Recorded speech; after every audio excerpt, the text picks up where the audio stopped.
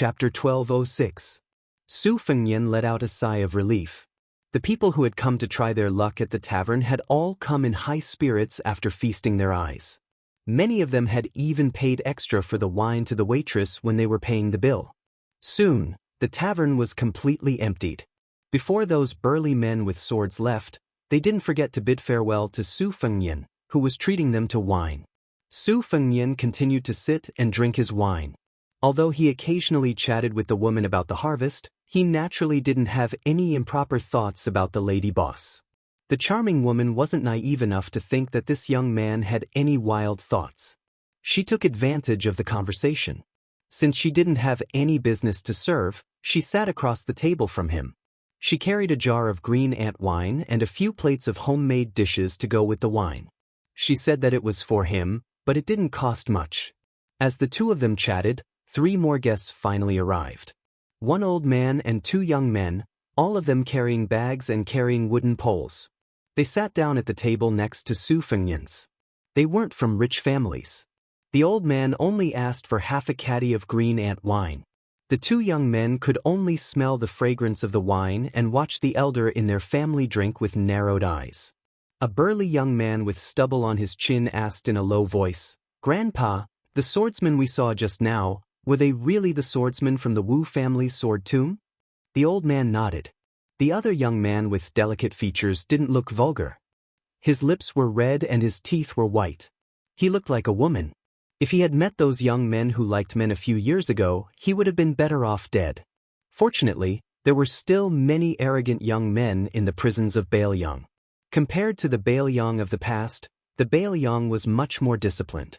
Moreover, many rich people had moved out of Bailiang.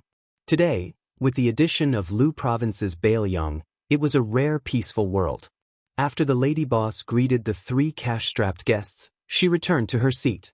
She glanced at the delicate young man and subconsciously turned her head to look at the young man across the table. Yes, the young man in front of her was much more handsome. She didn't expect to be caught red-handed by the young man. The lady boss saw that he seemed a little helpless. She couldn't help but laugh. There was nothing to be embarrassed about. After all, she was a woman who would soon have a daughter-in-law. Her skin couldn't be that thin.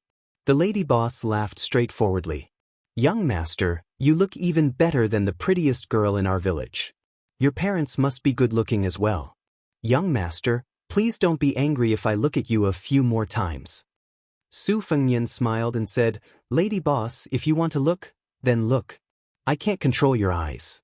But can you omit the small change when you pay the bill later?"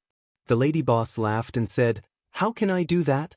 I've already given you a jar of the best green ant wine. Later on, you can't miss a single copper coin.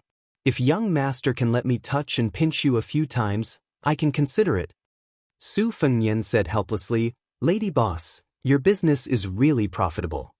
The lady boss laughed heartily without hiding anything. Su Fengnian looked at her smiling face and laughed as well. Compared to the women who grew up in the misty rain in Jiangnan, the women of the northwest frontier fortress were naturally less gentle and graceful. However, they had more of a heroic spirit that could only be cultivated in this place. Su Fengnian liked the lady boss's smile. It was just like how he liked Bailiang. For Su Fengnian, who grew up in Bailiang, Liaodong, where his ancestral home was, could never be called home. The handsome young man next door listened to the conversation between Su Fengnian and the lady boss and furrowed his brows. The tall young man sneaked a glance at the lady boss's chest that had bumped against the edge of the table and swallowed. The old man sitting next to Su Fengnian had a calm expression. He held a wine bowl and closed his eyes to smell the wine before each sip. If one looked closely, the old man and the 2 young men had thick calluses between their thumb and forefinger. It was clear that they had touched many things. Su Fengnian had seen it long ago, but he didn't want to look into it. The poor practiced literature and the rich practiced martial arts. These 3 were clearly people who practiced the spear all year round. As for why they were so shabby, even the spear shafts they used to practice the shaking of the spear were the most coarse pewter ones. Who didn't have a difficult book that they didn't want to open? The handsome young man lowered his voice and gritted his teeth. "Grandpa, I heard that the Sun family moved to the Central Plains. The devil surnamed he must have followed them. What should we do? The old man's eyes were complicated. He lowered his head and drank a mouthful of wine. He raised his head and said indifferently, "Practice your spear skills first. Even if he stands in front of you now and you too stab him 100 times, you won't be able to hurt him." The young man was stunned and tears welled up in his eyes. The strong young man whispered, "Why did I hear that he joined the fish dragon gang? He even became a leader. Compared to the Sun family, he is even more difficult to deal with." The old man glared at him and the strong young man immediately shut up. The handsome young man's eyes lit up and the old man immediately said in a deep voice, "Whether you go to the Central Plains or the Fish Dragon Gang, the most important thing for you is to practice your spear skills. As long as Grandpa is still alive, I will expel you from the family if you dare to seek revenge on him." The tall young man whispered, "A month with a rod, a year with a saber, and a lifetime with a spear. With my talent, I won't be able to master the spear even in 10 lifetimes. The old man slammed his wine bowl and said angrily, "Nonsense. Wang Xiu practiced the spear for less than 40 years and was already one of the 4 grandmasters who was as famous as Old Sword Godly. A year with a saber? Gu Jiantang practiced for only a year and became the best saber user in the world? Our lord who succeeded Wang Xinji and became the best in the world." Speaking of this, the old man was suddenly speechless because he suddenly realized that the young lord didn't seem to have practiced the saber for many years. The tall young man snickered. Even the handsome young man was amused and the dense haze on his face faded a little. The old man shook his head and continued to drink. "Grandpa, our cold saber, the curved saber of the northern barbarians, and the waist saber of the king of Yan's army in Nanjiang are known as the 3 famous sabers in the world. Can you tell me more about them? Practice your spear. No matter how good the saber is, it belongs to others. Even if you only have a wooden spear, it is still in your hands." The tall young man was very curious and full of dreams about the Jianghu of the Central Plains. He felt wronged and said, "I won't lose anything by talking about it." The other young man from the north and the south was more well-behaved. He only asked, "Grandpa, last time you said that our Bailiang army's spear technique is not suitable. Why is that?" The tall young man laughed and said, "Grandpa is just bragging. Our Bailiang army has Su Yanbing and Han Laoshan, the 2 immortal spear juniors. How can it be our grandpa's turn to make irresponsible remarks?" The handsome young man said angrily, "What's wrong with our grandpa? Wu Jinling, who was more powerful than Wang Xiu, even asked our grandpa about how to hold the spear when he just started practicing the spear." The tall young man made a face and said, "God knows if Grandpa is just bragging." The old man didn't get angry. He drank and fell into deep thought. Finally, he came back to his senses and sighed softly, "Let's not talk about Wu Jinling, who was considered the most talented in Bailiang back then. The immortal spear Wang Xiu, Su Yanbing, and Han Laoshan, the 3 juniors. In terms of spear technique, Grandpa was much weaker than them when he was young. In the future, the gap will only get bigger and bigger. There is nothing to be embarrassed about. However, you have to remember one thing. No matter what weapon is in the world, it is for people to use. Experts have their own way of using it, and ordinary martial artists have their own way of practicing it. Take Wu Jinling for example. He entered the martial grade at the age of 9, the 2nd grade at the age of 12, and the Vajra at the age of 17. In his hands, the spear seemed to have been bestowed with supernatural powers. Even so, when he was 14, he still encountered a threshold. It was also at that time that Grandpa casually said a few words about how to hold the spear. After that, Wu Jinling was enlightened and started practicing the spear again. Unfortunately, the heavens are jealous of geniuses. Su Fengnian, who had been listening by the side, smiled and said, "Wu Jinling's early death isn't necessarily because the heavens are jealous of geniuses. On the path of martial arts, it is not a good thing to be too smooth. In the Jianghu, there is a saying that there are mortal enemies. Often, 2 people who are at odds with each other can steadily climb up the martial arts realm. No matter how fast they are always advancing. It is probably because of the whetstone. If the immortal spear Wang Xiu didn't go to Beimang, he might not have become a grandmaster in the future. Moreover, I have also heard that in martial arts, it is taboo to be the head of a chicken rather than the tail of a phoenix. When practicing the saber, the sword, or the spear, after reaching a certain realm, there is no need to talk about the top 3 swordsmanship or the number 1 saber user in the world. Everyone is aiming to be the number 1 in the Jianghu. Otherwise, when Wang Xinji was in the martial emperor city for 60 years, there wouldn't be so many people who went to humiliate themselves. The old man smiled and didn't say anything. As long as it was a martial arts aristocratic family, there would be no elders who wouldn't speak of such things. In the old man's opinion, even 100 of those famous teachers, with undeserved reputation, could not compare to a wise teacher. Moreover, at the old man's age, no matter how much ambition he had when he was young, it had long been worn away by the passing of years. Especially when he heard about the illusory number 1 or number 2 in the world, he was even less interested.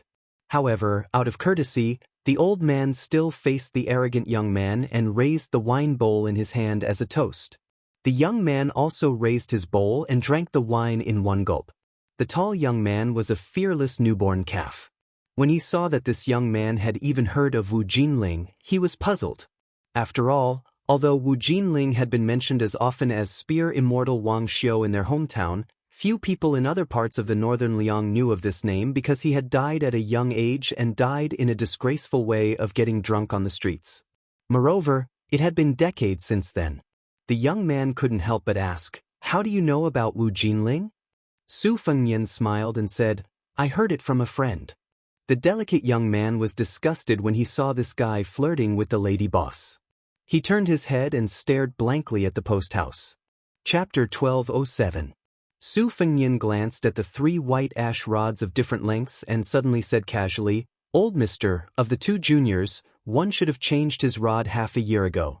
It should have been 3 inches longer, and the other one should have increased his weight by 6 ounces. The 2 youths were confused. The old man's eyes lit up, but quickly dimmed. He honestly said, "I don't have money." Su Fengnian nodded and said, "A single coin stumps a hero. Old mister, I still have some money left for wine. Would you like to drink another 2 caddies of wine?" Of course, the woman was happy for the customer to drink a few more bowls of wine, especially the handsome young man in front of her. Without waiting for the old man to answer, she eagerly went to pick up the wine. This gave the old man a way out. He probably believed that his vision, honed from years of wandering, trusted this young stranger. He cupped his fists and smiled, "Then this old man thanks you." Although the old man had gone through a lot, he still had a forthright temperament. He asked the tall young man to sit on a bench and invited Su Fengnian to sit on the seat beside him. The lady boss added some wine and meat. The plate was not big, but the amount was not enough. Fortunately, it was free of charge. Otherwise, she would be a spendthrift. The old man used his sleeve to wipe the wine and smiled. "This young master's vision is accurate, very accurate. Do you also practice the spear? Generally speaking, without 10 or 20 years of practice, you can't really see the depth of my 2 grandsons." Su Fengnian shook his head and smiled. "I don't practice the spear, but there are some people around me who are experts. After watching for a long time, I can understand a little." The old man joked, "If that's the case, then young master should be an expert." Su Fengnian also joked, "Probably a little high." The handsome youth coldly snorted, while the tall youth held back his laughter. He had never seen such a shameless person. The old man didn't take it to heart. When interacting with people, he wasn't afraid of those who showed their small flaws to others, but he was afraid of those who were scheming. The old man sighed and lamented, "Don't be fooled by how popular pewter spears are in the Liang army nowadays. In fact, this kind of material has always been considered inferior in the spear manual. It has an extremely bad reputation, it's too soft, and its toughness is all fake. When a layman wields it, he might be able to shake out some beautiful spear moves, but those street vendors, with spear tips at the throat and spear bodies that curve in a big arc, which one of them isn't a pewter spear? Give him a Bailiang spear and try it. Do you dare?" Speaking of this, our Bailiang really put in a lot of effort. Among the world's most famous wood for making spears, the red and white cowhide wood from the Guangling Road, the red ridge wood and red ridge wood from the old southern Tang dynasty, and the slightly inferior Kyushio tea stick. All of them are good materials, but none of them can be found in our Baelyang. In the end, the pewter spear produced in the eastern Hunan plain was rarely seen in our Baelyang, but it was popular in the other vassal kingdoms. But isn't it because the materials are cheap, the soldiers can learn to use them quickly, and they look good when they practice martial arts? This old man heard that in our border army, not to mention the heavy iron spears used by the elite soldiers, regardless of whether it's the cavalry or the gate, all of them are good wood that is as strong as iron. Just talking about the money spent, who knows how much gold and silver is spent? Especially since we have to ship them from other places to Baelyang to make spears, it's even more expensive. The maintenance of a good spear is even more expensive. After all, with so many spears being made every year, it's estimated that the tung oil used to make them can't escape. Therefore, our Baelyang cavalry is the best in the world, not just because Baelyang's athletes are born with outstanding physical strength. Su Fengnian deeply agreed. He took a sip of wine and nodded, saying, "That's exactly the reason." The old man spoke enthusiastically and drank quickly. He didn't have too many misgivings when he spoke. He was slightly distracted and said, "Everyone knows that the impact of a cavalry spear when they charge is astonishing, but they often overlook the damage that the spear technique does to the cavalry itself. If the charge between the two armies is a one-off deal, then that's fine. But the Baymang barbarians that our Baelyang is facing aren't easy to deal with either. This requires a lot of skill when it comes to wielding a spear to kill. And this level of skill varies from person to person. In Baelyang, there are no lack of cavalry commanders and spear experts who can solve this problem. But in this old man's opinion, although it seems to be good enough, it's not really perfect." Su Fengnian asked, "Old sir, what do you mean?" The old man hesitated for a moment, as if he was afraid that he would violate the taboo of speaking too much with a stranger. But then he thought that they were just strangers who met by chance, so why should he be so wary? Moreover, he was drinking wine, wasn't he? He continued, "This old man has seen 4 or 5 types of Baelyang spears by chance. There are differences in material, weight, and length. According to the soldier's soldier type, height, arm length, and strength, it's indeed quite detailed. Compared to the army in Liang, it's much better. But there are still things that can be dug deeper. For example, the Miao bamboo spear nicknamed Shu Fei has been treated, but it's not that easy to crack. In this old man's opinion, its spearhead should be increased by 1 or 2.5 inches. As for the iron cicada spear used by the infantry, 2 inches of the spear body is still not enough. It should be reduced by that length." At this point, the old man stretched out 2 fingers and gently gestured. Su Fengnian, who originally only wanted to chat casually, fell into deep thought and did not immediately jump to a conclusion. It was hard for Su Fengnian to say how heavy the tip of the Miaozhu spear should be, but Su Yanbing did mention it once. In the past, this kind of heavy spear was used to deal with the West Chu Iron Cavalry in the Spring and Autumn War, especially in the battle against the Great Halberd warriors. Almost every old Baelyang soldier who participated in the Battle of Jinghe River had deep feelings for this spear. In that battle, which was second only to the Battle of West Wall, the Su family army could directly use the iron cicada spear as a hammer. Su Yanbing said this because although the Baymang army also had heavy armor, it was still inferior to the Dechu dynasty even after more than 20 years of prosperity. Baymang also had light cavalry, so the iron cicada spear did not need to be so heavy. However, the reform involved not only the countless interests of the border army, but also the most troublesome feelings. Many old cavalry generals objected fiercely when Wutongyan implemented the reform that involved a series of specific matters. One of them was the iron cicada spear. An old general directly refuted with such a vulgar reason, "I am used to hugging a plump wife, I would rather not have a light woman. Whoever likes it can have it. After all, none of my soldiers are willing to accept it." At that time, Wutongyan had sent a large pile of documents to Su Fengnian to read. When Su Fengnian saw this, Su Fengnian took it as a rather refreshing joke. He thought that it would be better to let nature take its course and did not have the intention to force it to be implemented. As the old man continued to speak, he said, "I am used to hugging a plump wife, I would rather not have a light woman. Whoever likes it can have it. After all, none of my soldiers are willing to accept it. At that time, Wutongyan had sent a large pile of documents to Su Fengnian to read. When Su Fengnian saw this, Su Fengnian took it as a rather refreshing joke. He thought that it would be better to let nature take its course and did not have the intention to force it to be implemented. It is not expensive, only 6 taels of silver. It is just that I cannot afford it, so I can only shamelessly look at it and not buy it. There are more than 10,000 words, really haggling over every penny. Looking at it is amazing. I have never been on the battlefield, but when I look at it, I feel like I am fighting against a martial arts expert. My whole body is cold. The white-clothed immortal soldier, who is loved by His Majesty, even has the rules of where the toilets in the barracks should be built in the book. The soldiers he brought out only need to follow the rules. No wonder Yi Baikue, the military saint of West Chu, said that if you fight against this person, once you lose your power, you will not be able to recover. The tall youth blinked and asked, "Grandpa, what do you mean?"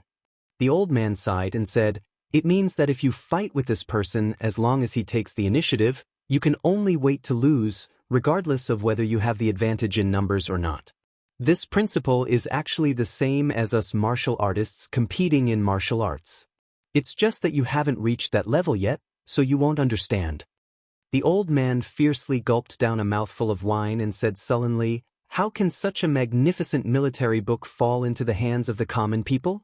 Aren't you afraid that the northern barbarians will take it? How many more of our Bailiang will die then?" The old man sighed and didn't even want to drink anymore. He muttered to himself, "Qin Jibao indeed lost to the current king of Bailiang and didn't become the ruler of Bailiang. But this isn't a reason for the Bailiang army to ruin his hard work. Our new king Liang, isn't he going to do something about it? Or is he doing this on purpose because he has a personal grudge? If that's really the case, then this old man will really look down on him." Su Fengnian's expression changed slightly. The Bailiang army had never purposely banned the essentials of military preparation. Back then, Su Xiao and Qin Jibao didn't have any objections to it. This was probably the conceit of the higher-ups of Bailiang. Su Fengnian also didn't have the intention to slander Qin Jibao's military book just because Qin Jibao left Liang and entered the capital and became the king of Shu. In reality, even Qin Jibao's old subordinates still treated him well. He personally and severely dealt with a few cases where he deliberately suppressed Qin Jibao's old subordinates and promoted them. However, in the past 6 months, Su Fengnian had personally written and carefully read through at least 8,000 copies of official documents. Not a single one had mentioned the essentials of military preparation in the marketplace. But this still made Su Fengnian feel very guilty. At this time, he subconsciously picked up his wine bowl and drank a mouthful of wine. Then he said softly, "The king of Bailiang has indeed made a great mistake in this matter." The old man dismissed it with a smile. How dare they, the common people, point fingers at the vassal king? Were they tired of living? Besides, who was the publicly recognized #1 person in the world after Wang Xinji in Martial Emperor City? Even the most ignorant rural women and children in the northern Liang region probably knew about it. Su Fengnian raised his head and asked, "Sir, with your knowledge of the spear, why didn't you join the border army?" Chapter 1208. The old man revealed a painful expression and tried his best to make his tone light. "It's true that my family is used to using spears, but before my family fell, I didn't like to get involved with the rich and powerful. I only hope that everyone in my family can practice martial arts in peace and one day bring our family's spear techniques to greater heights. As for other things, I never thought too much about it. My ancestors said that practicing the spear is to train the heart. If the heart is too messy, you won't be able to practice a good spear. To people like us who use spears, it's tantamount to neglecting the essentials." Su Fengnian calmly said 3 words, "Sun family spear." The old man, who was originally kind and friendly like a neighbor's elder, suddenly changed. He lowered his hand and grabbed the white candle on the bench. His turbid eyes shone brightly and were filled with murderous intent. The 2 young men stood up almost at the same time and gripped the wooden poles in their hands tightly.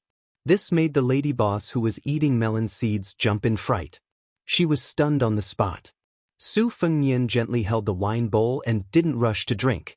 He smiled and said, I don't have any bad intentions. Since I have a friend who is an expert in spear, of course I know about the famous Sun family from the same hometown as spear immortal Wang Xiu. Old Mister also told me so much. I'm just guessing. I've also heard a little about the Sun family's misfortune. Back then, a young man called He Wushu came to learn martial arts. The old man of the Sun family saw that he had a good foundation, but his conduct was not good, so he ignored him. After He Wushu was rejected, he had a few fortuitous encounters and soared all the way to success.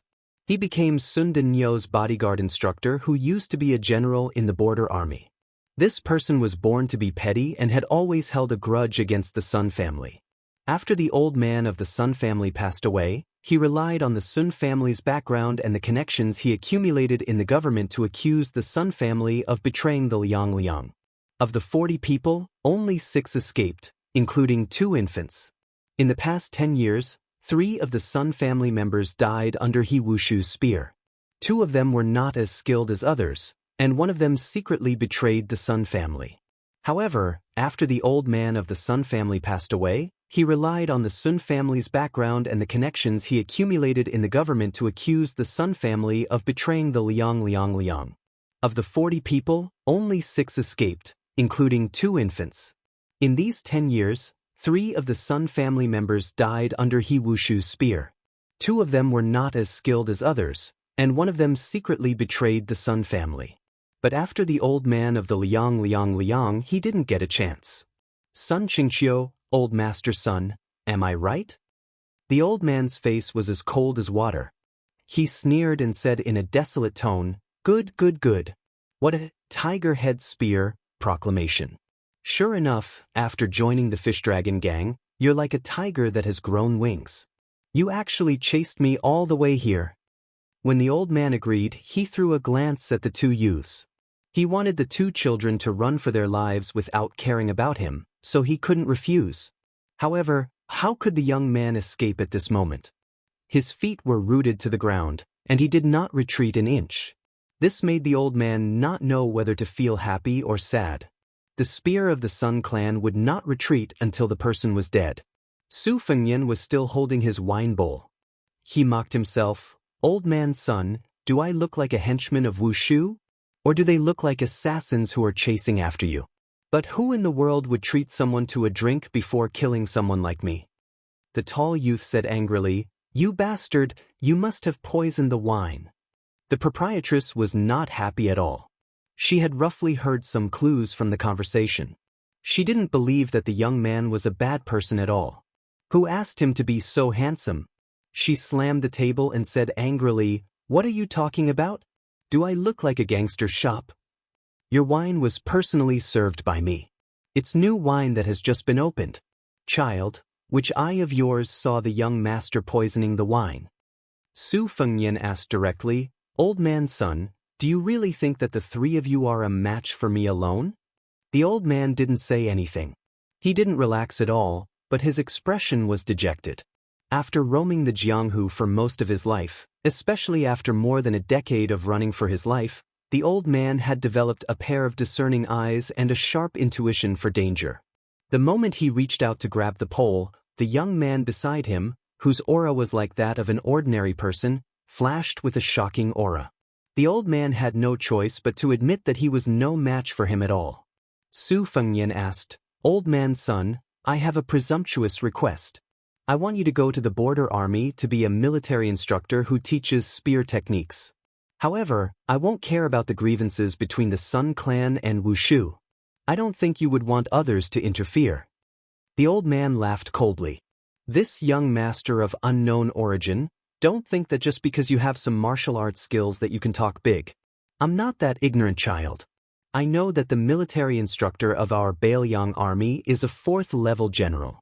If you were talking about an ordinary instructor position, I would think that you were a son of a general with an extraordinary status and believe you. Is the position of military instructor something you can give away just because you say so? Do you think you're the administrator's son, Li Hanlin? Su Fengnian couldn't help but laugh. He didn't expect Li Hanlin to be so famous in Bailiang now. It sounded like a good reputation.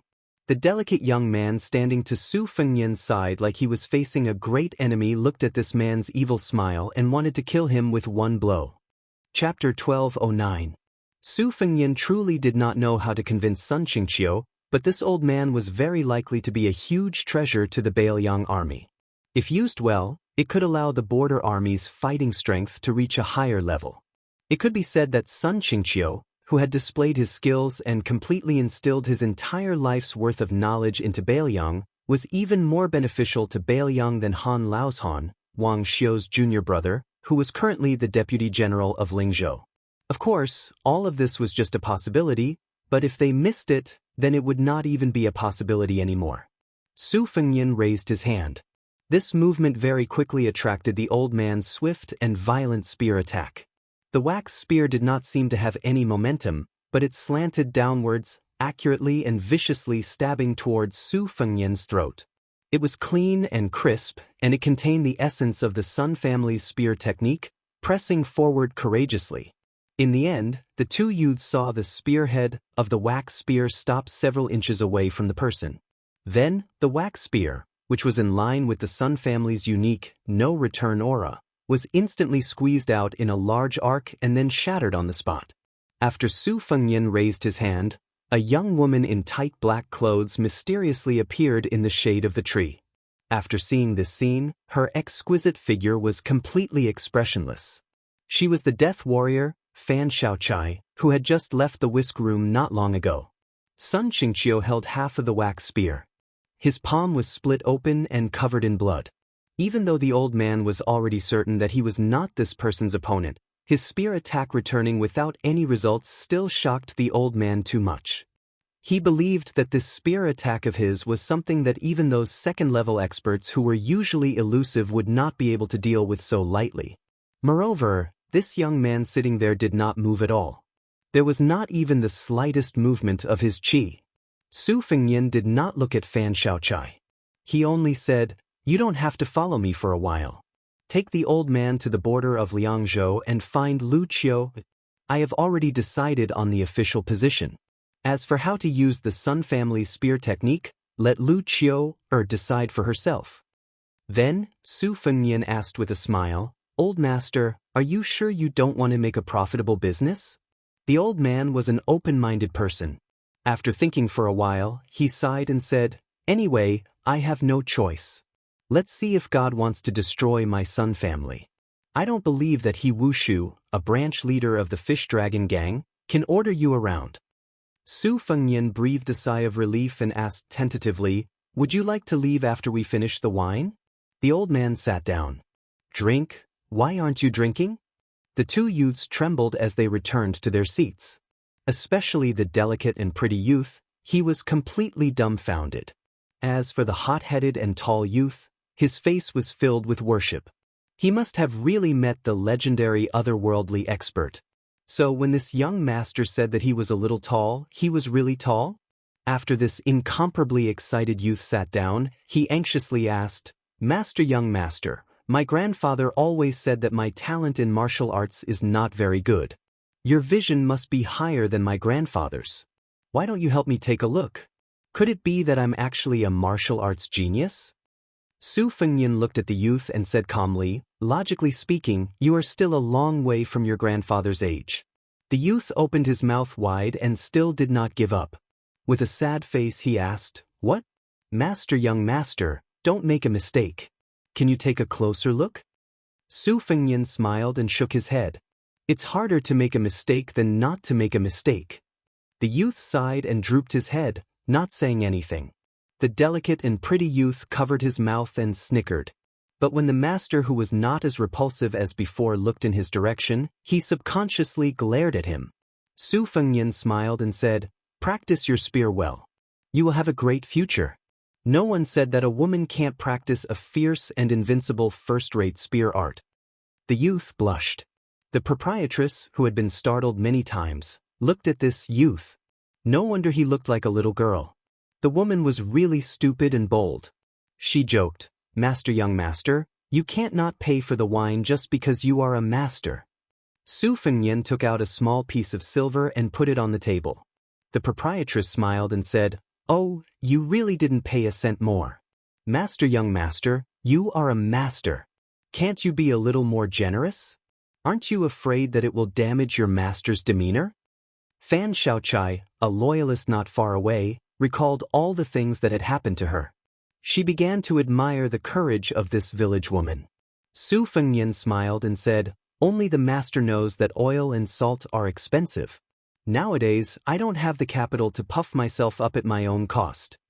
Su Fengnian suddenly saw the blue and white falcon circling overhead. He slowly got up and said, "Grandfather, I have something to do. I will go first. We will come back to the border of Liangzhou to drink with you. I believe there will be a chance." Sun Qingqiu also stood up and nodded, not saying anything. Su Fengnian disappeared in a flash after he finished speaking. This made the woman and the two Sun family youths think that they had met a god or a ghost. Fan Xiaochai said coldly, "After drinking, we will go to the border immediately." Sun Qingqiu grunted. The tall youth stared at this elder sister with his eyes wide open. He couldn't take his eyes off her. The girl dressed as a man was a little envious. She was really a beautiful elder sister, but she gave people the impression that she was too cold. The proprietress sitting at the next table patted her chest hard and said, "Today was really an eye-opener." The old man took a sip of wine, narrowed his eyes and said softly, "Who said it wasn't?" Fan Xiaochai stood in the shade with her eyes closed. Her intuition told her that Bei Mang should have sent out troops. She had no interest in the ups and downs of the three Sun family members. As for that Fu Wushu of the Fish Dragon gang, perhaps for the three of them, he was an enemy that they wanted to kill for the rest of their lives but couldn't. But the gap between her and her enemy was like the distance between heaven and earth. She knew that she would never be able to kill this man with her own hands in this lifetime. After all, even Wang Xianji couldn't kill him. But this didn't mean that he wouldn't die, because he had to face the whole of Bei Mang. Chapter 12:10. Su Fengnian quietly returned to Mount Qingliang. Just as Fan Xiaochai had predicted, Bei Mang had indeed begun to move their troops southward. Moreover, they had divided their troops into 3 groups, each attacking the 3 provinces separately. This was very different from what Bailiang had expected, because the position of King of the South had been vacant after Su Huainan's death. The position of King of the North had been vacant since then, and King of the North, who was not even a feudal official, had become the second most powerful man in the world. Even Su Fengnian was not sure if it was the meticulous plan of Taiping Commandery, or if it was Dongzhuo's deliberate pestering. Most of the time, it was said that the smart people were good at dealing with changes by sticking to the status quo. However, this kind of military affair that involved the final trend of the 2 dynasties was like a fight between 2 masters. Not only did it test the depth of their internal energy, it also tested the scheming of both sides. The lesson of being greedy for small gains and losing big gains was especially taboo. The lesson of winning a series of battles but losing the overall situation could be seen in the recent spring and autumn period. The reason why Su Fengnian had such a headache was that Bailiang's resources were far inferior to Bei Mang's. Empress Murong was able to confidently launch a 3-pronged attack. On one hand, she had sent to Oba to lead the troops to suppress the grasslands in Norland. On the other hand, she had used the elite cavalry of Southern Dynasty to provoke Bailiang. She could even send a large number of troops to the Eastern Front, eyeing the borderline that Gu Jiantang had built. Of course, even an idiot would know that the final confrontation on the Eastern Front, Li Yang and Liang Mang were well aware of it. They were just putting on airs. Otherwise, they would not have left the 3 trading towns in the northern pass of Ji province open. When Su Fengnian, who was sitting alone in the pavilion in the middle of Tide Hark Lake, thought of this, a wry smile crept up the corner of his mouth. He had used his army to force Great Peace City to submit to him, and had no choice but to loosen the embargo on transporting grain to Liao province. He had also indirectly admitted that Lu province was the rightful ruler of Liuzhou, and Song Dongming had overstepped his authority.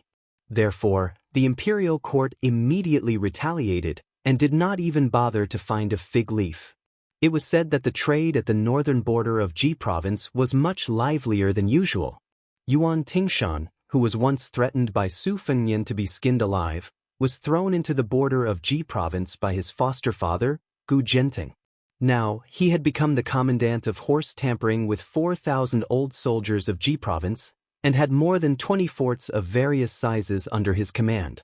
At the same time, he was also in charge of 3 counties, and his territory was getting closer and closer to Bailiang. The power he had in his hands was almost equal to half a provincial governor and a general with real power. No doubt, this was a silent mockery of Su Fengnian, the vassal king of Bailiang.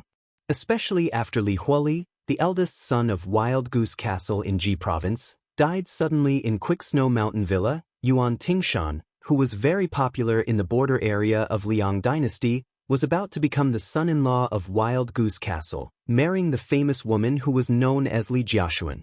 In addition, Yuan Tingshan had a very close relationship with the first prince, Zhao Wu, of Liao province. It could be said that Yuan Tingshan's wings were fully grown, and even the nobles in Great Peace City no longer treated him as the foster son of Gu Genteng. Yuan Tingshan, as a stray dog, had become a shining star in the dynasty in just 2 years. There were even some people who were secretly adding fuel to the fire, and had raised Yuan Tingshan to the position of Su Fengnian's mortal enemy. Su Fengnian sat on a bench in the pavilion with 2 boxes of chess pieces on his knees. He held a dozen or so round and pleasant chess pieces. As time passed, they were soaked in his warmth and were no longer cold. Su Fengnian's thoughts drifted to the Tai, in city that he hated and feared in his heart when he was young. He smiled. Just like when he was young, he always felt that Mount Qingliang was the highest mountain in the world. Only after he left Liangzhou did he know that Mount Wudong had 81 peaks. After he left Bailiang, he saw many magnificent mountains and rivers with his own eyes. With the increase of experience, many of the deep-rooted thoughts of the past involuntarily faded away.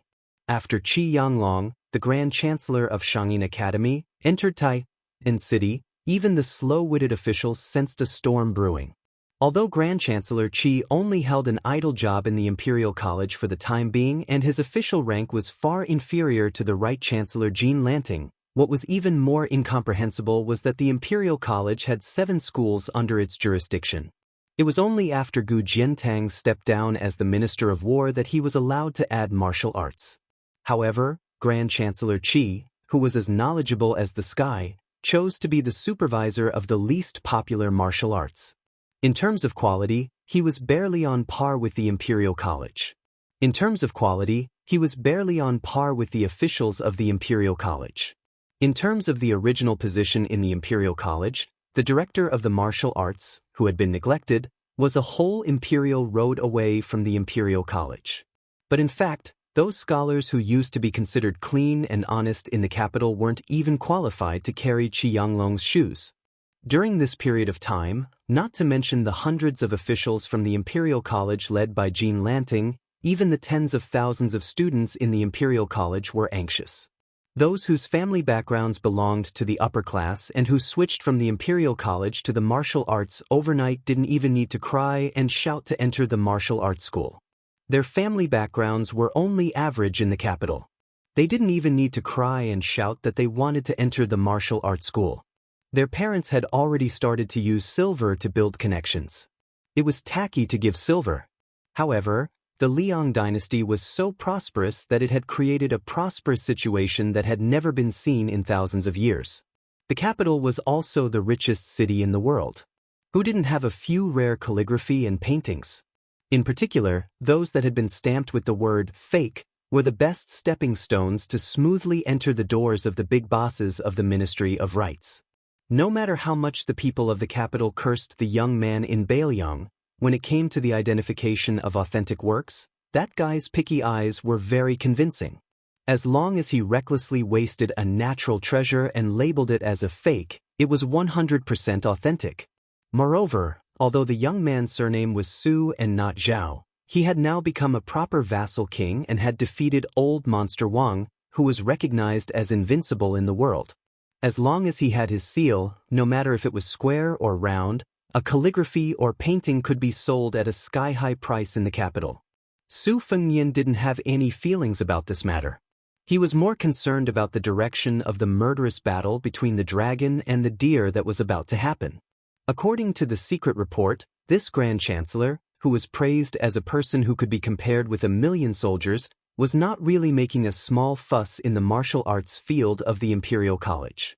Instead, he began to compile new scriptures under the instructions of the Emperor of the Zhao family. He even used his official status to explain the complete meaning of the Confucian sage for the first time for the Zhao family. It seemed to be icing on the cake for the imperial examination, but in fact, it was to shake the foundation of Zhonglu. This time, Qianglong took the lead in compiling the classics. Just by looking at the two assistants, one could see how much importance the emperor attached to him. The left chancellor of the Imperial College, Yao Baifeng, and the Grand Secretary, Yan Jieshi, who was a relative of the emperor, were only assistants to Qianglong. Was Qianglong really just compiling a few volumes of books? He was setting the rules for all the scholars in the world for hundreds of years from now on. Su Fengnian clenched the chess piece in his hand and said to himself, "It's okay if Bai Yan loses. Anyway, Zhonglu has always been hostile to Bailiang. If Qianglong can still suppress Bai Yan, Bailiang's situation will only get worse and worse in the future, won't it? Do I have the extravagant hope that Sage Qi, who is destined to accompany the sacrificial ceremony in the Imperial Ancestral Temple, will treat Bailiang differently?" Mr. Wang, who lost the debate between heaven and man, said that Qianglong had always had a deep hatred for all the vassals including Bailiang. He once said, "You can be crowned as a king, but you can't split the land." At first glance, you can tell that he is an imperial tutor who works for the emperor. However, compared with his student Sun Ping, Qianglong is undoubtedly much more experienced and tactful. He knows when he should not go out of the mountain and when he should. Anyway, he has the final say in protecting himself and helping the world. First, it was Baimang's peace decree, then it is Qianglong. Can't there be fewer opponents like this? Su Fengnian sighed and withdrew his gaze. Great Peace City is always worrisome. The Bailiang Palace under my feet is also not a small courtyard with a gentle breeze. Chapter 12:11. Everyone in Mount Qingliang knew that a powerful figure had arrived. He was a scholar from Gangnam-do's Deer County. No one had heard of him before, but he had mysteriously become the deputy administrator of Bailiang. This was an unprecedented high-ranking official position in the Liang dynasty. Logically speaking, he should be one of the primary third rank and secondary second rank. However, Zhao Shi of Great Peace City turned a blind eye to this. He did not reprimand nor did he admit it. It was as if he had made up his mind to let Bailiang do whatever they wanted. Rumor had it that because of this, Wang Lufting, the manager of the Lingzhou Golden Weaving Bureau, had a headache. He did not know how to sew a fitting official robe for the deputy administrator. Whether the official patch was a first-rank crane or a second-rank peacock, it was still uncertain. Mount Qingliang was already used to this. Previously, there were two even younger scholars. Su Beiji, who was born in Baimang, was already the manager of Lingzhou. Even Chen Xiliang, who was the son of a humble concubine, had become the city magistrate of Qingsong City in Liuzhou. Another scholar from the Song family who had suddenly gained power was nothing. Moreover, it was said that during the Yonghui era, when the pillars of the imperial court had emerged one after another to shoulder the burden, he had competed with the head of the prime minister, Yin Maochun, for the number one scholar. Such an outstanding figure had a much higher starting point than Su Beiji and Chen Xiliang. Nowadays, the atmosphere in Bailiang had changed. The status of scholars gradually rose with the tide. This was already the trend. As for the sudden appearance of Deputy Administrator Song Dongming, there were not so many rumors. Originally, Su Beiji and Chen Xiliang had suffered a lot because of this matter. Fortunately, on Mount Qingliang, even the coachmen and cooks were people who had seen the world, so they didn't pay too much attention to Song Dongming's arrival. After Song Dongming entered this grand prince's estate located in the northwest of the dynasty, he didn't spend his days as unrestrained and leisurely as Su Beiji, nor did he live in seclusion like Chen Xiliang, who rarely came out. He didn't wear an official robe that fit him, so he only wore an ordinary scholar's robe. He usually lived in a serene and elegant courtyard on the mountainside. Intentionally or unintentionally, he had won over a group of advisors and officials who had originally been gloomy in the prince's estate. The small courtyard was called Huaigui, Because it sounded like Huai Gure, it didn't have a good meaning. It was very easy for people to associate it with the words harboring evil intentions, which was a taboo. As a result, even though the view was excellent, and when the weather was clear and bright, one could see half of Liangzhou city through the window, it had still been abandoned for many years. Song Dongming had chosen this place to stay. The servants of the estate only knew that he had never set foot in the Wutongan, where orioles and swallows have red clay in their mouths. However, there would often be women in the courtyard who held great power coming and going, and then there would constantly be unfamiliar faces entering Huai Gue courtyard. Some of them left, while others stayed. Su Fengnian was lost in thought. Song Dongming not only needed to be used, but should be used greatly. However, compared to Su Beiji and Chen Shiliang, whose minds were not complicated, Song Dongming was much more difficult to use. Liang Mang's war was imminent. Just as he had a large number of high-quality chess pieces, Beiliang also had a large number of good chess pieces. Among the generals, there were bright stars. Yan Wenluan, Jean Partridge, Zhou Kong, Ancestor Gu, He Zhonghu, Chen Yunxue, Chu Lushan, Yuan Zhuozong, Ning Amei, Wang Lingbao, Li Mofen, and so on. There were simply inexhaustible talents. But what about the civil officials? In particular, the officials who could make Liang drool could be counted on one's fingers, not to mention the large number of loyal court officials who had sprung up like bamboo shoots after the rain during Yonghui's reign. It was no wonder that the Liyang imperial court liked to ridicule Beiliang for following his example. If Su Shao was crippled, the entire Beiliang officialdom would be crippled as well. The civil and military officials would be unbalanced, and it would be difficult for them to make a difference. In war, it was not enough to say that the martial artists could fight well and not be afraid of death. Especially in the upcoming war, where tens of thousands or even hundreds of thousands of soldiers would be involved in a local campaign. The civil officials first had to be able to not be a burden. If they could also complement the martial artists, many fewer people would die. Su Fengnian raised his head and furrowed his brows. Starting from the foot of Mount Qingliang, the fish-duck crossbows continuously shot into the air. The closer they got to Tidehark Lake, where he, the king of Beiliang, was resting, the denser the crossbow bolts became. After Su Fengnian returned from Beimang with the two heads of Su Huainan and Diwu Raccoon of Mount Tibing, the Jianghu heroes who dared to assassinate Beiliang Palace completely disappeared. After all, those Jianghu people who were able to make a name for themselves, no matter how irreconcilable their hatred was, were not fools who were willing to throw themselves into a trap. This was especially so after the battle between Su Fengnian and Wang Xianji that showed disdain for the Wolin world. Many of the Spring and Autumn clan men of sacrifice who had been hiding in Beiliang for many years silently left the country along with those generals and rich gentry. This group of people was truly discouraged. Su Fengnian could not think of anyone who could completely conceal their qi and arrive at the foot of Mount Qingliang, then suddenly charge into the palace. Even Su Fengnian could not clearly capture that indistinct figure. Logically speaking, if Zhao Shi wanted him to arm wrestle with Beimang, he could die, but he could not die too early. As for Beimang, Hong Jingyan and Murong Baoding had only recently appeared in Liuzhou, so there shouldn't be anyone who would be so bored as to come alone. Tuoba had this strength, but the mindset of the war god of Beimang had always been more inclined to achieve great feats on the battlefield. Just as Su Fengnian was feeling puzzled, he saw a figure dash out of the nearby Tidehark Pavilion. Su Fengnian was absent-minded for a moment. Before Su Fengnian went up the mountain to practice his swordsmanship, Su Fengnian brought back the white fox face. It was a snowy winter and the white fox face was swordsmanship on the lake. At that time, Su Fengnian really thought that it was the most powerful swordsmanship in the world. Now that he looked back, White Fox's bladesmanship and bladesmanship were still superior, but there was still a gap between it and Gu Jiantong's and Chao Changqing's thunder of mind and heart of mind that he had seen in Tainan City. However, White Fox's face was the first Jianghu expert he had confirmed in his 3 years of travel.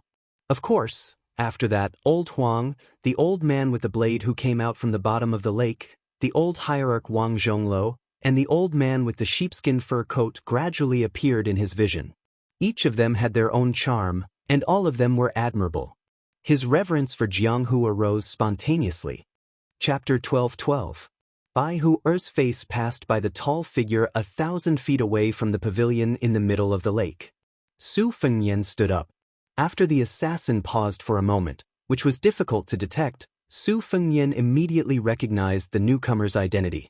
It was a completely unexpected senior. A nameless swordsman who loved to eat swords. Sui Xie Valley. It was the old man who lent his sword to Su Fengnian and saved his life from Han Diaoxi. Su Fengnian stood and walked out of the pavilion. Before he could walk down the stairs, the old ancestor eater's sword came to the pavilion. The one-armed old man who exchanged his arm with Li Chungang lifted the sleeve of his broken arm. More than half of the sleeve was cut off. He said, "Gu Jiantang doesn't have such a sharp blade technique at his age. One blade is roughly equivalent to Gu Jiantang from 8 years ago. What about 2 blades?" Su Fengnian stepped down the stairs and smiled. "Junior greets old ancestor Sui." The old man went straight to the point. "I won't haggle over your hospitality. Kid, you owe this old man your life. Give him 7 or 8 good swords first as an appetizer. How you repay your kindness later on will be calculated slowly. Kid, you robbed Wang Xinji's belongings from Martial Emperor City. I think this old man is in for a treat this time." Su Fengnian smiled and said, "Unfortunately, the family head of the sword tomb blocked the way at River Prefecture. Most of the famous swords were destroyed. But since old ancestor is here, there are still some good swords in the treasury. Senior, you will be full for every day you stay here." The old man glanced at the young man who he used to look down on and laughed. "Kid, this is what makes you hard to hate. Although you are not a good person, you are not stingy at all." The old man stepped into the pavilion in the middle of the lake. Su Fengnian followed behind him and asked softly, "Dong Tai didn't enter Baoyang with Senior?"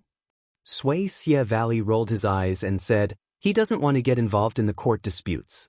This old man is the same. It's just that Tantai Pingjing is the only demon in this old man's heart. This old man has been thinking about her for 80 years. Since she came to Baoyang, this old man naturally has to keep an eye on her. If she cheats, this old man can kill her immediately." Su Fengnian did not know whether to laugh or cry. Naturally, he could only stand aside and watch obediently. Su Fengnian received the news very quickly. Not only did White Fox Face leave the building, she also left the city. She only carried a single blade, the Spring Thunder. Without any hesitation, she brought Wang Sheng, who was helping to carry the winter embroidered blade and the 7 swords to Beimeng. She did not even bid farewell to Su Fengnian before she left. This made Su Fengnian feel a little sad. After Sui Xie Valley sat down, he said something shocking. With Xie Feiyu's help to capture the flood dragons of all sizes in Shu, Chen Zhibao will soon catch up with Wang Xianji. The old man gloated, "Su Fengnian, don't tell me you have a feud with everyone with Xi in their name?" Su Fengnian smiled bitterly and shook his head. However, he was shocked and nodded slowly. He remembered the most hidden shadow of the Qin dynasty 800 years ago. His name did not have the word Ji in it, but was called Chao Ji.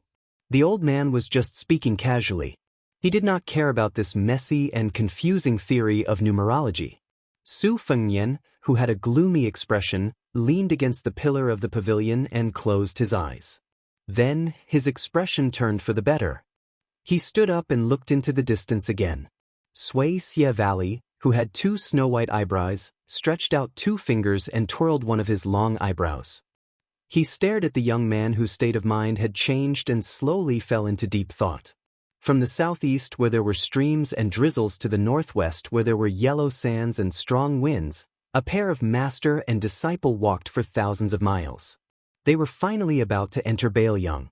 They were about to approach the Wudong mountain that was full of incense. Finally, at the end of this auspicious year, they would climb the mountain amidst the heavy snow. At this moment, the young master was carrying his exhausted disciple and was walking slowly. "Master, after becoming a Taoist, will I have to memorize a lot of books?" "Not necessarily. Master, Mr. Su said that you are the best Taoist on the mountain. Since I am your disciple, I have to cultivate well and focus on Taoism. I am afraid that I will not do well. In life, one should be at ease with one's circumstances. This is cultivation and it is also a blessing. Master, I don't understand. What does it mean to be at ease with one's circumstances? It means to stop when you are tired. When you are not tired, you can continue.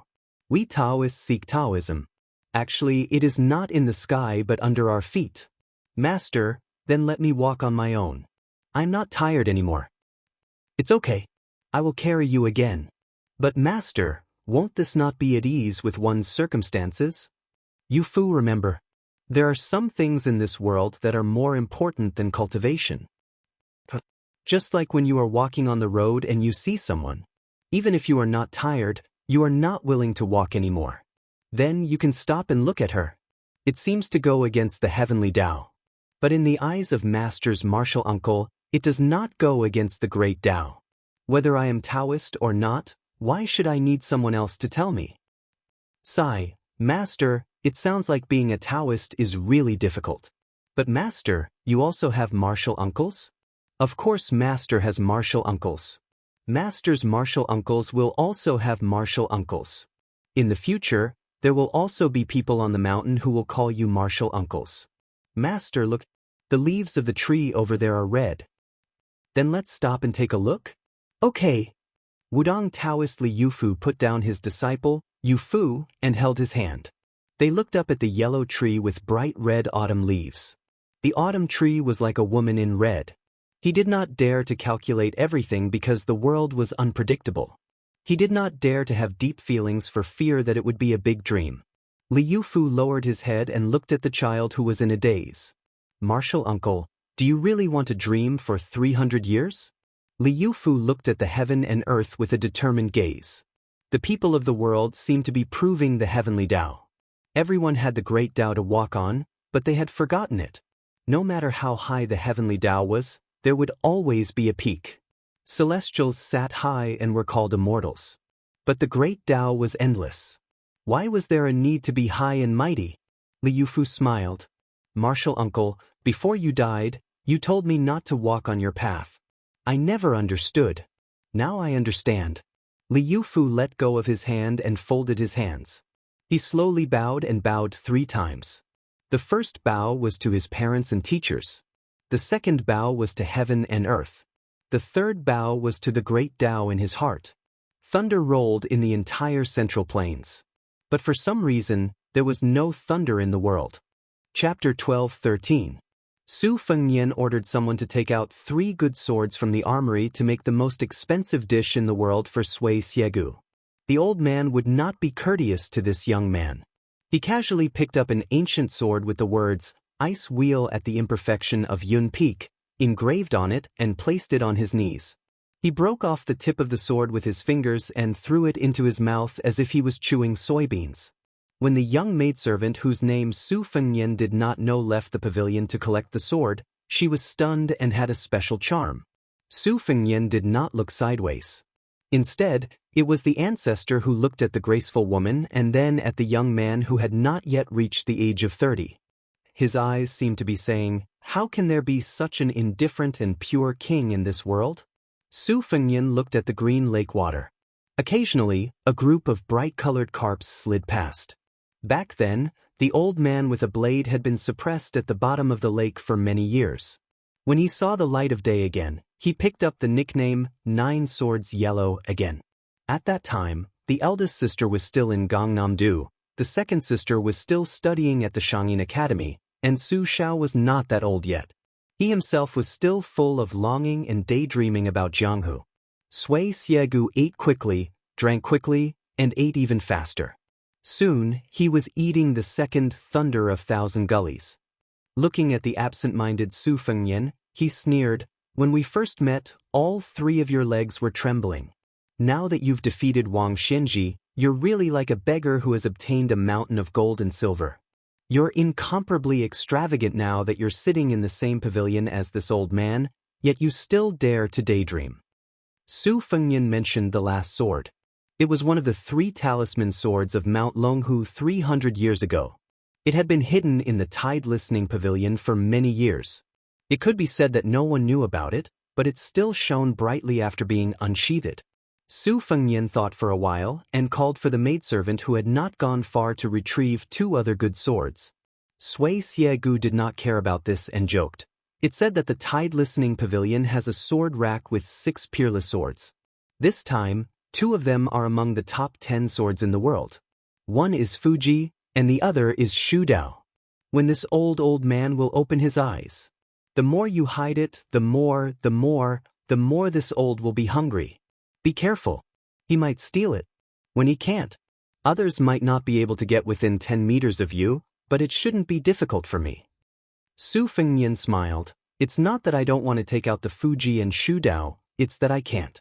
Those 2 swords are my second sister's favorite. She has been wiping them since she was young. Sui Xiegu finished eating the famous sword, Ravine Thunder, and burped. He squinted his eyes and smiled. If this old man insists on eating it, what will you do? Su Fengnian smiled but did not say anything. The old man stretched out a finger. His snow-white eyebrows that hung down to his knees were like spiritual snakes coiling around his finger. The servant girl standing on the stone steps outside the pavilion suddenly felt a gloomy chill, as if someone had stuffed a handful of winter snow into her collar. She gently raised her eyebrows and looked at the young vassal king sitting quietly in the pavilion. For some reason, after seeing him, the chill faded a little. For a servant girl like her who was not on duty in Wutongen, the young man in front of her, who was said to be wearing the vassal king's embroidered robe in the near future, was so far away even though he was right in front of her eyes and within her reach. But everyone in Mount Qingliang was already looking forward to him wearing the robe sent by the Golden Thread Weaving Bureau. They were guessing what color it would be. Would it be apricot yellow, or would it be pure blue like the general's robe? Would it be a round dragon or a rising dragon? Would it be made of Sichuan brocade or silk?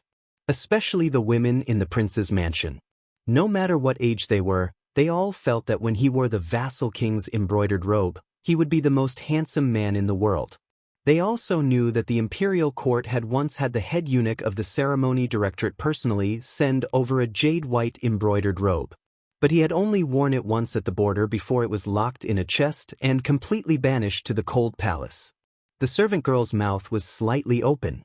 The pavilion where the prince and the sword-eating elder had been sitting just a moment ago had suddenly become empty after her momentary absent-mindedness. She did not even feel the slightest breeze. The 2 of them had disappeared into thin air before her eyes. On the lake between the Tide Listening Pavilion and the pavilion in the middle of the lake, Su Fengnian had his back to the armory as he flew backwards. Although his figure was only a fleeting glimpse, in the eyes of the spectators in the shadows, it was still an indescribable elegance. 3 zhang in front of him was Sui Xiegu with one hand behind his back. His 2 long eyebrows, like a dragon's beard, fluttered in the wind. The 2 of them did not attack. The illusory Su Fengnian once again paused after reaching the shore. At the same time, Sui Xiegu's slightly leaning figure also appeared in everyone's line of sight. These 2 people, who stood at the peak of Jianghu despite the great difference in age, still did not openly attack each other. However, the distance between the 2 of them had already shrunk to 2 zhang. Nothing can be done more than 3 times. Su Fengnian stopped in front of the Tide Listening Pavilion's 3 layers of signboards and did not retreat any further. Sui Xiegu laughed loudly, but he did not insist on barging into the pavilion through the main door. Instead, he pushed off the ground with the tip of his foot and soared upwards. In the blink of an eye, a strange scene appeared. The servant girl in the pavilion craned her neck to look. She saw that the white-browed immortal who had eaten the sword had returned to the Tide Listening Pavilion's platform. He even stretched out his single arm to pat his shoulder as if he was dusting off the dust. Chapter 12:14. Su Fengnian floated in the air at the same height as the 6th floor, looking down at the old man on the ground. The robe under his armpit was cut open by a strand of sword aura that reached the godless realm. The sword aura was formless, and the sword was where the heart was. It was already considered a superior technique, but there were still traces to be found when fighting with a top master. However, if the flying sword technique was formless and godless and unpredictable, then it would be a real headache. As for Dong Tai's flying sword technique, it was clearly a sword, but it was superior to the godless sword aura. He already had the bearing of an immortal swordsman. No one would want to provoke this middle-aged swordsman who had borrowed a sword from Li Chungang and then returned from a visit to the East Sea. After Wang Xinji's death, even Tuoba did not dare to say that he had absolute confidence in winning. At most, he had a 50% chance of winning. The current Su Fengnian did not have the strength to do so. Sui Xiegu, who was 100 years old, was without a doubt the second-best swordsman in the world after Deng Te. Even though the old man mocked himself for having lived 100 years in vain when he went north with Deng Te, he was still the only swordsman in the hundreds of years of Jianghu. Li Chungang was the only swordsman who could catch up with ancestor Lu in terms of swordsmanship. Deng Tai's swordsmanship was recognized by the world as inferior swordsmanship. Sui Xiegu's swordsmanship was inferior to Li Chuangang's, and his swordsmanship was inferior to Dong Tai's by several generations. However, this was not a reason for Sui Xiegu to be underestimated. Su Fengnian stepped on Sui Xiegu, who was about to fly into the tower. Sui Xiegu responded with courtesy, and his sword aura cut his robe. The atmosphere on the tide-listening pavilion's side was tense to the extreme. Su Weisheng, who was sitting in a wheelchair, appeared outside the steps. He said calmly, "Just give him the 2 worldly possessions." In her opinion, there was no need to anger the old swordsman with long eyebrows, whose name was not on the rankings, but whose strength was enough to enter the rankings, for 2 swords that she would never have the chance to unsheath. Su Fengnian shook his head and said, "If it's mine, I'll give it away." "Second sister, you like him?" "No way." Sui Xiegu, who had been stopped 4 times in a row, could not help but mock. "What arrogance! Do you really think that a crippled local snake like you can kill all the dragons in the world?" Su Fengnian smiled and said, "Senior, you asked for it." The corner of Sui Xiegu's mouth twitched as he said darkly, "Oh, this brat is really panting?" This old man originally treated it as a joke, but since you don't know what's good for you, this old man will take this opportunity to correct the name of all the swordsmen in the world. Without Wang Xinji, the number 1 in the world should belong to a swordsman. Su Fengnian said indifferently, "After the battle with Wang Xinji, I learned a little and comprehended 3 moves. If Senior can withstand them, don't mention handing over Fuji and the way of Shudao, even this armory will be yours." After saying this, Su Fengnian raised his hand and the assassins of the prince's residence who were hiding in secret began to retreat rapidly. The dazed servant girl was taken away on the spot and thrown to the other side of Tide Hark Lake. Sui Xiegu closed his eyes to rest and waited quietly. Su Weisheng did not move. He only supported his chin with one hand and tilted his head. He looked up at his high and mighty younger brother and the corner of his mouth lifted slightly. It seemed that he really could not beat him up like before. The wind rises at the end of the green duckweed. There was a patch of reeds beside Tide Hark Lake. The autumn reeds had already turned gray, their stems slanted and the clumps of fluffy reeds gradually withered. The wind rose and the catkins flew. If one were to look closely, they would see that the hollow stems of the reeds that grew from the water began to break inch by inch in a disorderly manner. In this patch of reeds at the end of autumn, the catkins flew like flying snow. At the same time, the originally tranquil mirror of Tide Hark Lake at the waist of Mount Qingliang began to shatter into fine fragments.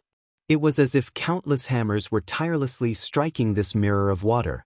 The occasional koi fish that leapt out of the water were instantly pulverized into fine powder. Countless mottled cracks began to appear on the richly colored wooden pavilion at the center of the lake. The 2 rows of scholar willows on the path to the center of the lake began to emit waves of muffled cracking sounds. In the end, the shore at the foot of Tide Hark Pavilion was also affected. From the edge of the water to the empty space beneath Su Fengnian's feet, the entire area was covered with fleeting patterns of air currents. But this undercurrent, intentionally or otherwise, circled around Sui Xiegu and Su Weisheng. However, the 2 were in different situations. Su Weisheng had circled around of his own accord, while the old man was like a rock in the middle of a river, forcefully breaking through the current. Su Fengnian sat cross-legged, looking down at the motionless Sui Xiegu. In terms of their understanding of the sword, whether it was sword moves or sword intent, they were the most outstanding figures in the world. Su Fengnian had also imitated Li Chuangong's sword attack on the peak of the Great Snow Plateau many times, borrowing 100 swords with great momentum. But Su Fengnian was well aware that this kind of large-scale sword attack was both pleasing to the eye and practical when used against ordinary martial artists. This was because each sword and each sword's sword chi, even if distributed to a single person, the power would still be considerable.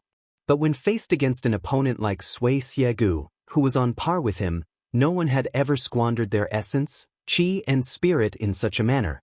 Just like when Li Chungang and Wang Xianji met again on the surface of the Eastern Sea in the martial emperor city after dozens of years, the old man's majestic sword flow seemed to be scattered as it smashed towards Wang Xianji. But in reality, it was one sword after another, and the sword chi was closely intertwined. Su Fengnian was doing the opposite at the Listening Tide Lake. Although he made the first move, he did not make the first move. Instead, he gave the initiative to Sui Xiegu. This was the attitude of a host welcoming a guest. I have brought out a table full of sumptuous food and wine. Whether you want to eat or not depends on whether your appetite is big enough. This move contained not only Li Chuangong's sword intent, but also Xue Songguan's random beat in the rainy alley. It also contained the essence of Deng Tai's Thunder Pool and some of the Zen of the Dragon Tree Monk. As long as Sui Xiegu, who was trapped in a circle, made a move, it would affect everything. He would become the enemy of this small world. Whether Sui Xiegu wanted to prove his swordsmanship or the reputation of the world swordsman, he had to first walk out of this small world of Buddhism's cage. Just as Sui Xiegu was about to make his move, Su Fengnian turned to look at Su Weisheng and smiled. Then, he threw a chess piece high up in the air slowly and casually. Chapter 12:15. Sui Xiegu's brows were as long as a white dragon's beard. His tall and sturdy body remained as still as a mountain from the beginning to the end. This kind of action was a result of his 100 years of experience, and also because he dared to challenge Li Chungang and Wang Xianji. If he added Su Fengnian to the mix, the three champions of Jianghu in the past 100 years had all been challenged by him. When Li Chungang returned from the demon-slaying platform, his state of mind was damaged, but Sui Xiegu did not take advantage of the situation. He still asked about the strongest person, the two-sleeved green snake that Li Chungang had mastered to the extreme. After that, Wang Xianji was at the peak of martial arts. No matter how they fought, he was always the strongest. Unfortunately, it was Yu Groom who received the last half of the sword. This was because Wang Xianji wanted to give the final battle to Su Fengnian, who was far away in the northwest. However, from the conversation that Green Pao Air heard, Wang Xianji was definitely not someone that Sui Xiegu could defeat. This time, Sui Xiegu did not enter Bailiang to work for anyone. He wanted to charge and kill the enemy in the Battle of Liangmang. He wanted to compete with Su Fengnian, an old man who did not care about riches and fame. Sui Xiegu was sure that Su Fengnian's original reliance on Gao Shulu's physique had disappeared. Therefore, the only thing that could be done was to kill without spilling blood. This was similar to the old master of the Spring Invitation Cottage who was best at talking on paper. However, Sui Xiegu believed that in today's world, there were at most a handful of idiots like himself who dared to fight with Su Fengnian. Arriving at the right time was better than arriving early. Just as Su Fengnian was facing off against the old man, Wu Luding and Zihua led the Wu clan cavalry into Liangzhou city and arrived at Mount Qingliang. After entering the prince's estate, their path was unimpeded. The 100-some people abandoned their horses and walked to the other side of Tide Hark Lake where the two experts were facing off. These withered swordsmen with long swords on their backs stood in a line. Apart from the sloppy young sword crown and the calm female sword attendants, the chief flow of these 90-some people was affected. Their tranquil minds began to ripple to varying degrees. Even if the spectators did not comment on the game, they could not help but put themselves in the opponent's shoes. This was even more so for the spectators. As a result, their state of mind was affected. Among the 90 or so swordsmen, most of them had dull expressions. Even in the face of Sir Tidehark's rare peak-level confrontation, none of them revealed an expression of shock. There was a proverb at the beginning of the Wu family's genealogy, "Only when the heart is dead like ashes does the sword come alive." In the end, It was to say that the sword was more important than the person. Forget oneself and remember the sword. Only in this way could the sword be enlightened and enter the divine. The Wu family advocated 2 swords. One type of sword wielding was like a lover who had met with infatuated love. After grasping the sword, they would never change their mind and would die for the sword as if it were for love. The other type of sword wielding was like a descendant who respected their ancestors. They would pay attention to the inheritance of the sword and would often think about how the swordsman who wielded the sword would conduct himself. Wu Luding squatted by the lakeside. Cai Hua, who carried the Su of Gojoseon, stood behind him. On the left and right of the sword crown stood a man in his 40s. His surname was Zhu, and he gave off a gloomy aura as if he had seen a ghost in broad daylight. The other old man stood in contrast. Even if he did not smile, he gave off the impression that he was much kinder. The sword on the old man's back was extremely thin and long. Its width was less than half that of an ordinary sword, but it was as long as 2 ordinary swords. The old man was short and his sword was almost as tall as him. These 2 people were very important even in the sword tomb of the Wu family, which was full of experts. The man Wu Luding privately called Demon Zhu was once Dong Tai's mortal enemy. The 2 of them were once abandoned on the Sword Mountain. From childhood to adolescence, they relied on each other for survival. No one knew why they eventually turned against each other and became enemies. Helion, who was nicknamed the Sword Grandpa, was a martial arts maniac. He was one of the few Beimang swordsmen in the Sword Tomb. The illegitimate son of the Wu family, Dong Tai, fought against him when he left the Sword Tomb. Helion, on the other hand, was praised by the ancestor of the Wu family as the best in terms of his unique understanding of the sword. The man with the surname Zhu crossed his arms in front of his chest and said sinisterly, "What best in the world? As long as we remove those nails, even I will have a chance to kill him." Although Wu Luding didn't have a good impression of Su Fengnian, he was still impartial when it came to matters and people. In addition, he had always hated Demon Zhu, who had killed many people in the Sword Tomb. If it wasn't for the fact that Demon Zhu had already left the Wu family, he would have pestered the ancestor to change his mind and not let the tiger go back to the mountain. He and Cai Hua didn't believe that 60 dragon-binding nails could trap this person. Therefore, Wu Luding sneered and said, "Don't forget that the current Su Fengnian is a Su Fengnian without Gao Shulu's physique. His strength has been greatly reduced. If Wang Xianji hadn't died, would you have dared to say such words in Martial Emperor City?" The devil laughed mockingly and said, "Whether old monster Wang is dead or not, I won't say that I can defeat him. But since that Su Fengnian has been beaten back to his original state and is only a number 1 person in the world who doesn't live up to his name, why can't I say it? Can't kill him? As the sword crown of the Wu family, you don't even have this bit of courage. It seems that the Jianghu is destined to be worse with each generation. The Wu family's sword tomb is no exception." Wu Luding was so angry that he glared. Just as he was about to speak, he heard Cai Hua say softly, "Zhu Huang, in 3 days, we will decide who the Su of Gojoseon belongs to." Demon Zhu, who had been drooling over the Su of Gojoseon for a long time, chuckled. However, there was a trace of undetectable nervousness in his fiery eyes. Wu Luding was even more flustered. However, he knew Cai Hua's temperament too well. He couldn't persuade her with words. Even if he used a few large vats of saliva, it would still be futile unless his swordsmanship was better than hers. At this moment, Wu Luding, who had left the sword tomb to travel the Jianghu for many years, suddenly realized that he might have been too content. He always felt that he would one day reach the top of the sword forest and that there was no need to rush. Wu Luding seemed lazy and undisciplined, but he was also extremely conceited. He thought that his talent was enough to make the entire Jianghu wait for that day. Elder Helion, who had been watching the tide listening pavilion all this time, suddenly said, "I've spent my entire life observing, learning, and comprehending. It's like collecting countless treasures. I want to weave 2 flawless curtains, but I'm limited by my mediocre weaving skills. I have the will, but I don't have the strength. It's said that even the cleverest housewife can't cook without rice. I'm helpless and I'm even more helpless. I have 10,000 pounds of rice, but I can't cook it. Thus, I've never been able to show these two curtains to the world." The elder turned his head to look at the young sword crown and slowly said, "I originally thought that you, Wu Luding, could weave the two curtains. However, time doesn't wait for me.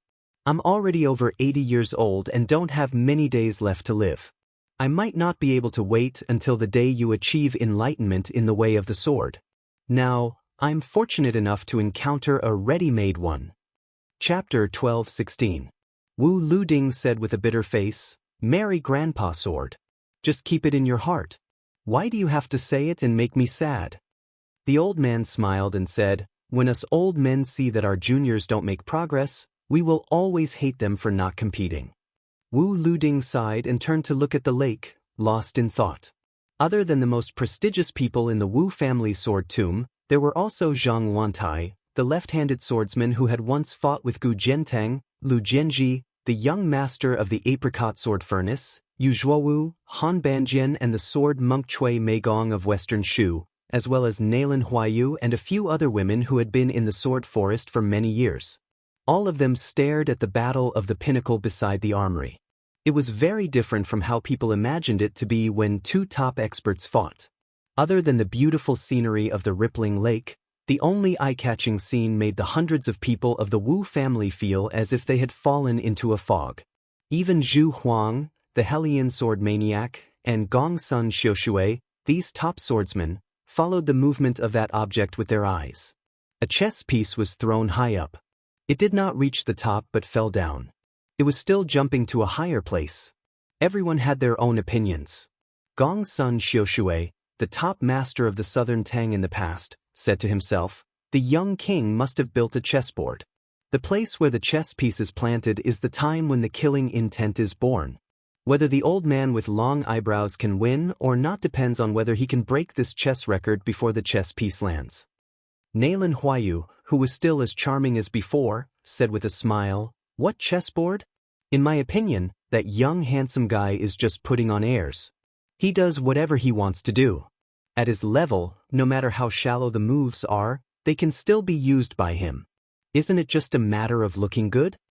Yu Zhuowu, who had almost gone mad from practicing the ancient sword, shook his head and said, "Then you have really underestimated this person. That senior sword qi is overflowing from his body, and his cultivation state may not be lower than Su Fengnian's. There must be a deeper meaning behind his actions.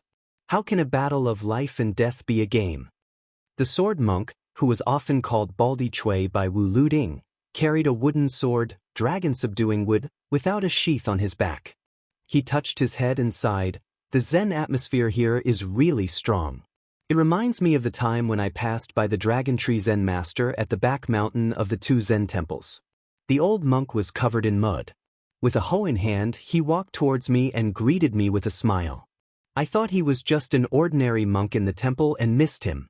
Later on, when he thought about it, he realized that he was indeed a person who had attained the Tao of the glazed body.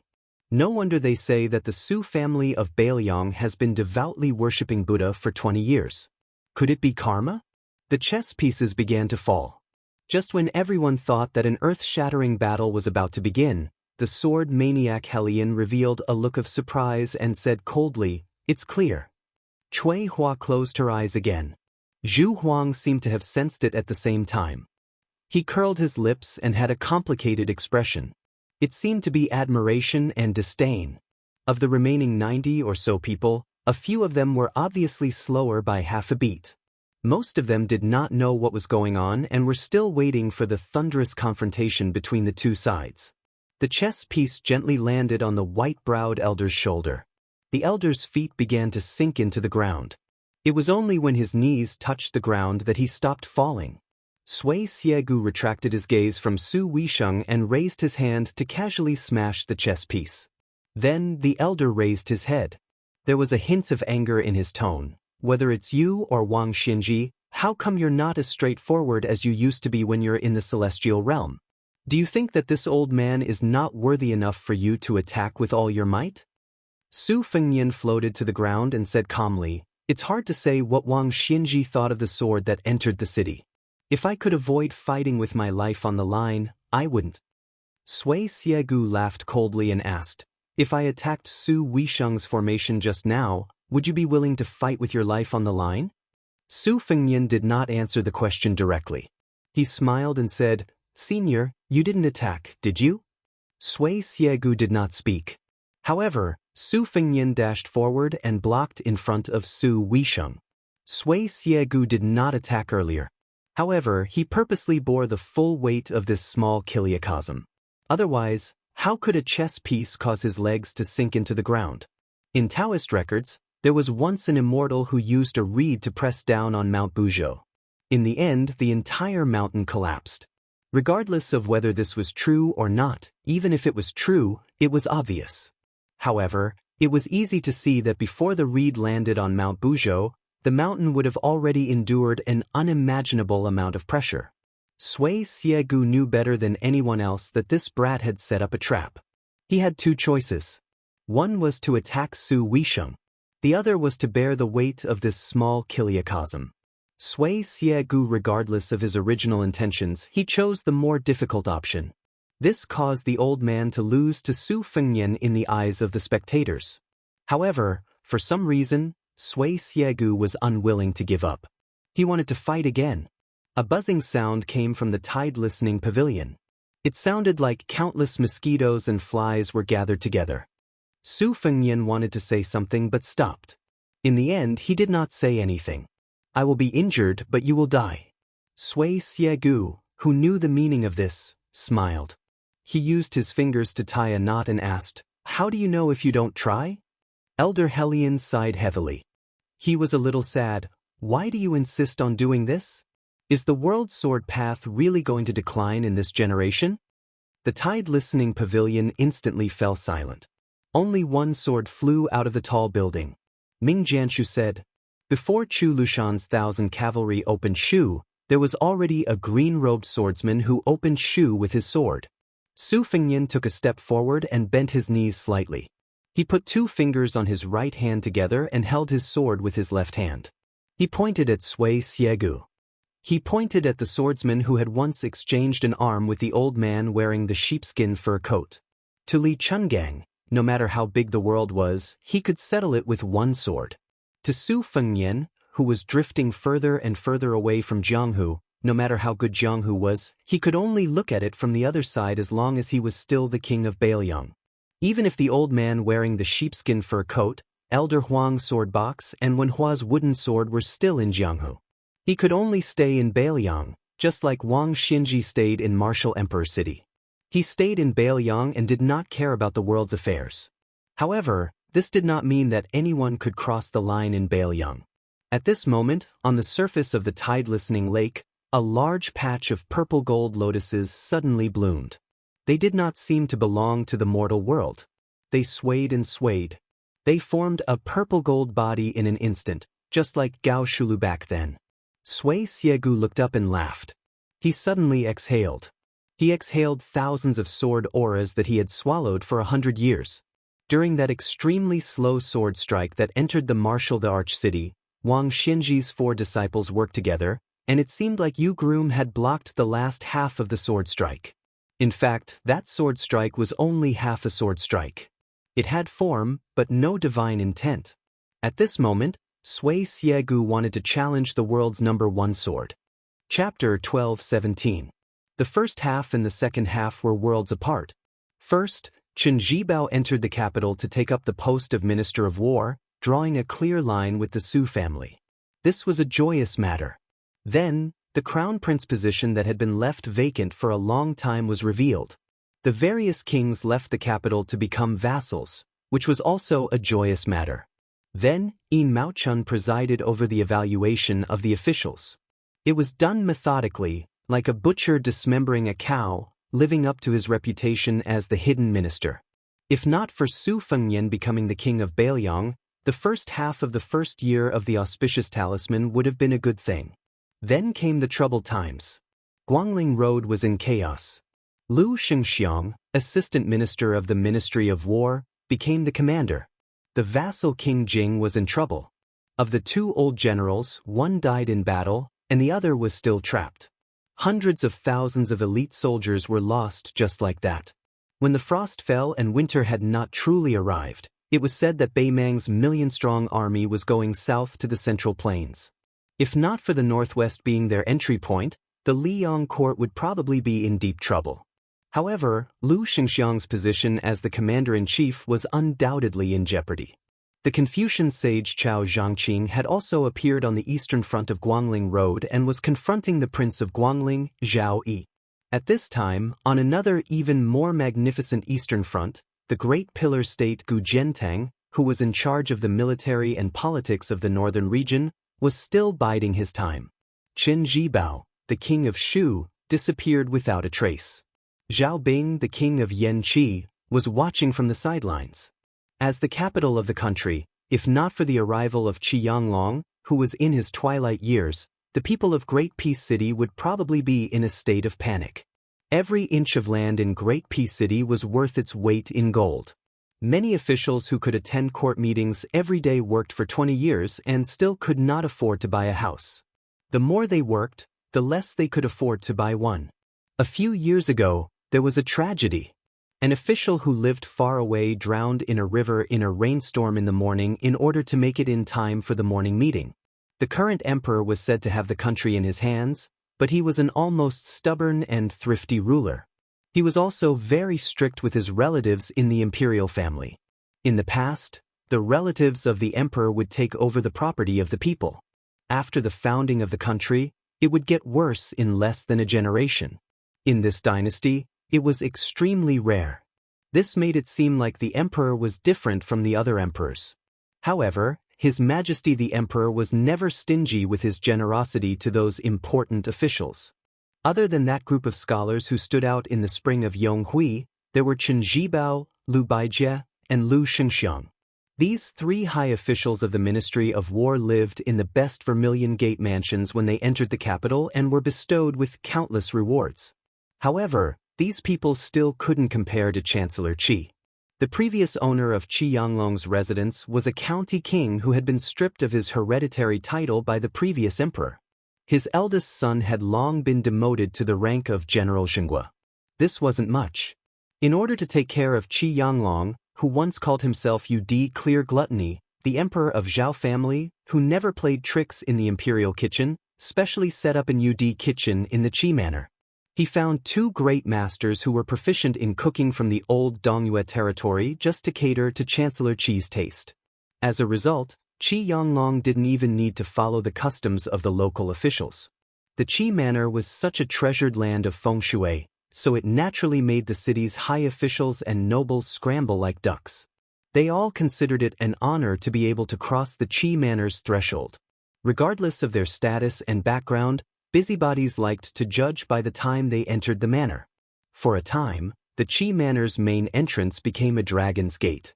This was an unprecedented grand occasion that hadn't happened even when Zhang Julu was in charge of the Shangshu province. However, this was also related to Grand Secretary Zhang's unreasonable behavior. Chancellor Qi, on the other hand, was completely different. Qi Yanglong didn't reject the luxurious mansion and silk bestowed by the emperor, nor did he reject the elegant book collection bestowed by his colleagues. There were people who roughly estimated that in less than a month's time, the Qi Manor's Iron Sword Zitherguts building had received no less than 80 books, all of which were paid per page, 1 gold per page. The Great Feng Dynasty's books were publicly acknowledged to be exquisite in paper, simple in style, and excellent in engraving. It must be known that the few most famous private library buildings in the world today were the result of several generations of the family's perseverance and extravagance. Red lanterns were hung high everywhere in the Qi Manor. Qi Yanglong had just sent off the Cave Abyss Pavilion's great scholar Yan Jieshi. He sat across from him and drank 2 jars of aged wine. At this moment, the old man who had come to the library alone seemed to be glowing with health. He wore a thick fur coat. The old man's figure was short and thin, especially in the north where men were all tall and healthy, so he seemed to be unable to bear the burden. The old man arrived in front of the bookshelf.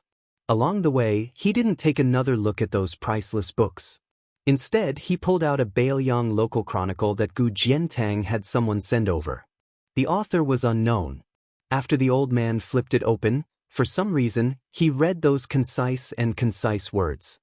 He only felt a wave of lonely indignation assaulting his face. The land of Lianglong, the winter is extremely cold, many clothes and skins. Although they have been damaged by rats, they are still hidden deep, all of them using thick fur as clothing. Every time there is a severe winter, the fingers will split the skin, freezing the bones for 1,000 li. The land is extremely high. The people of Lianglong can endure the cold and hunger, valiant, not fearing death. The noble, strong, and lowly old are adept at riding up and down cliffs as if they are flying. They don't need boats to cross rivers, passing by floating horses, excellent in archery and hunting. Chapter 12:18. The old man dabbed in his saliva and flipped through the pages. He read a passage. They grow up on horses and are the most heavily armored soldiers. When mounted, they gather like the wind. When dismounted, they gather like herds. Everyone is a soldier. Millions of households in Liangdi, more than millions in Jiangnan. Those who own this place have the world.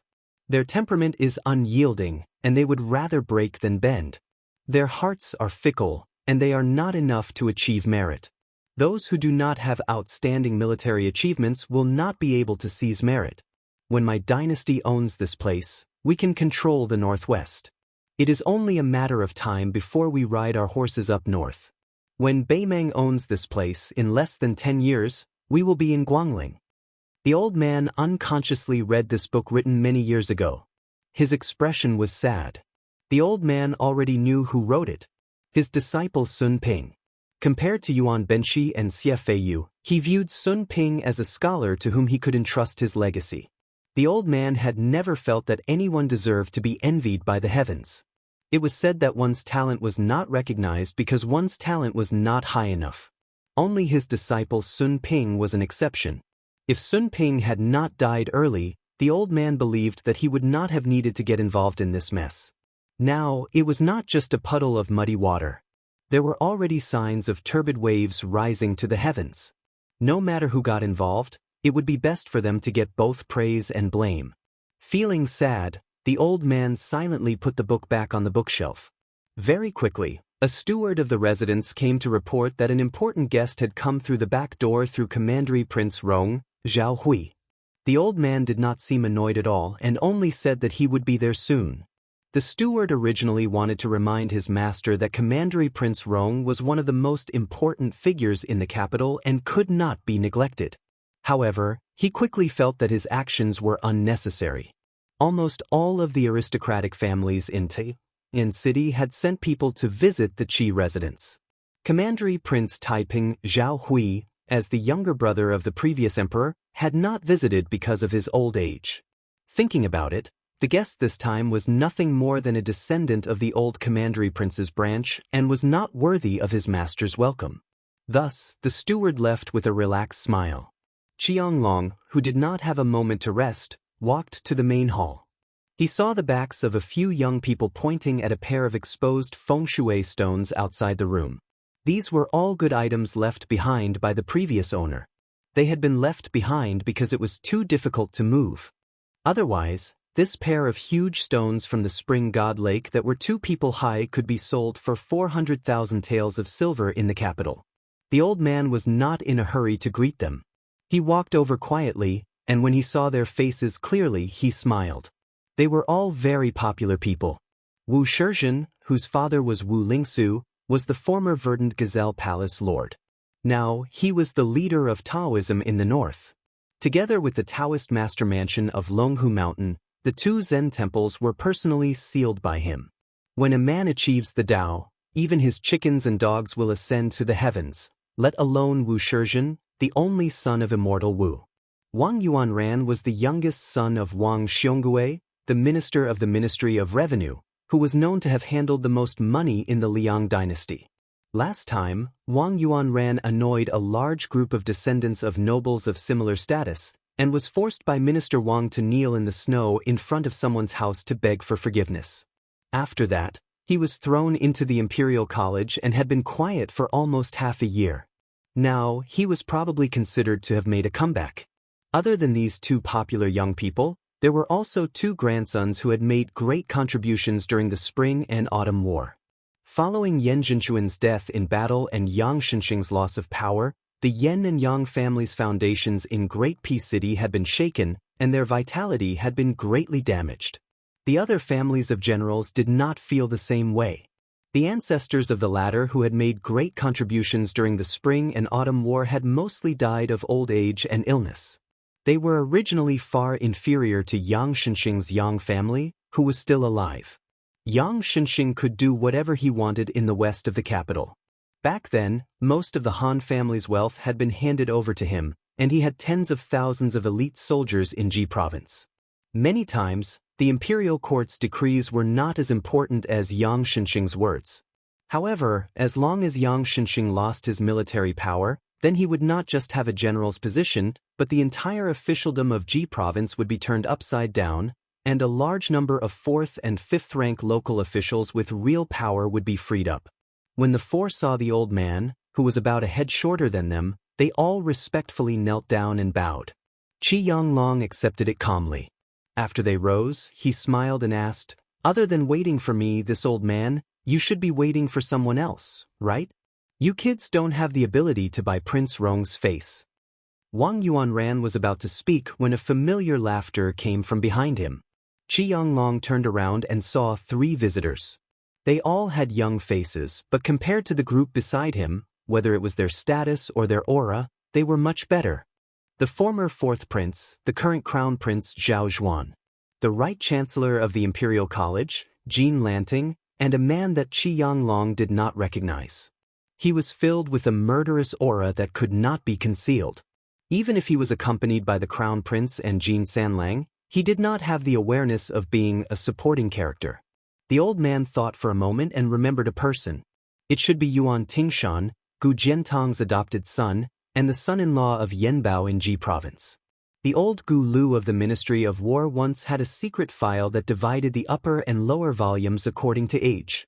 Those who could be recorded in it, especially the lower volume in the past 20 years, other than a few people who destroyed their own futures, most of them had reached the high position of a 4th-rank general at the very least. Yuan Tingshan was now in the top 3 of the lower volume. The 3 of them bowed together. Qi Yanglong told them to dispense with the formalities. He sighed and smiled. "It's good to be young."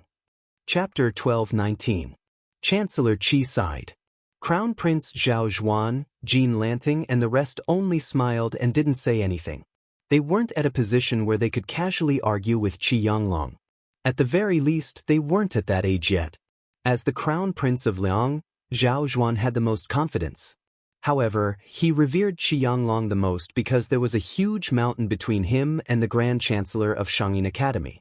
Among the group, only he knew about the master-disciple relationship between Qi Yanglong and Half-Inch Tongue. Furthermore, with Qi Yanglong's knowledge and experience, Wu Shizhen and Wang Yuanran would probably think about the situation in the capital and the world even if the old man casually mentioned that the weather was good today. Chancellor Qi looked around and smiled in relief when he saw that the youngsters he mentioned didn't reply.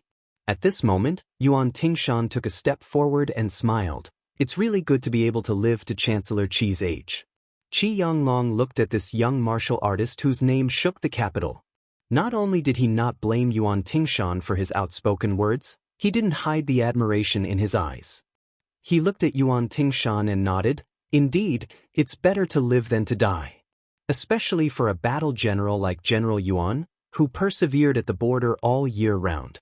It doesn't matter if you lose a few battles, as long as you don't die, you will have everything." Yuan Tingshan was stunned for a moment and grinned. "Chancellor Qi, you are much more straightforward than those old fellows in the capital city in the past. If there's a chance to make a trip to Jizhou, I will definitely bring out the best wine." Chancellor, it's impossible not to drink wine." Zhao Zhuan's smile was warm and slightly helpless. "Mr. Qi, don't lower yourself to the same level as this boor." Qi Yanglong waved his hand and smiled. "Living in the desert border for a long time can cultivate heroic spirit. What you said is true. I will probably make a trip to the border next year, from Liangliao to Jishi. At that time, I'm afraid General Yuan won't have enough wine." Yuan Tingshan chuckled. I've done a lot of shady business of killing the rich to help the poor at the border of Jizhou this year, but not a single copper coin fell into my pocket. However, if I want to treat Chancellor Qi to a few jars of fine wine, I think my salary is enough." Jean Lanting, who had been smiling cautiously the entire time, suddenly stopped smiling. He glanced at the crown prince and saw that Zhao Zhuan's face was calm, as if he didn't think that Yuan Tingshan would cause trouble with his words. Wang Yuanran and the others all admired this mad dog Yuan's unbridled behavior from the bottom of their hearts. The old man in front of them was someone the imperial court secretly invited to keep Grand Secretary Zhang in check. When speaking with him, who wouldn't cover their dirty buttocks with all their might, fearing that Qi Yanglong would have a bad impression of them? If that happened, they wouldn't have a chance to make a name for themselves in the imperial court for the next 10 to 20 years.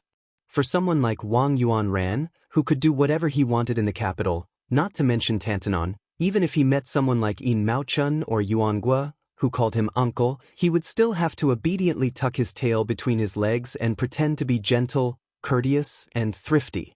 Qi Yanglong gave the seemingly heartless Yuan Tingshan a glance. Such a young and reckless hero had tormented the lifeless officialdom of Ji province to the point that it nearly broke its old bones. The reason Yuan Tingshan came to the capital was to bring a bramble and ask for punishment. If he still didn't come, perhaps even his foster father, Gu Jiantang, would not be able to keep his official title and military power. Yuan Tingshan had gone on a killing spree in the region of Ji province.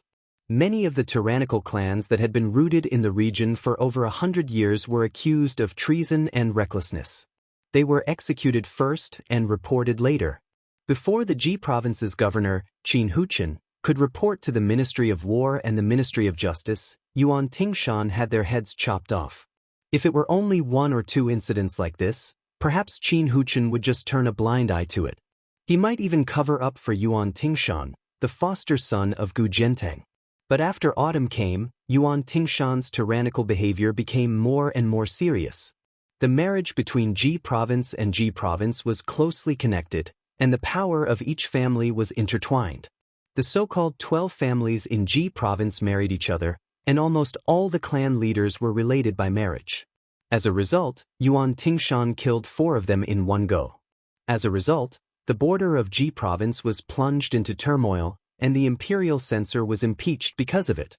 The general of Ji province and the deputy general who was in charge of the military affairs in Ji province were implicated. Not only were they severely reprimanded by the Ministry of War, it was said that even the emperor had started to pay attention to this matter. Finally, he shifted his solemn gaze from Guangling province to Ji province. Gu Jiantang, the great pillar of Ji province, paid no attention to this, and showed no sign of supporting this foster son of his. After that, Yuan Tingshan quietly came to Great Pea City, and somehow got on the Crown Prince's boat and came to Qi Mansion.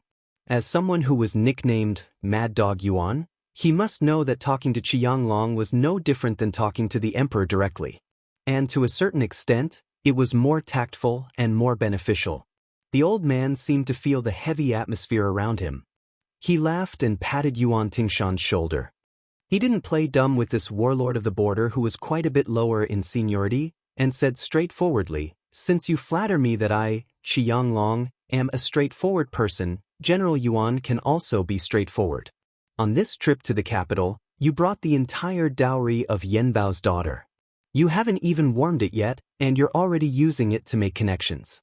I heard that it's not very effective, and not many people dare to accept it. As for me, I'm not a high official and I'm not afraid of losing it, so I can help you say a few words. I'm not entirely helping you, but in the end, I'm just going with the flow and helping you resolve your urgent situation. There shouldn't be a problem. However, General Yuan, you have to consider the crux of this matter yourself. Otherwise, if it happens again and again, no one is willing to waste their face and incense for nothing. On this point, you can learn from the king of Bailiang back in the day." Yuan Tingshan couldn't help but sneer at Qi Yanglong. However, he could only hold back his complaints when he was facing this Grand Chancellor who had a profound and unfathomable knowledge. Otherwise, even when he was facing the great General Gu Jiantang, who had contributed to the annihilation of 2 kingdoms, Yuan Tingshan would still be straightforward. Naturally, Qi Yanglong had heard about the grudge between this man and the Su family. Therefore, he said earnestly, imitating a worthy person is a realm that only a virtuous person can achieve. However, if you wish to catch up with your enemy's power and status, it's something that everyone has. The latter is easier to accomplish. It's just like how you, Yuan Tingshan, didn't find Mi Fu, who had 9,000 soldiers and horses, an eyesore of Qinyu, who was the lord of a province. Therefore, you've been thinking of adding a few thousand soldiers to your army, or even pushing Qinyu away and becoming the provincial governor, an important official of the border. You've been building momentum for this recently. Then, based on the same logic, why can't General Yuan learn from Rin Tu and carefully study the history of this martial artist who had achieved great merit in the spring and autumn period? Could it be that the true thought in your heart is? When he said this, the old man narrowed his eyes. Yuan Tingshan quickly interrupted Qi Yanglong and said with a bitter expression, Hold on. I'm scared of you, Mr. Qi. Don't worry, I've understood what you mean. As long as you're still in the imperial court, I'll do as you say. What do you think? As for where my position will be in the end, and what I'll do at that time, if you've retired at that time, I dare not say that I'll listen to everything you say, but I'll still listen to your advice. Chapter 12:20. When the bystanders heard this, they felt as if they had fallen into a fog. The hedonistic son of a wealthy family, Wang Yuanran, didn't even listen since he didn't understand. He absent-mindedly admired the flowers, plants, and strange stones in Qi manner. Jean Lanting carefully chewed on the words of the old and young. This second-in-command of the Imperial College, who already had one foot in the center of the dynasty, already knew too much inside information. First, Chancellor Qi said he was just going with the flow. In that case, not only was the emperor not angry about Ji Bei's turmoil, he was instead happy to see it happen. Jean Lanting didn't find this strange.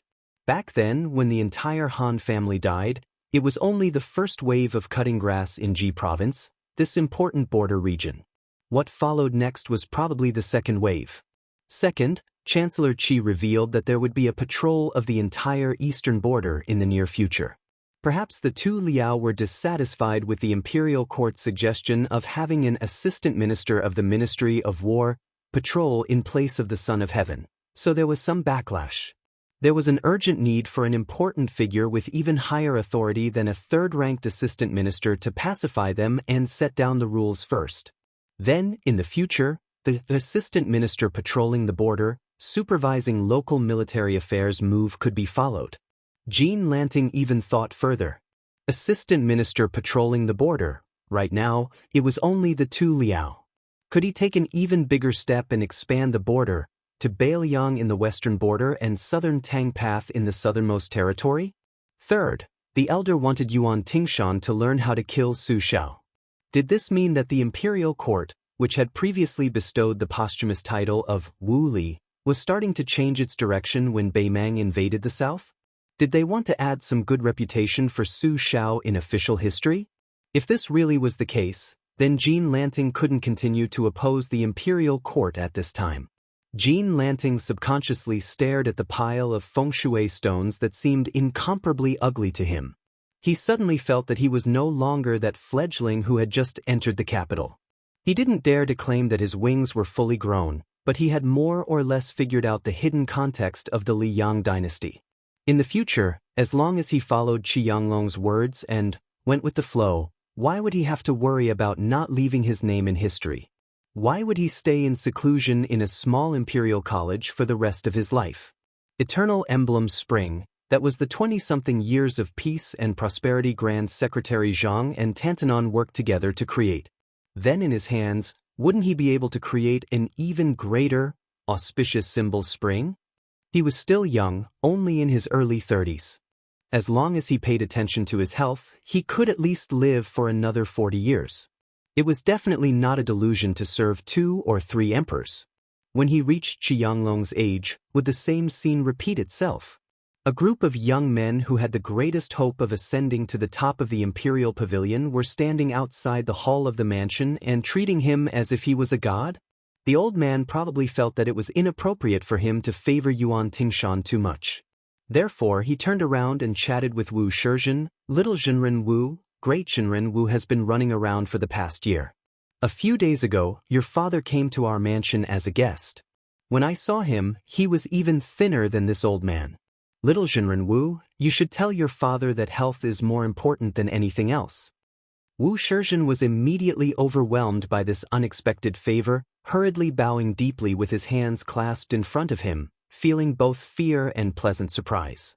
He said excitedly, "My father has admired Sir Qi for a long time, privately saying that being able to work together with Sir Qi is his greatest honor. This youngster believes that even if my father loses a bit of weight, as long as it can accumulate a bit of good karma for the imperial court, it is also something that cannot be passed on." Capital's Song family originally had the great and young masters, their power overturning the literary scene. Now, it was replaced with the great and powerful Wu family great and young masters, in charge of Northern Dao sex affairs, using one surname to face another, standing on equal footing with Dragon Tiger Mountain's heavenly master manor. Great Peace City was just like this. When the elders left, there would always be new people quickly taking their place. Qi Yonglong dismissed this with a laugh, nodding his head. Then he looked towards Wang Yuanran.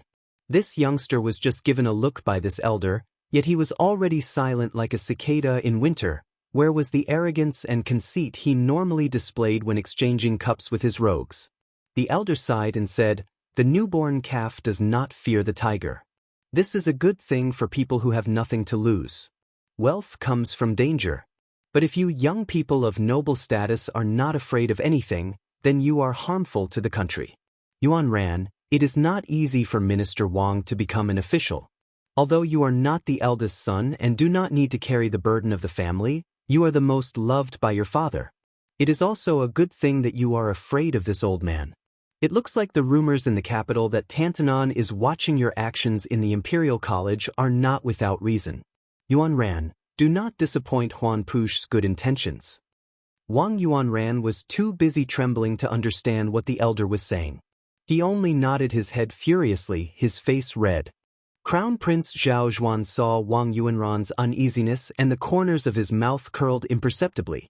Qi Yonglong then chatted with the two junior generals who were not much better off than Wang Yuanran. Then he smiled at Zhao Zhuan and said, "Your Highness, why don't the two of us walk around the fu?" Zhao Zhuan and the old man walked on the quiet stone path that was still shaded by greenery. Qi Yonglong joked, "Your Highness, your father-in-law just left and you're already following him. Did the father-in-law and son-in-law make an appointment in advance? What, you want to use your numbers to show off your power to this old man?"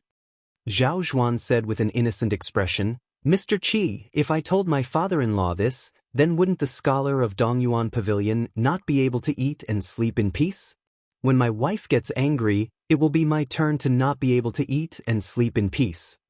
The elder laughed and said, "Your Highness loves the country and the beauty, it's the fortune of the country." The two of them strolled for the time it took to brew a cup of tea. The young eunuch of Ceremony Directorate, Song Tonglu, suddenly appeared in front of them. Zhao Zhuan didn't say anything and went back the way they came, leading the group of like-minded Eastern Palace guests away from Qi Manor. They all looked like they had come in high spirits and returned in high spirits.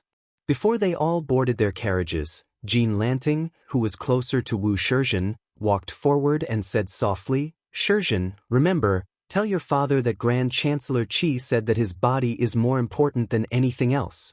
Wu Shizhen was confused and asked, "En? What does San Lang mean?" Jean Lanting didn't explain in detail and said with a calm expression, "You just have to pass it on, your father will understand." After being reminded, Wu Shizhen also figured out the mystery behind it. His expression became solemn as he lowered his voice and said, "San Lang, Wu Shizhen will remember this kindness." Jean Lanting waved his hand and walked into the carriage. Jean Lanting, who was now respectfully called San Lang by the nobles of the capital, sat cross-legged in the cabin of the carriage that he had purposely changed into.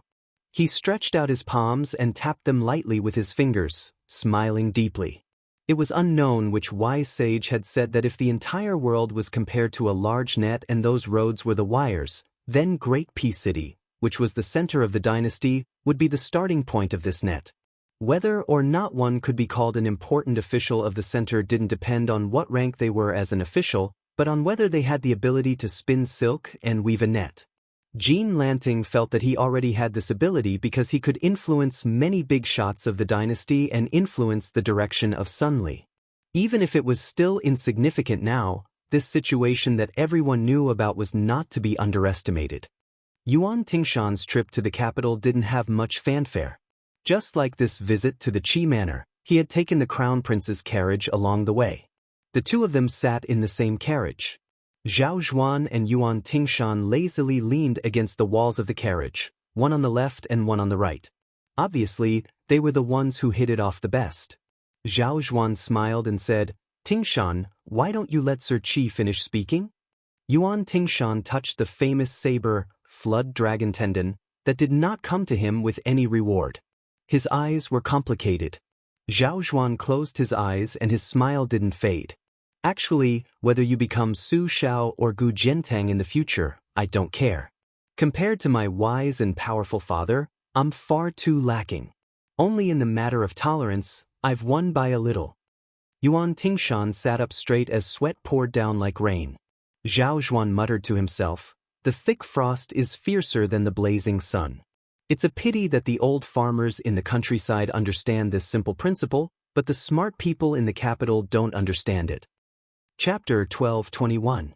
In the library of the Qi residence, Qi Yanglong looked at the middle-aged man who could not hide his fatigue and said sadly, "Your Majesty, how can a bow that has been taught for 20 or 30 years not break?" The emperor of the Zhao family smiled and said, "It can't be helped. In the past, I didn't have you by my side to assist me. If you had entered the capital 20 years earlier, I might have been able to live for 20 more years. It's just that life is difficult, and I have accepted it." Qi Yanglong sighed softly and then said seriously, "There's one thing I don't know if I should ask." The emperor nodded and said, "Just as the previous secret letter said, there's nothing that can't be said and nothing that can't be done." Qi Yanglong asked, "His Majesty can tolerate Tan Tanwing's wild and dissolute behavior, tolerate the drunken sleep of the Yellow Door guards when they're on duty, tolerate Zhang and Gu right under his nose, tolerate Bai Yen in front of him and Han Xingxian beside him, tolerate the two emperors, Jiang Nan's literati discussing politics, and tolerate the scholars writing nostalgic poems. Recall the previous dynasty. You can never slack off on government affairs. In 20 years, you have accumulated as many as 9 million words. Why can't you tolerate a vassal king who lives in a corner and has no intention of rebelling?" The emperor said bitterly, "Mister, you know the answer. Are you afraid that I will make things difficult for Northern Liang?"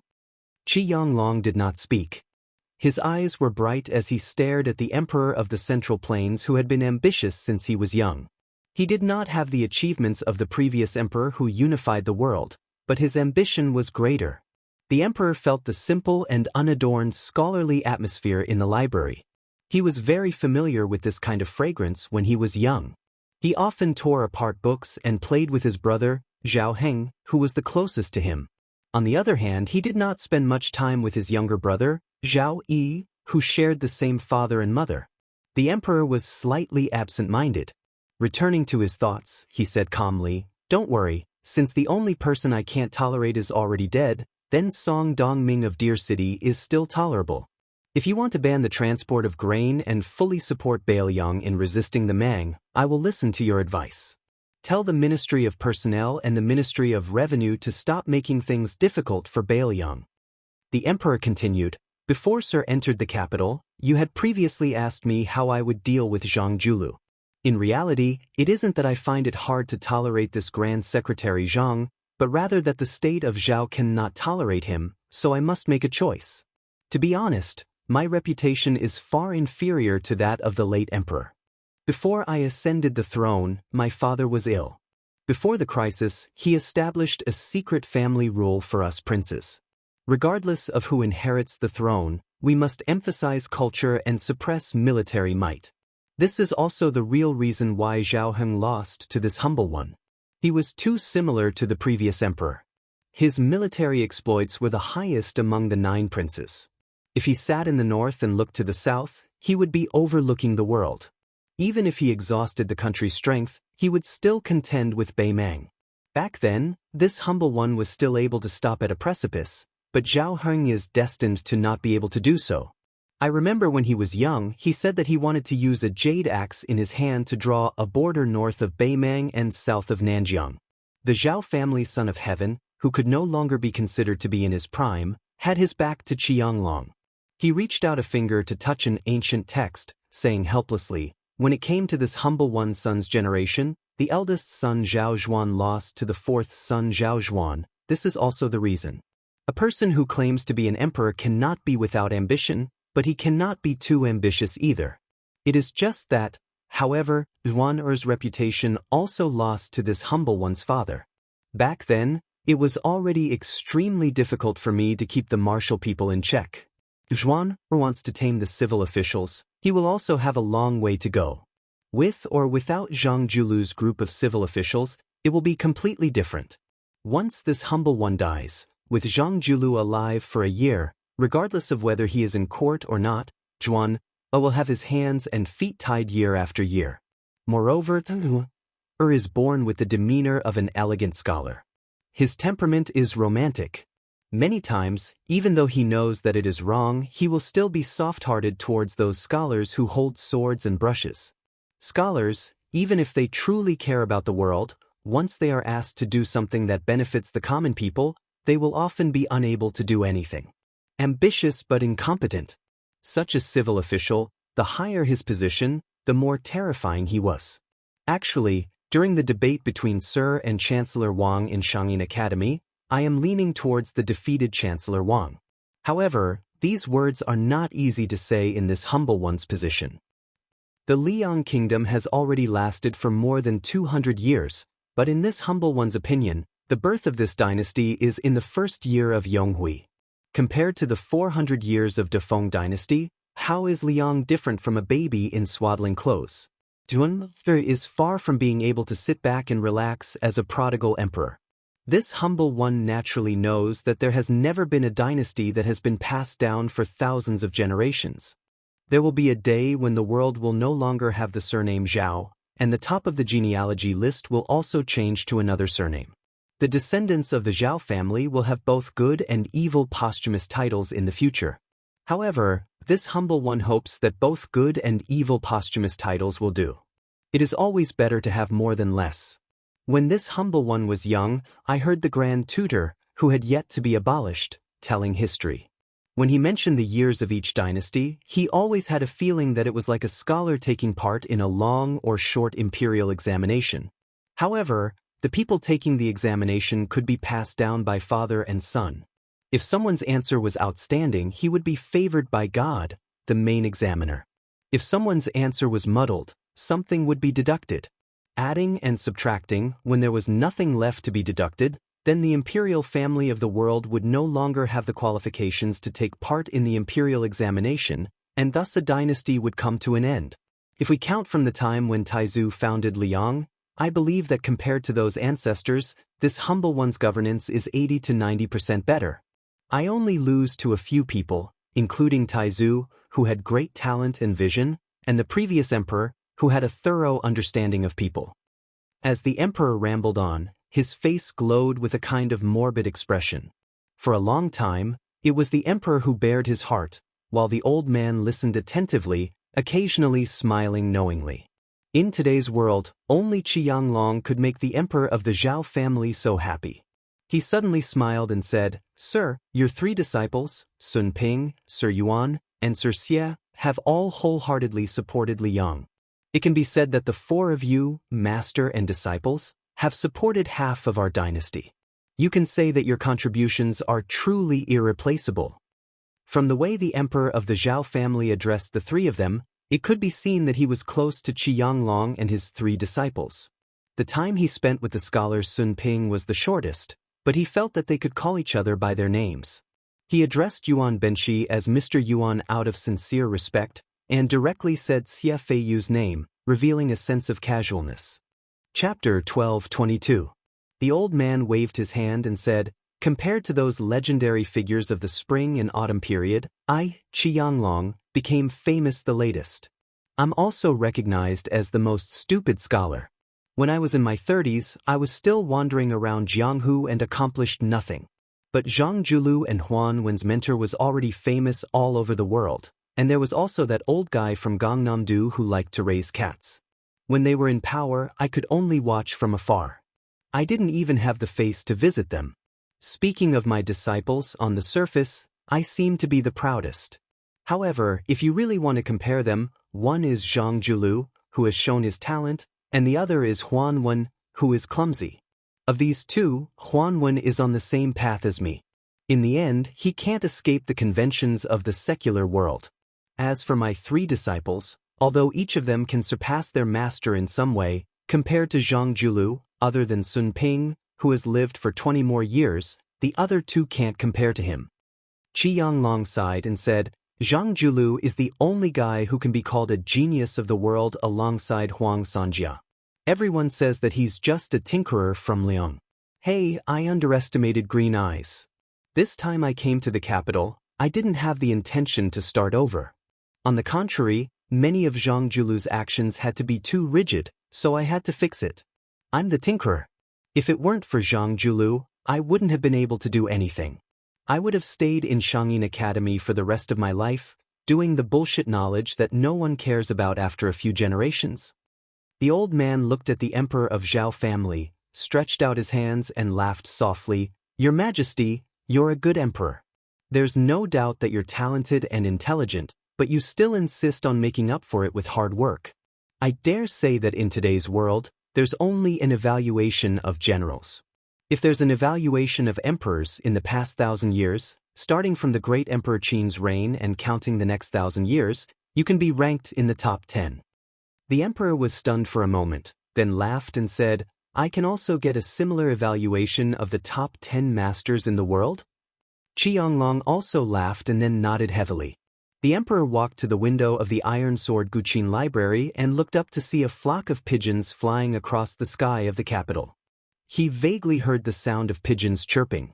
He asked self-deprecatingly, Sir, is it that I'm about to die, so my words are also kind?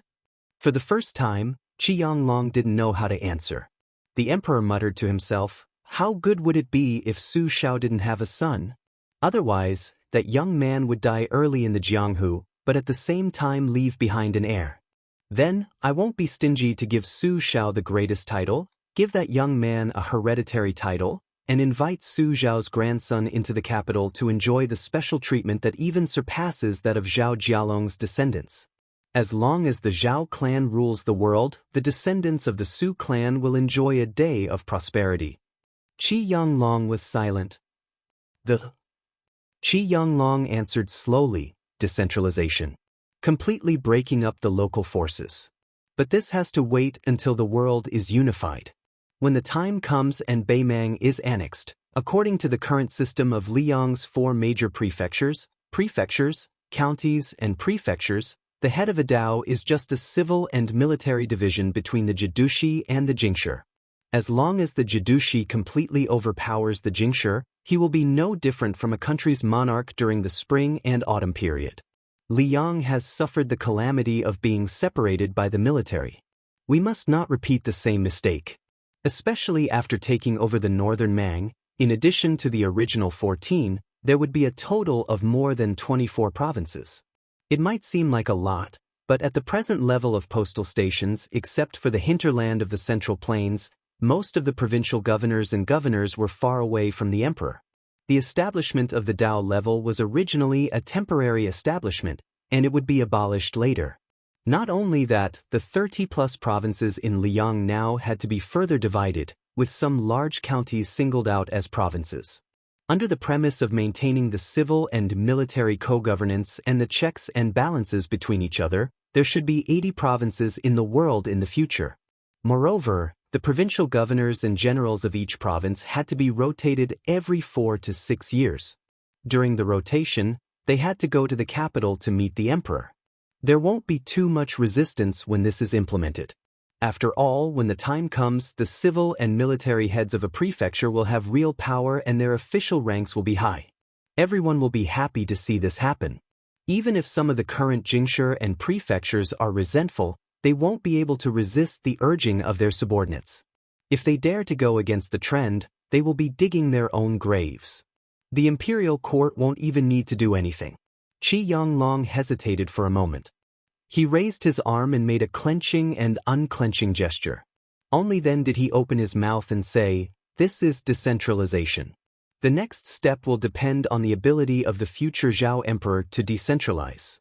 Decentralization can't be too tight. You can't hold on to it and not let go. You can't appoint people by favoritism.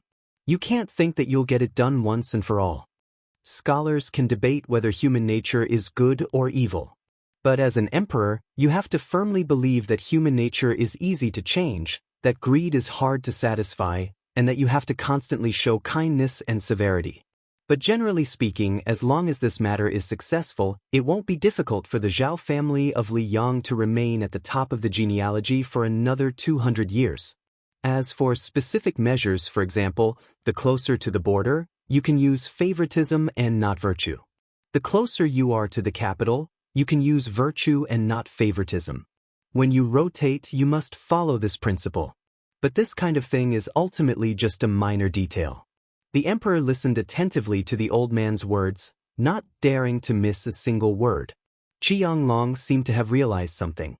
He said, "It's inevitable that the world will be divided and united. But if we trace it back to the source, every time the world is in chaos, it's the dynasty that blocks everyone's path to ascension. In fact, it's very simple to be a commoner and an official. That is to let them have a thought in their hearts. With a thought, they will be afraid of death and don't want to die. In the end, as an emperor, no matter how stingy he is, he still has to give everyone a pair of shoes to wear.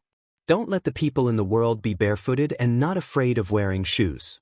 Because of this, they will have the last thought of daring to pull the emperor down from his horse." On this point, Su Fengnian did very well. From the generals of Bailiang to the civil officials, and then to the commoners, his various actions are to tell the people of Bailiang that I, Su Fengnian, will enjoy the blessings with you and bear the hardships with you.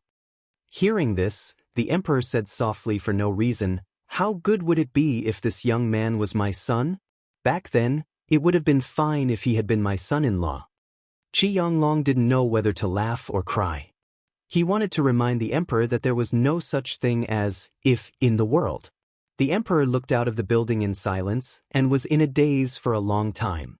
Qi Yanglong was also in a daze. This was the first year of auspicious talisman. After autumn, many people felt uncomfortable.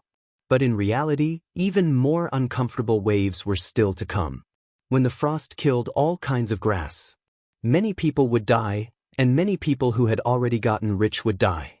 The emperor suddenly turned his head, tears streaming down his face. "Teacher, I don't want to die yet. I still want to see this world, from the south to the north, a few more glances. It's good to take a few more glances." Qi Yanglong had nothing to say. He stood on tiptoe and was finally able to pat the shoulder of the tall man who was not wearing the dragon robe today. This scene was comical and sorrowful. Chapter 12:23. The tens of thousands of Ji province's old soldiers led by Yang Shenxing were lured into a great trap, setting a bad example for the Li Yang dynasty that was previously invincible on their way south. Before Chao Zhangqing even made an appearance, they already lost close to 100,000 elites at Guangling Path's borders. This made those spring and autumn period people who had finally managed to integrate into Zhao family's imperial court with great difficulty feel complicated emotions. They were worried about Li Yang's true strength, wondering if they really had the national strength to contend against Northern Mang, and then defeat them in one go. Deep in their hearts, they more or less had an indescribable feeling. Back then, Liang had relied on a large group of generals, including Su Shao, to conquer the world. 20 years later, didn't they still have to suffer defeat in West Chu? As the old saying goes, the river flows east for 30 years and west for 30 years. The Central Plains had been stable for 20 years. It was about time. Could it be that the sky was really going to change? After Yan Jinchuan's army was completely wiped out, the nominal commander-in-chief of the southern expedition, Lu Shengxiang, was still suffering. Although he had not been reprimanded by the emperor, he still had very little military power. It was difficult for him to leave his tent. He was not even as good as another veteran general who had meritorious service in the spring and autumn period. Among them, the dragon general Su Gong, who had been the pillar of the Gumusu family, was regrettably defeated and continued to be frozen by the court and the Ministry of War. Probably to compensate this valiant general, there was a rumor in Tai and city that Su Gong was expected to be appointed as assistant minister of the Ministry of War to patrol the two Liao provinces. Following the second large mobilization of troops from Liang's capital, West Chu was not willing to fall behind. Riding on the east wind of two consecutive great victories, a young man named Ko Jianghuai, who had risen to fame in the western frontier, followed closely behind and fought a series of dazzling and beautiful battles. In the eastern front, in a confrontation with the Prince of Guangling, Zhao Yi, who had a unique understanding of military strategy, he actually had a firm grasp of victory. Within 20 days, he had conquered Huangyan Pass, Daijais, and 6 other places, including Huangyan Pass and Daijais. In particular, this man's 3,000 personal guards, called the Flying Ape Army, were able to cross rivers and streams with their armor, as swift as apes. They shone brightly in the Battle of Shiping Mountain on the eastern front. Moreover, Ko Jiawai's military strategy was treacherous. Not only was he good at long-distance raids, every time he captured a city, he did not defend it. He had intercepted and killed Zhao Yi's reinforcements 4 times. Except for one time where he failed, all 3 times he wiped out the reinforcements. Until now, he had already beheaded more than 10,000 people, and his military service was illustrious. As a result, on the eastern front, a large area of transition zone that originally belonged to Zhao Yi to delay West Chu's eastern advance had been cut into pieces. It had fallen to the point where no one dared to defend it, and no one dared to save it, allowing Ko Jianghuai's troops to come and go like the wind, slowly nibbling away. Unfortunately, Zhao Yi's right-hand man, Lu Shengxiang, had already been promoted to assistant minister of the Ministry of War and could be considered a member of the imperial court. Moreover, he was the main general of the southern expedition, so he definitely could not contribute to the spring snow building. The infantry general, Zhang Erbao, stayed in the southern border. Zhao Yi did not feel that a fledgling Ko Jianghuai was really worthy of Zhang Erbao's crusade. Chao Changqing was more suitable. In the end, Zhao Yi used the 500 Li Express to order his trusted subordinate, General Heng Jiang, Song Li, to immediately return to the spring snow building from the northern gate of Guangling. The famous general of Guangling, who took advantage of the rich merchants and profited without restraint, seemed to be in no hurry. It was said that General Heng Jiang, who had a hobby of collecting beauties, had also taken in 2 beautiful women who had met with misfortune on his way south. That was not all. In order to urge this person to quickly head south to defend against the enemy, the Guangling prince even sent his eldest son, Zhao Yuang, out of the city to receive him grandly. It was obvious how much he relied on this general of fortune. If this was only the internal problem of Liang, then the external threat was like a black cloud pressing down on the city, threatening to destroy it. Beimang's million-strong army had begun to head south. Not only were they eyeing Beiliang covetously, but they were also eyeing the fertile land south of Beiliang, the Central Plains. In the first year of Xiangfu, this eventful period, it seemed like there really couldn't be any more trouble. Great Peace City was bustling with noise and excitement. A white-clothed monk who had previously traveled 10,000 li to the west alone left, and then came Qianglong, whose knowledge was as high as the heavens. During this period of time, there was another nameless small figure who occasionally popped his head out, but he quickly returned to silence.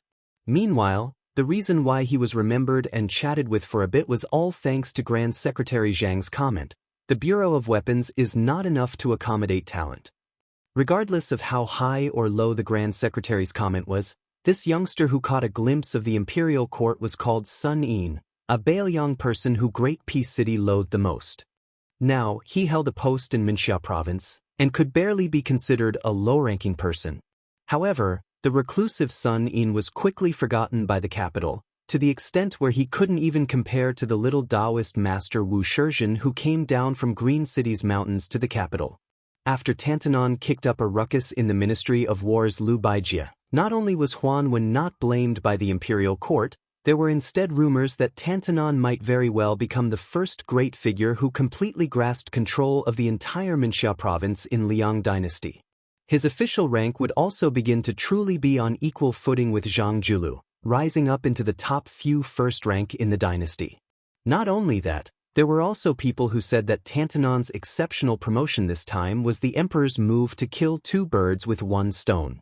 Not only was it to pave the way for Qi Yanglong to become the head of the Hall of Secretaries, but if the rumors were true, then the two departments of the Hall of Secretaries, which were only nominally divided between the two departments of the Hall of Secretaries, would completely break away from the control of the Grand Secretary. At that time, the situation where the blue-eyed girl could cover the sky with one hand in the spring of eternal Hui would obviously be gone forever. As for whether this was true or not, there were probably only a few people in the entire Liang dynasty who dared to pat their chests to confirm it. In fact, one of the two main parties involved, Huan Wen, also didn't know what the situation was like.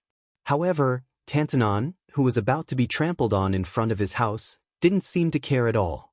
On the other hand, the noble men of the Minxia province couldn't sit still and used various methods to bring wine to the temporary left servant Xi's mansion to ask for the inside story. Tantanon didn't pretend to be profound and only told them that this was a wonderful thing, and that if he got it he would be lucky. Tantanon also bluntly said that if he, Huan Wen, could be promoted, his original position would definitely not flow into the field of others. Even if he had to go to His Majesty and make a scene, he would shamelessly promote him from his own Minxia province. As soon as these words came out, everyone in the Minxia province was delighted. Chapter 1224. While Minxia province's undercurrents were surging, Sun Yin, who held the post of minor 8th rank clerk, still left on time every day. When Grand Secretary Zhang's comments were widely circulated, there were rumors that Sun Yin would advance to minor 6th rank Fu Baolang. After all, this post could still be considered one of the Son of Heaven's close ministers. Even though it couldn't compare to last year's newly established study office clerk, who was always by the monarch's side, it was still enough to make the younger generation of influential families rather envious. However, this matter was quickly left unsettled. Minxia province's officials didn't like this reclusive outsider to begin with, happy to see him fail. Sun Yin's position as clerk was something Tantanon temporarily added with a wave of his hand. The old 6 clerks all tacitly joined hands to exclude Sun Yin. In reality, Sun Yin spent every day in Minxia province's yamen doing nothing, to the extent where he didn't even flip through books or practice writing. He just sat in the darkest corner of the clerk's room. Other than staring blankly, there was nothing else to do. At first, even the clerk's head felt restraining fear towards this young scholar, but in the end he was someone Tantanon personally appointed, so for better or for worse, he still had to leave him a bit of face. How he secretly tripped him up was one thing, but on the surface, he could still act amiably. However, as time went on, he discovered that after left servant Xi threw this fella into Minxia province, he didn't pay him any attention at all, not once summoning Sun Yin alone. The only time he stepped foot in was when he discussed past and present with an old and experienced clerk. From start to finish, he didn't even give Sun Yin a single look. As a result, even the last bit of good expression in this yamen was gone. Sun Yin imperceptibly became Minxia province's most leisurely mediocre person, nothing to do, nothing to say, to the extent where he was pitiful to the point where he couldn't make a mistake.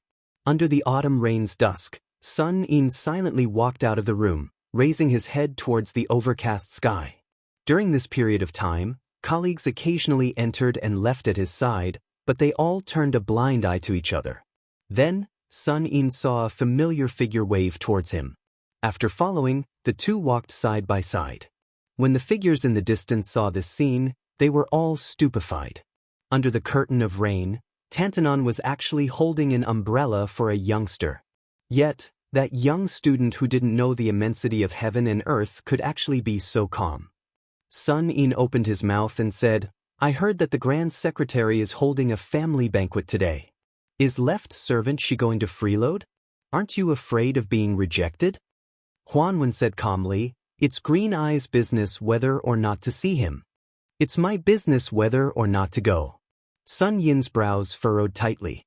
He hesitated for a moment and then said, Back then, the study in the palace was set up to deal with the Zhang and Gu huts. If there is another head of the secretariat, we will have a falling out. Huanwen smiled and said, "You actually want to say, when the map is unrolled, the dagger will be revealed, right?"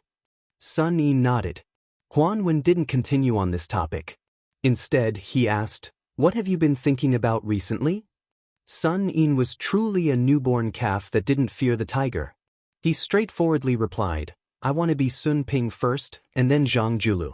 Xiangfan City has Lu Su as the king of Jing, and Zhao Sun wrote on behalf of Zhao Sun, and his name shook the capital. In my opinion, it's still a prescription for treating headaches and foot pains. Huanwen smiled and said, "Oh?" Sun Yi said calmly, "I have an essay that I've thought of halfway. For the time being, I already have the 8 characters of ascending the throne, ruling the government, managing the household, and patrolling the borders." Huanwen was experienced and ruthless. He had experienced ups and downs in the officialdom for most of his life.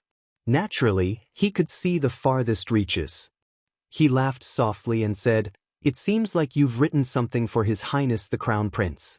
You want to teach His Highness how to take over the throne, how to sit on the dragon throne and face 2 groups of old officials, how to act as a filial son and a strict father, and how to stabilize the territory." Sun Yi, "Oh Sun Yi, it's not that I want to take advantage of my seniority, but you're just a poor child who has never been a local official or even touched 100 taels of gold. Aren't you biting off more than you can chew to teach others how to govern the world?" That scholar Sun Ping is Qi Yanglong's favorite student, and he's fully learned the art of unhindered travel. And Bai Yin has also been under my teacher's tutelage for many years. Sun Yi asked in return, "Wild carps in rivers and rivers can't jump over the dragon gate?" Huanwen laughed loudly. "It's not impossible to wear white in the morning and look green in the evening." After Huanwen, who was still holding the umbrella, laughed, he sighed emotionally. The good times for scholars have come. Perhaps an article with tens of thousands of words can buy an imperial tutor. At this point, Huanwen turned to look at the young man from Baiyang and asked curiously, "If you're lucky enough to get rid of Sun Ping and Bai Yin, who's next?" Sun Yi pointed at himself. Huanwen curled his lips and forced out 2 words with difficulty. "You deserve to be killed." Huanwen put away the umbrella. The 2 of them sat in a carriage that had already been prepared and slowly drove toward the street filled with nobles. Tantanon lifted the curtain and looked at the familiar buildings. He muttered to himself, "Logically speaking, when the tree falls, the monkeys scatter. But when the time comes, it'll definitely surprise everyone. Let's see if the everlasting Hui spring bamboo that Yin Maochun and Wang Xiongui personally promoted by the 2 of us will immediately change." As they approached the Grand Secretary's residence, Huanwen said softly, "The scholarly sage once said that those who look at the sea find it difficult to see the water, and those who swim in the door of the sage find it difficult to speak. But in the future, there will be more and more people like you outside the door of the sage in the imperial court. I'm afraid that once you have the power of the imperial court in your hands, you'll be responsible for all the people of the world." Sun Yi was silent.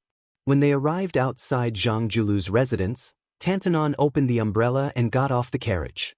As Sun Yi expected, the embarrassed Zhang clan gatekeeper told Tantanon that today was the Zhang clan's private banquet and that outsiders were not allowed to enter.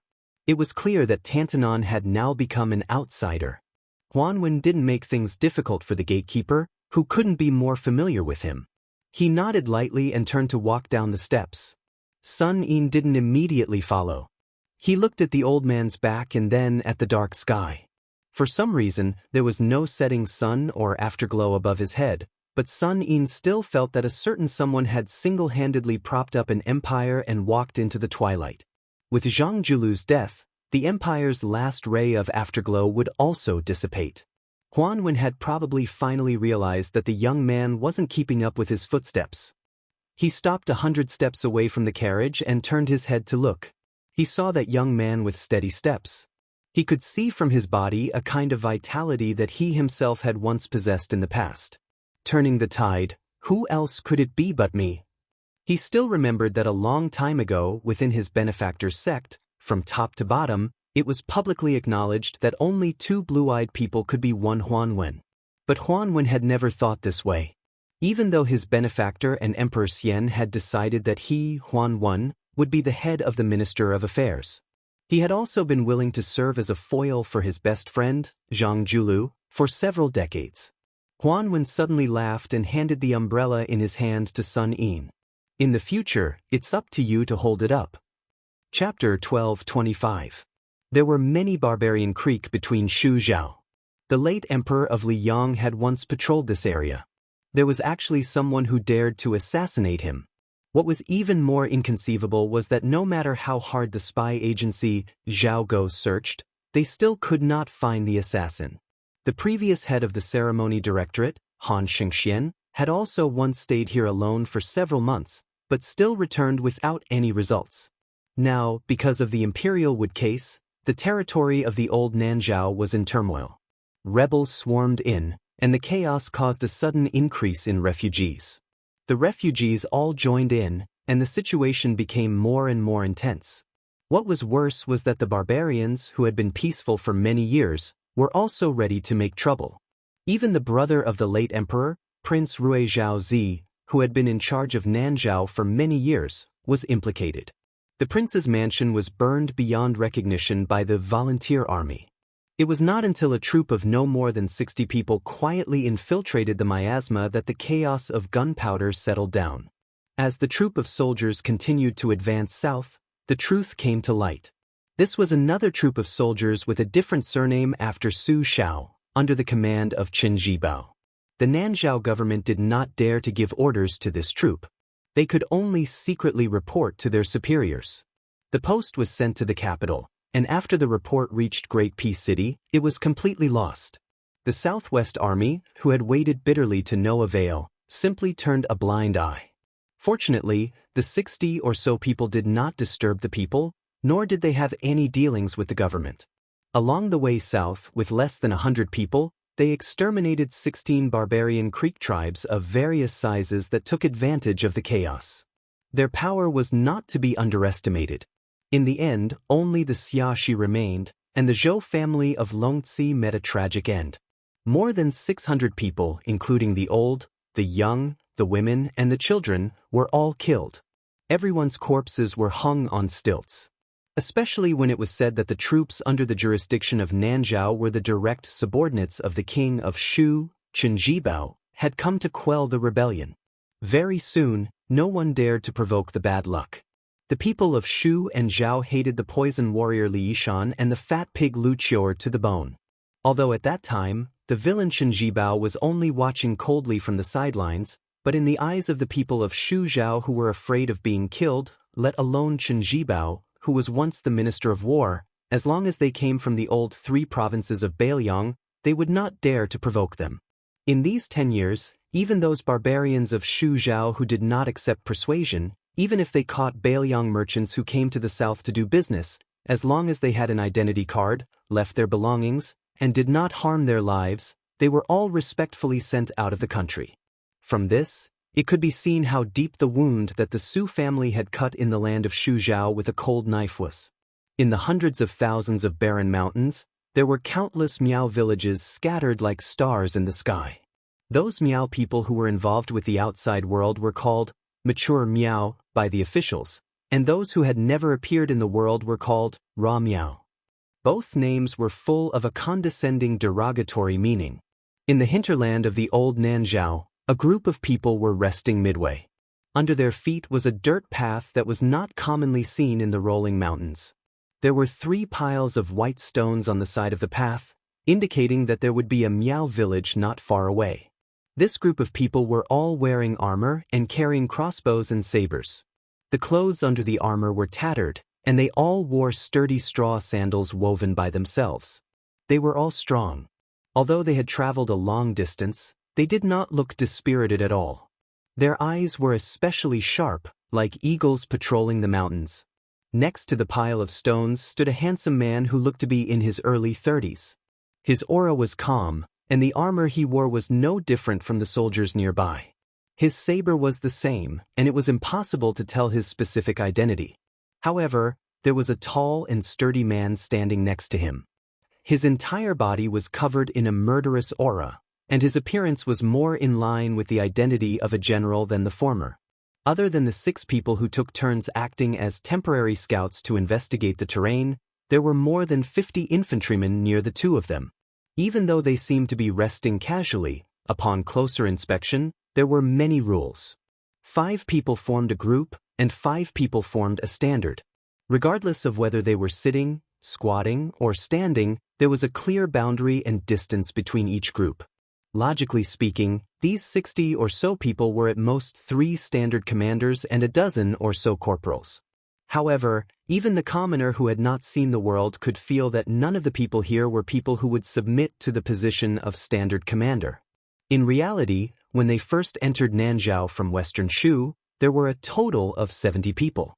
The lowest official position was a commandant with real power in Shu.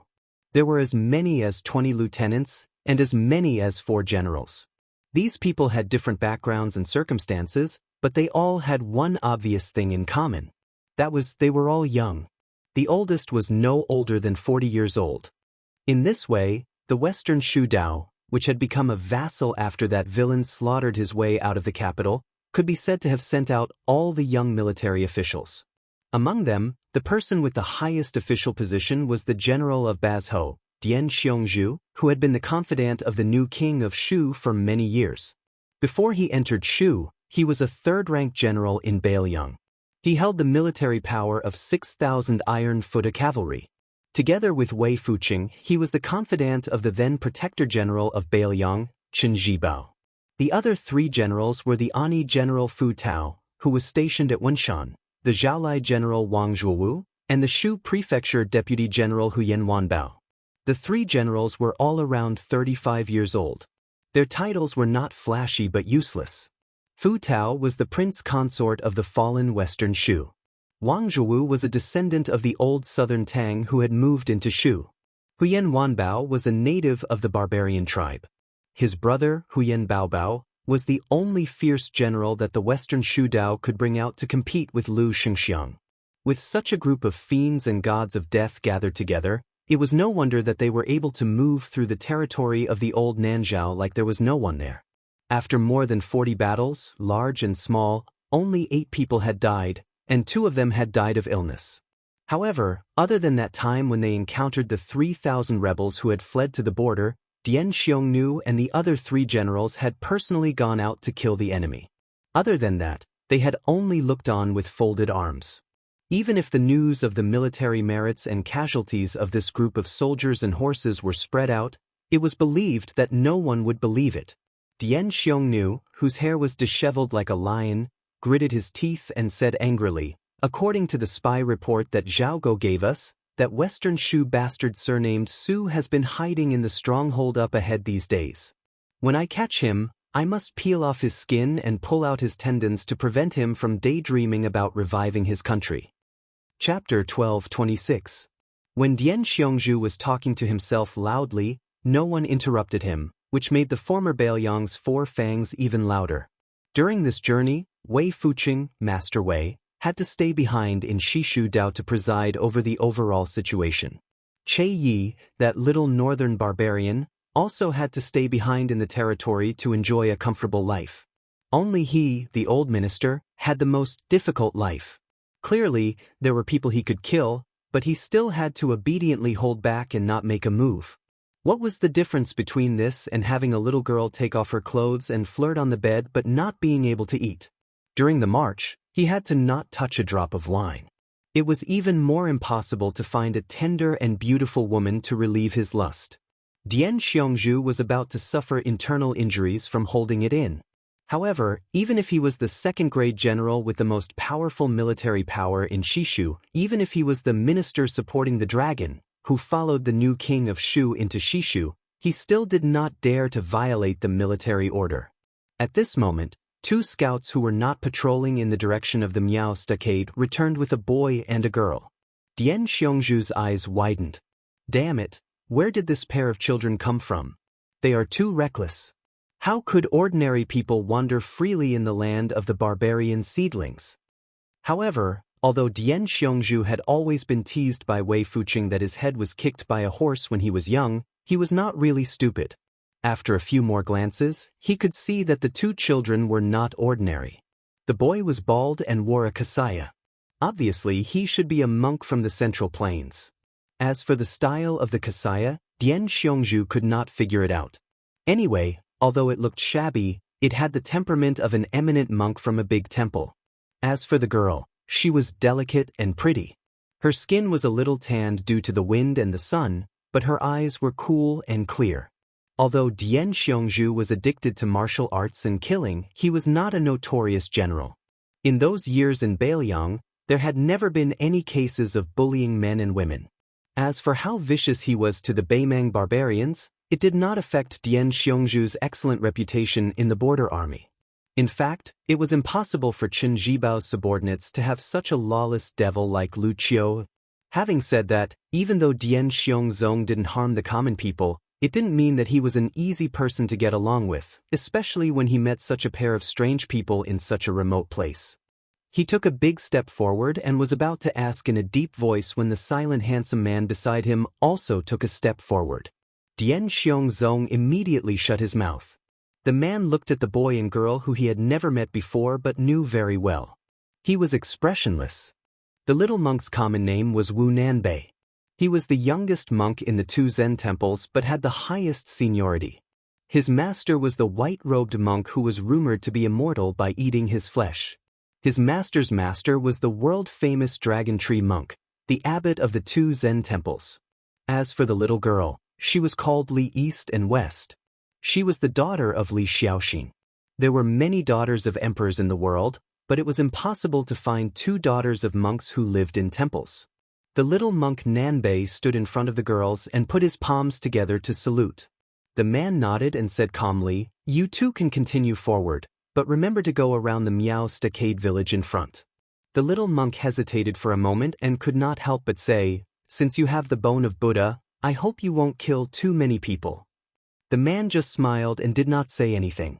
When he raised his arm, the foot soldiers and small squad leaders, who were ready to draw their swords to kill at any time, let go of the hilts and took the initiative to make a path. Wu Nanbei and Li East and West passed through the formation. The latter turned to look at the man out of curiosity. The little monk quickly pulled her sleeve and quickened his pace. After walking for half a mile, Li East and West blinked and asked, "Who is that guy? Is he the leader of the Nanzhao army? Although his armor is ordinary, he looks quite formidable. His subordinates are much stronger than the previous batches of Nanzhao Dao soldiers we encountered before." The little monk shook his head and said, "I don't know, but that man is really powerful." She suddenly smiled brightly and her eyes narrowed into crescents. "How powerful? Is he more powerful than my father? Is he more powerful than Su Fengnian?" The little monk thought for a moment and still shook his head. "I don't know." The little girl rolled her eyes and said, "Stupid Nanbei, if you were in Jianghu, you would definitely be laughed at and called ignorant monk." The little monk laughed mischievously. "Stupid Nanbei, we have an agreement. I will only accompany you to Bailiang to see Su Fengnian. We will leave after seeing him. Actually, it doesn't matter if you take a few more glances.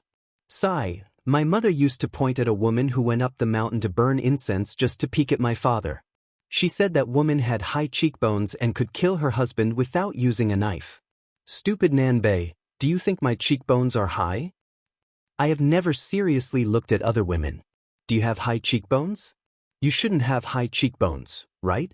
Tisk tsk, that's right. Last time on the streets of Wupiang County, your eyes were about to fall into that woman's chest. How could you care about her face? Amitba. Thing, you've said this more than 80 times. Actually, I just happened to glance at that benefactress, but I really forgot about her after just one glance. It's absolutely true. A monk doesn't lie. The most annoying thing is that you baldies keep repeating Amitba, all day long. Stupid Nanbei, let me ask you, before I heard the disciple of the abbot's disciple from our neighbor, the little baldi's disciple of the big baldi's disciple of the old baldi's master, he said that reciting Ksitigarbha Bodhisattva in an instant is better than reciting Ksitigarbha Bodhisattva in 100 tribulations, and reciting Ksitigarbha Bodhisattva in one great tribulation is not as good as reciting Amitba. Hey, I have not become a Buddha yet. I don't know. Then tell me, if someone asks you about this Dharma, what do you think? If that's the case, I will only say what is in my heart. I will say that Amitabha is already full of fruit and transcends all positions. However, Bodhisattva does not belong to the land of Buddha and is not full of fruit. However, this does not mean that there will be a great difference in merit if you recite the two separately. Master said that Buddhism is not the same as officialdom. It does not pay attention to the size of one's backing. It is about being free. Tathagata Buddha, Tathagata Buddha, Tathagata Buddha, Tathagata Buddha. Doesn't that mean you did not say anything? Ah! The two Zen temples had two Zen. The little monks of the north and south only had one Zen.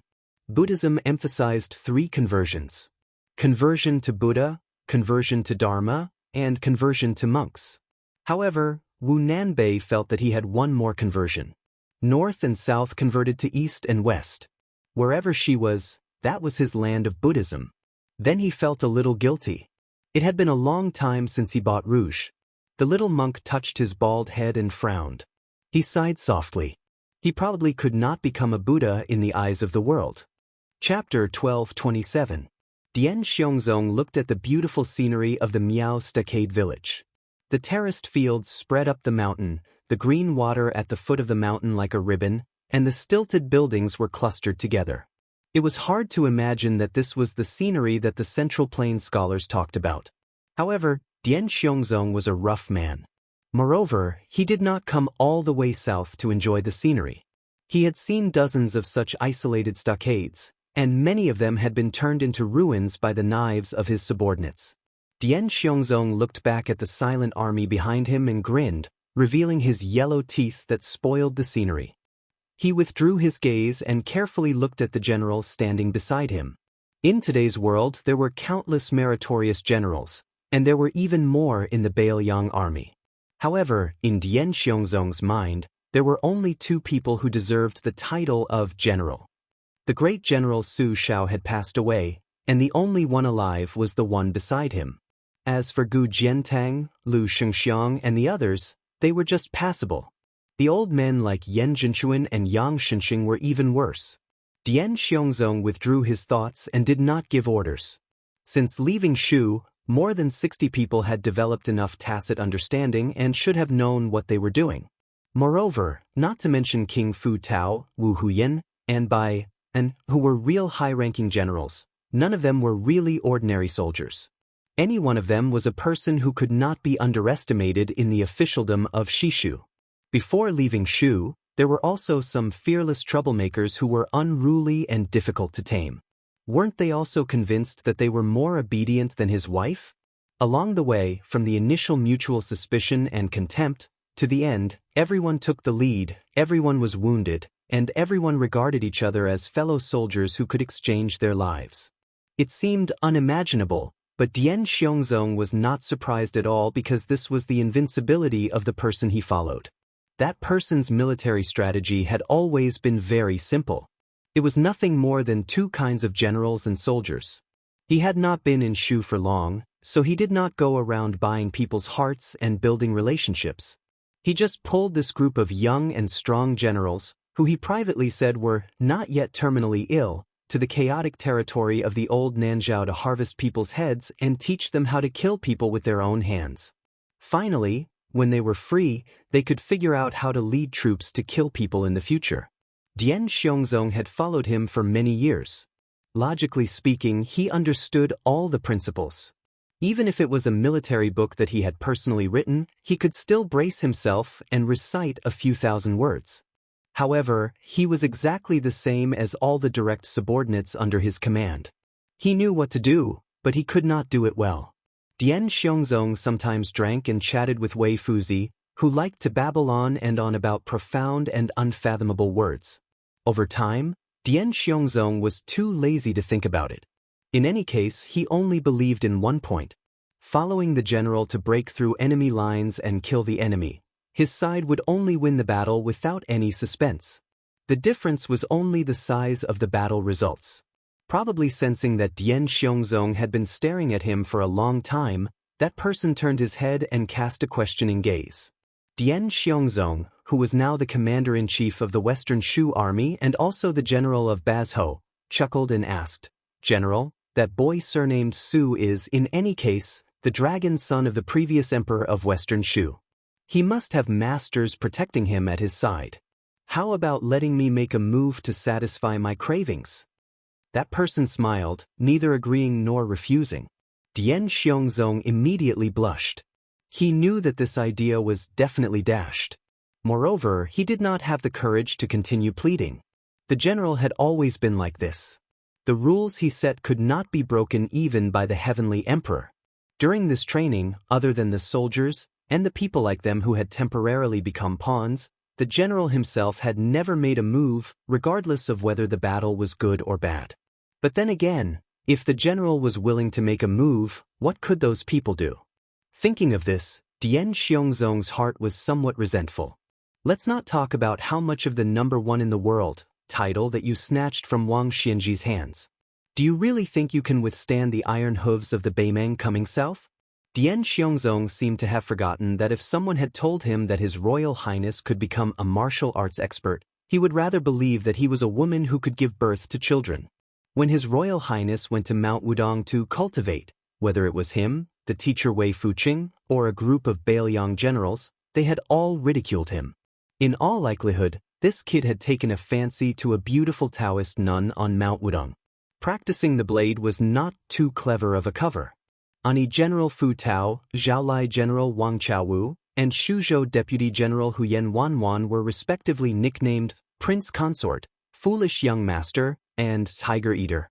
The three of them had completely different natures, but without exception, they were wholeheartedly convinced by that taciturn man. Wang Chaowu came from a noble family. In his free time, he could speak freely with that person, talking about books, gold, stone, and exegesis. It was not strange that the martial arts fanatic Huyen Wanwan could talk about martial arts with that person. However, Fu Tao was famous for his unsociable temperament, yet he could chat happily with that person. In any case, Dian Xiongnu was not surprised. The general seemed to have never lost a battle in his life. On the battlefield, the Liang court and common people all knew of his military exploits. In the field of love, wasn't it the same? He had just arrived at the Western Shu Road, and he had already been praised by the Rouge for his beauty, xie, and love at first sight. As for the officialdom, even His Majesty the Emperor held the general in high esteem. As soon as he entered the capital, he made the general the Minister of War. Currently, he was the Shuang Lu of the Ministry of War. Lu Baijie and Lu Xingxiang were only assistant ministers. How could they compare to their own general? In the Miao stockade village near the mountains and rivers, when they saw the brazen intrusion of this army, almost all of the Miao people knew that they were in a dead end.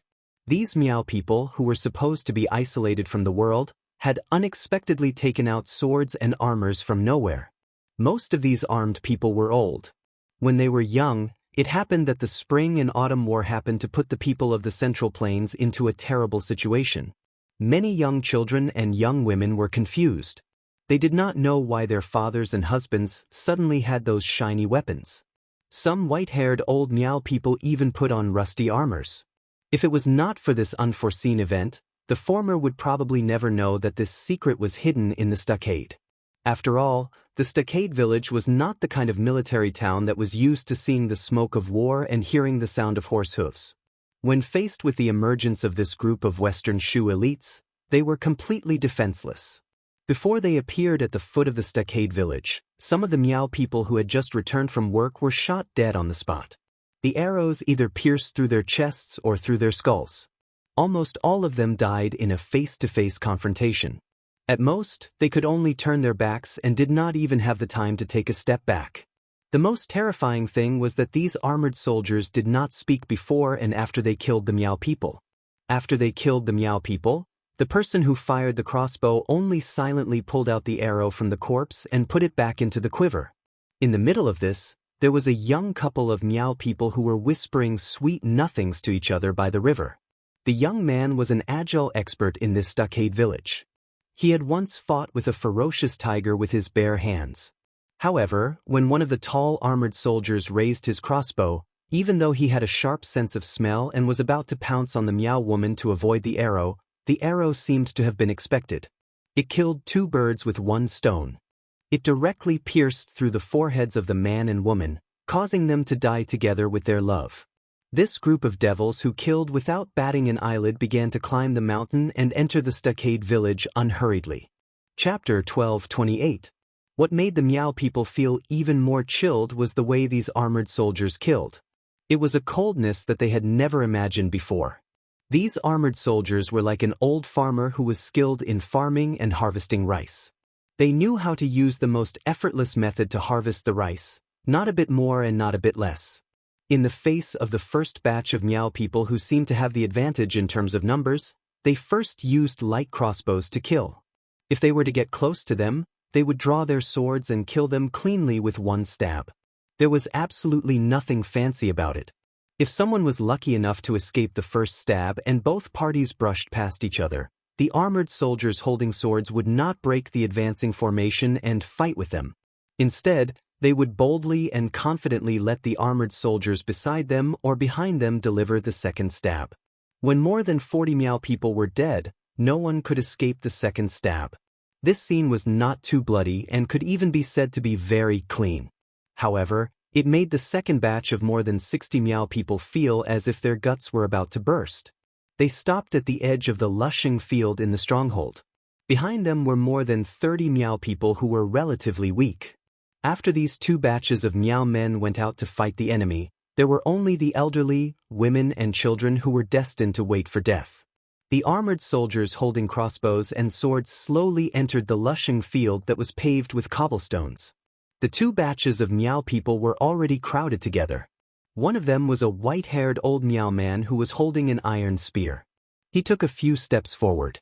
The old man might have traveled the Central Plains when he was young and knew a little of the official language.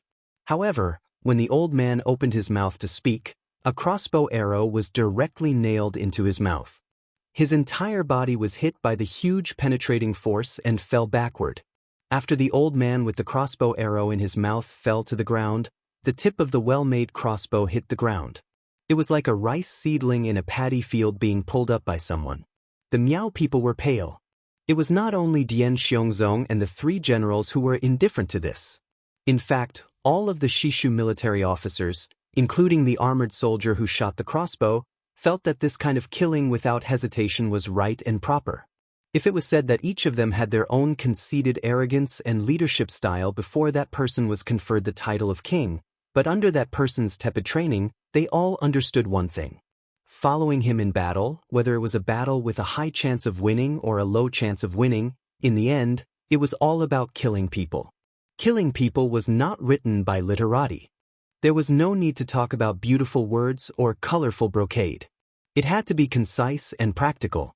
Conciseness was under the premise of ensuring practicality and effectiveness. In order to save the physical strength of each soldier, the entire military force would be raised to the extreme bit by bit. In this way, the situation would be as stable as a rock. In a battle where they might lose, they could slowly recover from the disadvantage. In a battle where they were sure to win, they would be in an invincible position from the beginning. In this trip to the south, that person could not be said to have spoken, let alone have any actions of teaching. There were only a few words at the beginning of the Shu War, but it was more and more memorable.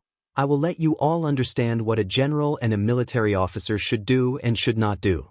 In the future, you all will let your subordinates know what to do and what not to do in a battle.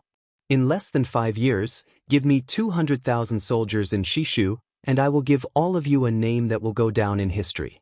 Now, the proud and arrogant prince consort Fu Tao believed, the scholarly general Wang Chaowu believed, the valiant general Huyen Shuai believed, and all of the military officers who accompanied him believed.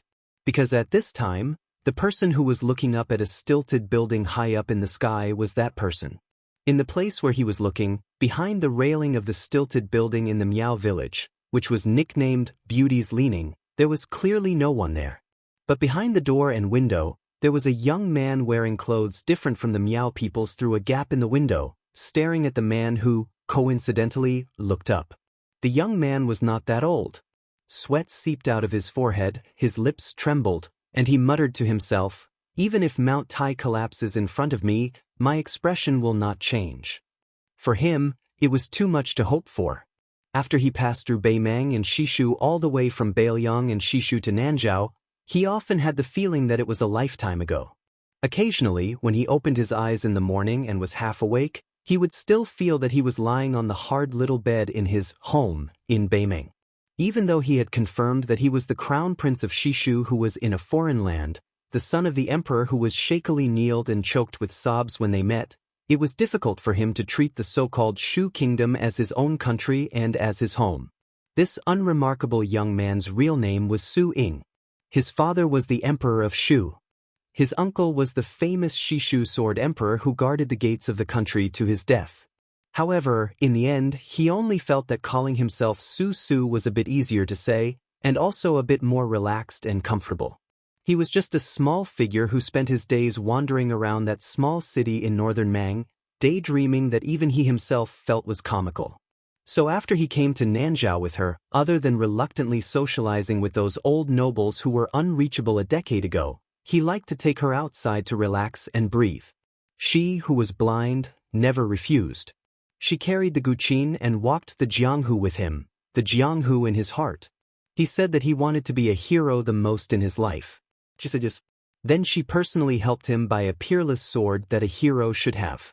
She helped him dress up like a son of an aristocratic family. She taught him how to speak when he was doing justice and how to pretend to be an expert. She would be the demoness who killed people like scything flax, and he would be the hero who defeated the demon. The two of them carefully acted out 4 or 5 plays in Nanzhou. She killed a total of more than 200 people who should have died, and he made a grand appearance under the gazes of many. He either appeared floating on stage while reciting an ancient poem or stood under a tall building and under the moon. The final result, without exception, was the blind demoness who carried the guqin and made the yamen and the legendary demons of Jianghu feel their scalps tingle. Under the fierce attacks of the hero that made bystanders feel all kinds of indescribable mysteries, she fled pathetically and lingered at death's door. Afterwards, he would always meet her secretly and hide with her. He would tell her, who could not see anything in the world, which famous Jianghu master among the bystanders had been struck dumb, and which young heroines had been struck dumb by the sight of it. She always had a tranquil smile and did not speak.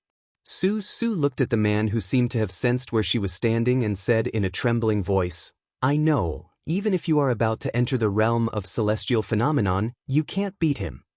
The blind guqin player who had almost taken Su Fengnian's life in the rainy alley grunted, his expression calm. Su Su turned her head and looked at him. She smiled bitterly and said, "They are definitely coming for me. My life is worth it anyway, it's not a loss. No matter how they find me, there is no meaning in talking about this. You can go." Xue Songguan still grunted. Then she moved away, pushed open the door and walked out. At this moment, Su Su felt a little sad. Husband and wife were birds in the same forest, but when disaster came, they flew separately. But she was still not his wife. If she was, how good would that be? Then even if she left alone, he would be willing. Suddenly, Su Su woke up and madly rushed out of the room. Then he saw her float away and land in the lushing field, standing in front of the armored soldiers. Su Su suddenly cried and laughed. This young man who had been as timid as a mouse in a foreign country for more than 20 years, this young hero who had stupidly sprained his ankle in their play not long ago, was full of heroism for the first time. He leaned against the railing and yelled at the top of his lungs, "Wife, wait for me." But Xue Songguan did not allow his heroism to reach the clouds for too long. She pulled off the cotton cloth wrapped around the guqin and lightly plucked a string. Su Su, who was leaning behind the beauty, immediately fainted. Then she, who was blind, turned her head and looked back. She only felt some regret. Everyone said that the Chu Sanren had died. She could not see, he could not hear. Chapter 12:29. Huan Xuan, who loved to cook the brains of tigers, frowned. The Yuzhou deputy general, whose stature was the shortest among the many Shu armored soldiers, did not look at the blind zither player who had walked right into the trap. Instead, he pointed at the railing of the stilted building. Then, Dian Xiongzhao saw a thin, short and childlike shadow suddenly dash out, carrying away the Western Shu crown prince who had fainted. It ran along the railing of the railing, and just as it was about to leap out of the stilted building, Huyen Xuan's Shu knife nailed into a pillar. The handle of the knife instantly sank into the pillar. The black shadow carrying Su Su twisted its body into a deformed position as it charged forward, barely dodging Huyen Xuan's throwing knife. Carrying Su Su, it directly broke through the railing and charged into the sky outside the building. In an instant, a torrent of crossbow bolts unfolded on the lushing field. The blind zither player, Xue Songguan, tilted her head slightly. She plucked a string, as if adjusting the tone. The dozens of powerful crossbow bolts shattered in the air. Then, the female zither player bent her pinky finger, hooking the first string with a powerful and respected sound. The string drew a beautiful arc, but it never fell. At the same time, her left thumb fiercely drew the remaining 6 strings. The prince consort, Fu Tao, and the southern Tang's old young master, Wang Daowu, stepped out at the same time, each chopping out a knife. Countless fine cracks appeared on the knife's edge. Xue Songguan still had her head lowered. Her bent finger suddenly straightened, and the taut string arc immediately bounced back. The female zither player's right hand retracted and shook her sleeve. She slapped down on all the surface of the string. The entire cobblestoned lushing field, with her as the center, began to rapidly crack outwards. Of the Shu armored soldiers, Huyen Xuan was the vanguard, the only one who did not retreat but instead advanced. This short and small general, who no longer had a knife in his hand, lowered his head and bent his waist, directly pulling out Dian Xiongzhao's knife.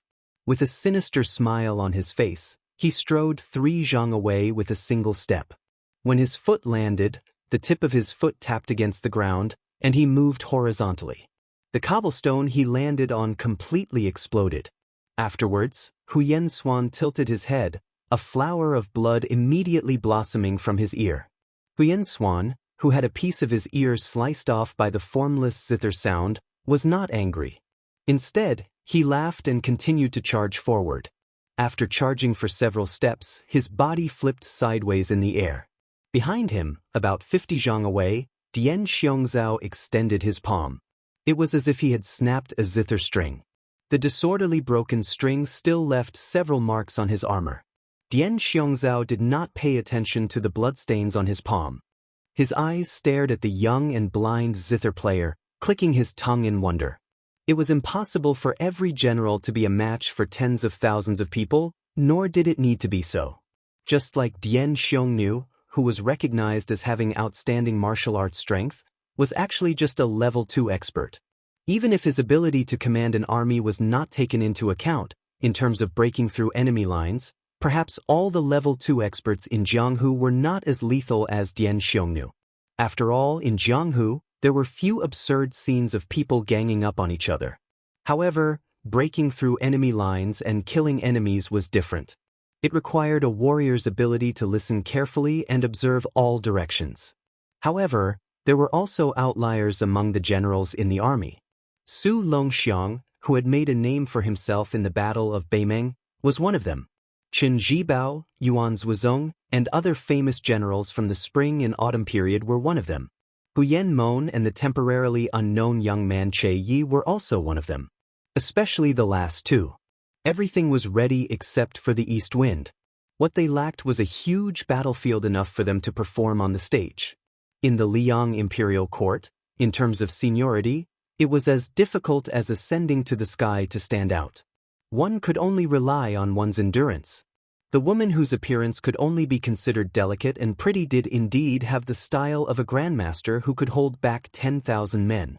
Even when facing these arrogant and valiant generals who had the advantage in numbers, from beginning to end, she had a calm and indifferent expression.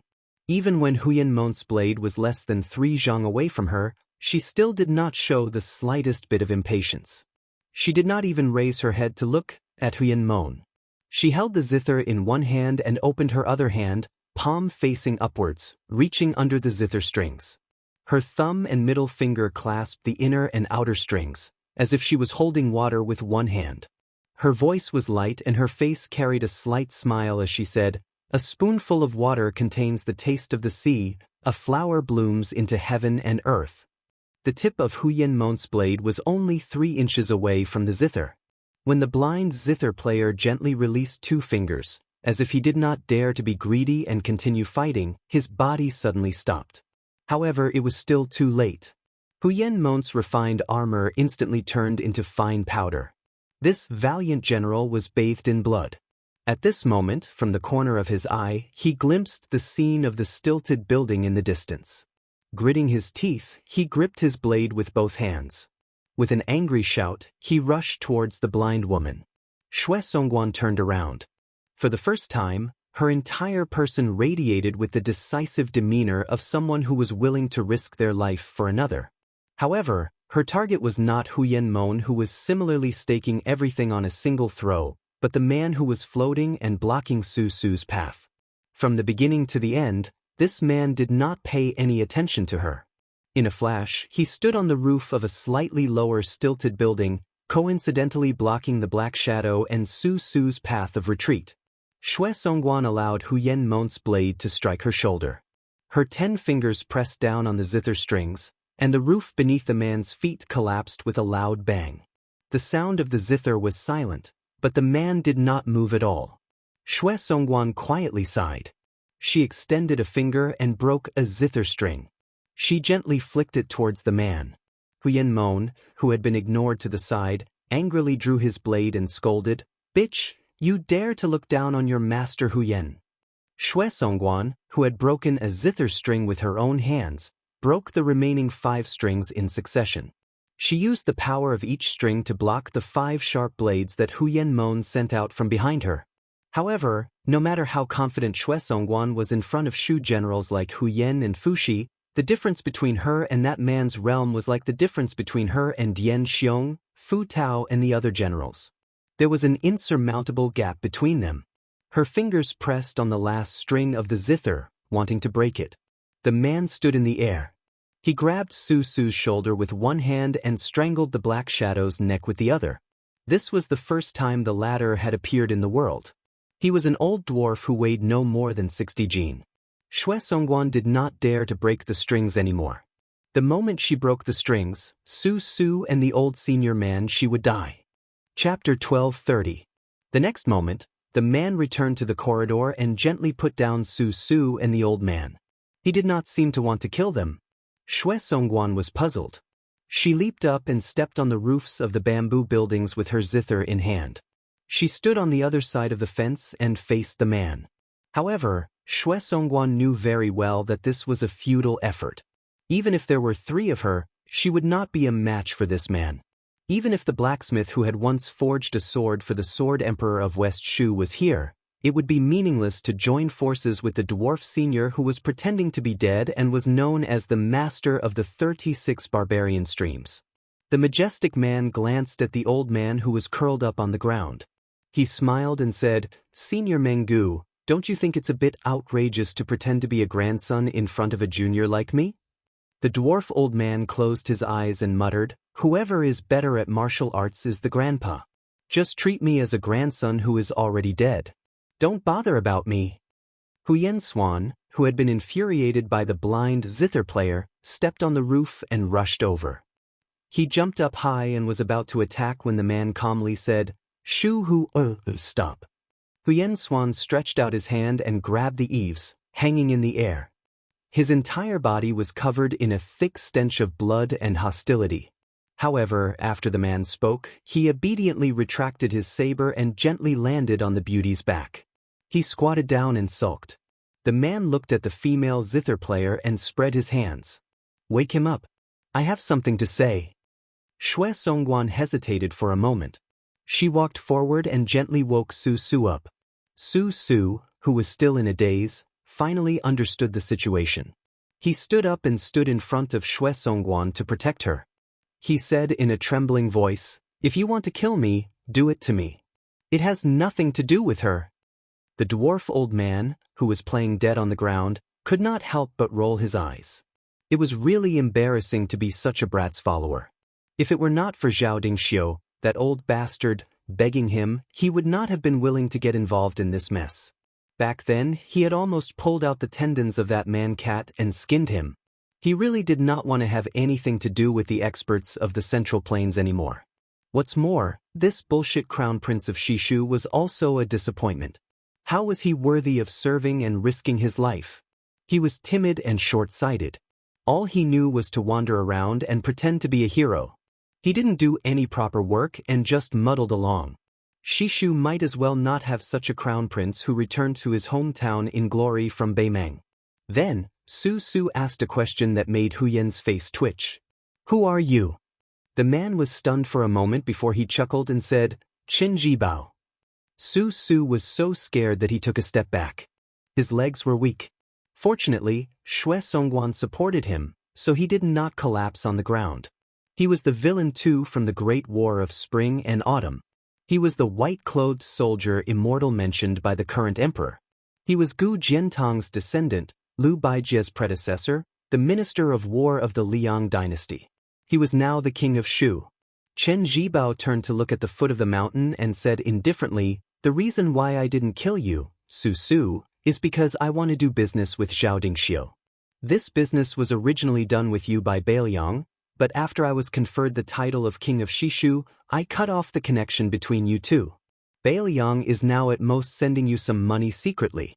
Don't even think about passing through the Shu border. Since Bailiang broke the promise first, you can't be blamed for breaking the promise later. Moreover, your life is in my hands. This old man Zhao would not hesitate to do this business if he was here." Su Su gathered his courage and asked, "You mean to say that you want us to abandon Su Fengnian and start a rebellion in Nanzhao according to your wishes?"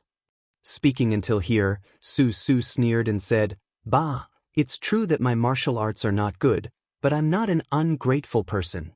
The dwarf old man whose life was hanging by a thread was so angry that he jumped up and gave this idiot a slap.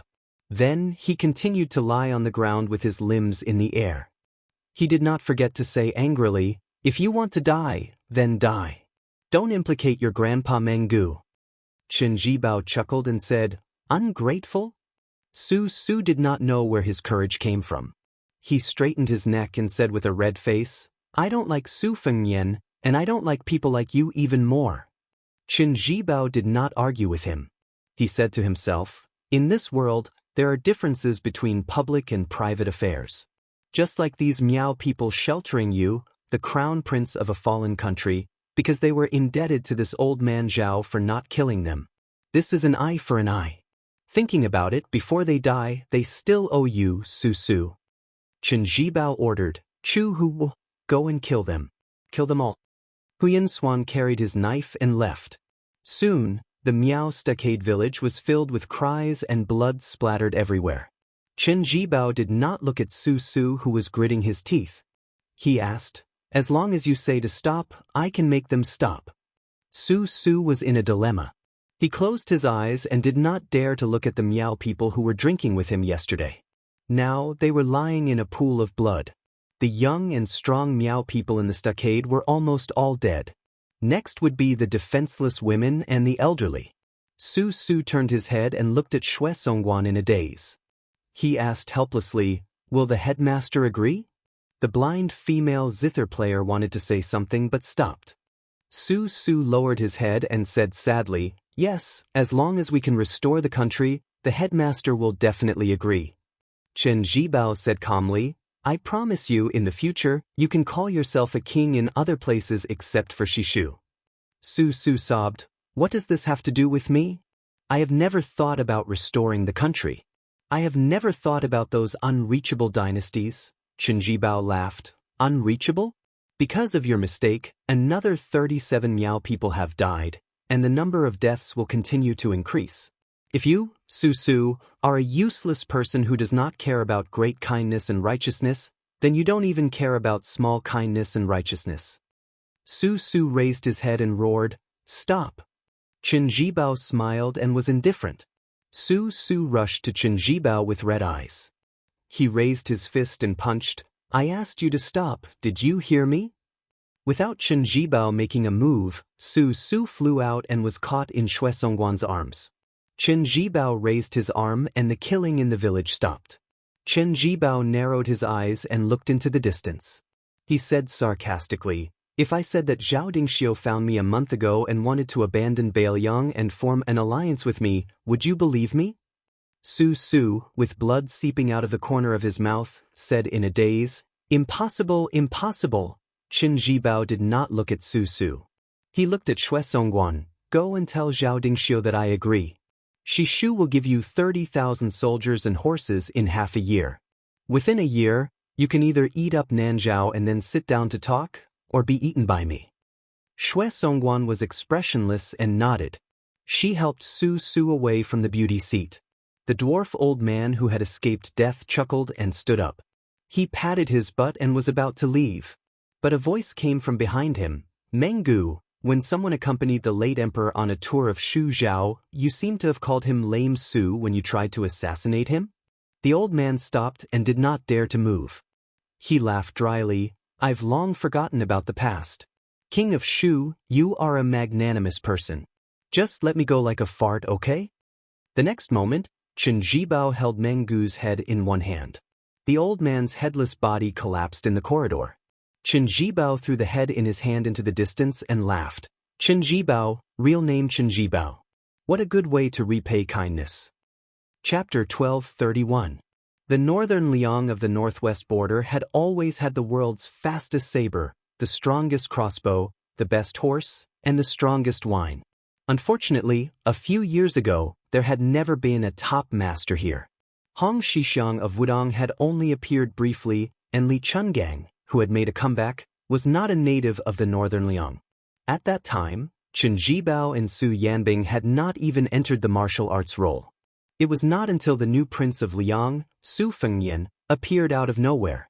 He first entered the martial arts role, and then killed Wang Xinji in the territory of the northern Liang that the people of Liang Jianghu believed that the rise of the Fish Dragon Gang was just an impromptu stroke by Su Fengyan. As Su Fengyan showed his outstanding strength in Liang, the Bailiang Frontier Army and the Liang Temple changed the most. It was not the Bailiang Frontier Army or the Liang Temple, but the people in Liangzhou who had personally experienced His Royal Highness's debauchery. For example, the brothels where he had drunk wine, the shops where he had rewarded money, and even the fortune-tellers who dared to call themselves eminent monks when they shaved their heads and called themselves Taoist masters when they put on Taoist robes. They all swore that they had seen the new prince of Liang's talent, especially the brothels where they had received Su Fengyan and Li Hanlin. They couldn't wait to worship the chairs in the rooms where His Royal Highness had slept in. The women who had been lucky enough to accompany these young masters to drink were even more valuable. The only fly in the ointment was that after Su Fengyan became the king of Bailiang, he had not visited any of the brothels in the city. As for the large group of playboys in Liangzhou City who had been beaten by the king of Bailiang, they were all arrogant when they went out. They all thought that they had fought with the most powerful person in the world. Who dared to say that they were from Jianghu in front of them? Could they fight with any of the 10 people in the martial arts list in their lifetime? Although the world had heard that the king of Bailiang had killed old monster Wang, who had dominated Jianghu for 60 years, those were all rumors. No one knew how invincible this new martial emperor was. Therefore, when they heard that the two figures would appear in the elixir seed field in the northeast corner of Liangzhou City, they all rushed to the field. The origin of the elixir seed field had always been the evidence of His Royal Highness' absurd behavior. He spent a lot of money to build it for Jianghu people to compete in martial arts. In Liangzhou City, where every inch of land was expensive, the elixir seed field was 500 feet long and wide. If one looked down at the city from Mount Qingliang, they could clearly see this large piece of empty space. It was said that at that time His Royal Highness, who was whimsical, had drunk tea in the provincial governor's mansion for half a day in order to promote the construction of the elixir seed field. Only then did the provincial governor have to take the risk of being beheaded and use 400,000 taels of military pay to build the elixir seed field. For so many years, the elixir seed field had been a place for Jianghu people to show off their skills. Not to mention Jianghu experts, even level 2 masters didn't want to go there to show off. Over time, the elixir seed field became a playground for the children from the rich and powerful families. It was very suitable for flying kites and riding bamboo horses. However, this time, it seemed that they were serious. When the Wu family's cavalry was about to die, the king of Bailiang was going to compete with an unknown swordsman who was over 100 years old. Suddenly, there was a commotion. On the way to the elixir seed field, countless rumors were spread. Some said that the unknown swordsman with snow-white eyebrows was the family head of the Wu family's sword tomb. Some said that the old swordsman was one of the 4 disciples of Wang Xianji who defeated Linya and the groom. Some said that the king of Bailiang agreed to the battle to win a smile from a beauty. As for why he moved the venue from the king's mansion to the elixir seed field, it was because a certain concubine was good at managing her household. She felt that fighting on Mount Qingliang would damage the tide-listening pavilion. Because the old swordsman with long eyebrows and one arm arrived at the elixir seed field first, the king of Bailiang didn't arrive quickly. Instead, he rode an inconspicuous carriage and left slowly. This gave the well-informed citizens enough time to watch the battle. Sui Xiegu, who was the first to arrive at the elixir seed field, stood at the upper left corner of the training ground. His snow-white eyebrows fluttered in the wind. The old man stretched out 2 fingers and stroked one of his eyebrows. He didn't look nervous at all. The old man turned a blind eye to the crowd outside the field. His expression was calm, but he couldn't help but sigh in his heart. He thought that he could resist the urge to fight, but it seemed that he couldn't be as calm as still water after fighting that brat. This was the last battle of his life, and the title of the strongest fighter in the world, no one else but him. It wasn't that Su Fengnian would be stronger than Dong Tai's sword and Tuoba's fists. It was just that Sui Xiegu had been a nobody in Jianghu for more than 100 years. When he was about to die, he felt that there was no harm in ending the battle with a world-famous battle. Regardless of the outcome, it would be good to let the world know that there was once an old man surnamed Sui who had exchanged an arm with Li Chungang and had suffered countless swords. Coincidentally, when the 2 of them were at daggers drawn, a little girl entered their field of vision and subtly eliminated the thick killing intent that had reached the peak of both sides. Sui Xiegu went with the flow and wanted to fight Su Fengnian to his heart's content in a more conspicuous place. Su Fengnian thought for a while and chose the elixir seed field in the city. Sui Xiegu had no objections. In a carriage, they stared at each other. Su Fengnian's ancient sword, Shu Dao, was placed horizontally on his knees. The future concubine of Bailiang, the head of the literary circle, stared with her eyes wide open. Wang Chudong stared hard at her husband who she had fallen in love with at first sight. Her small face was overflowing with color. She felt a little guilty and carefully asked, "Did I appear at the wrong time?" Su Fengnian's expression was gentle. He stretched out his hand and rubbed her head. He smiled and said, "You are always a timely rain for me." Wang Chudong tilted her head with a puzzled expression. Su Fengnian explained, "There are too many things to worry about in a life-and-death battle with Senior Sui at Tide-Listening Lake. More or less, my hands and feet are tied." Wang Chudong frowned and waved her fists. She said angrily, "Why do these old Jianghu seniors always like to find you to fight and kill? They don't have any respect for their elders." Su Fengnian couldn't help but laugh. "It can't be helped. Even after a few decades, there's still that much of a difference in seniority between us. It's not a year more, not a year less." Su Fengnian reached out his hand to touch the ancient scabbard of the Shudao sword and lamented, "In the Jianghu, in the final analysis, it is nothing more than seeking freedom. In addition to that, there is no second place in martial arts, so it is inevitable that there will be fighting and killing. I am considered to be in a good situation." Wang Xianji was even more helpless in those 60 years. There was a scholar with the surname Xie in the capital city who wanted to trap him in the Eastern Sea Martial Emperor city. Wang Xianji himself did not want to leave and could only wait there to be challenged. In more than 60 years, there were close to 1,400 big and small fights.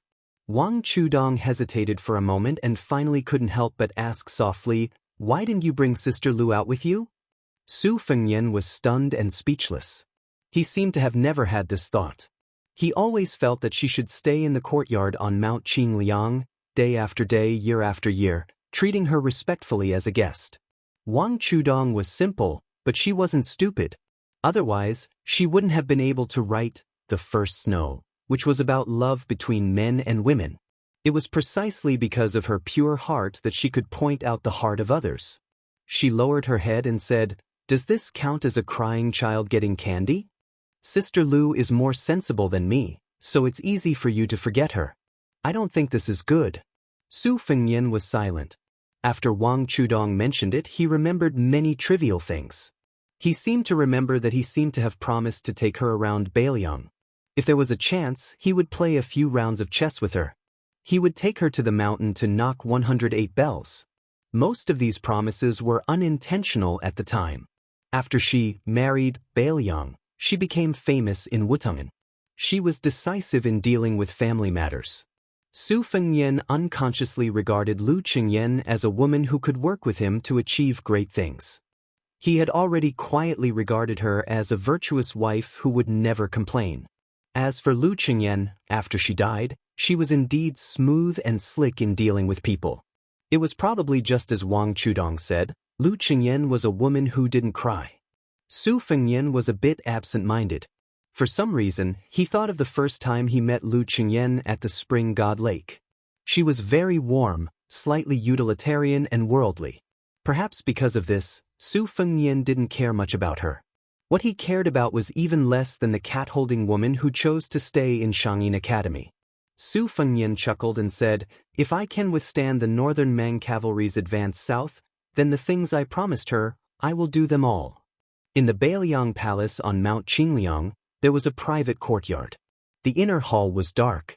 A young woman who was prophesied by a fortune-teller before she married Su Fengnian, a match made in heaven, quietly lit a green lamp. This was the second time she lit the lamp wick. The first time, it was Wang Xinji who died. This time, it was Suaxia Valley who started the fight. The name of the lamp in exchange for a life. My life in exchange for his. Chapter 1232. Autumn had arrived in the north and south of the Great River. Cicadas in autumn were hanging on the trees, making their final screeches. Their noise was truly annoying. Spring was high on the branches, autumn was low on the branches. The word worry rose and fell, and filled one's heart. In the late autumn of the first year of Xiangfu, the smoke of war once again rose in the central plains, causing many old people who had experienced the war of the spring and autumn period to tremble with fear. Especially the Guangling Road, whose territory was second only to the southern border, the flames of war continued without any signs of extinguishing. In the history of Liang officials, Dechu became West Chu, Divine Phoenix City was renamed Dingding City, and now those historians had even thought of a new wording, West Chu was changed to later Chu. Even if the Liyang imperial court, which had become the rightful ruler of the world, did not start the war unsuccessfully, they still did not think that this group of ghosts, who should have gone with the wind along with the spring and autumn period, could really achieve great things.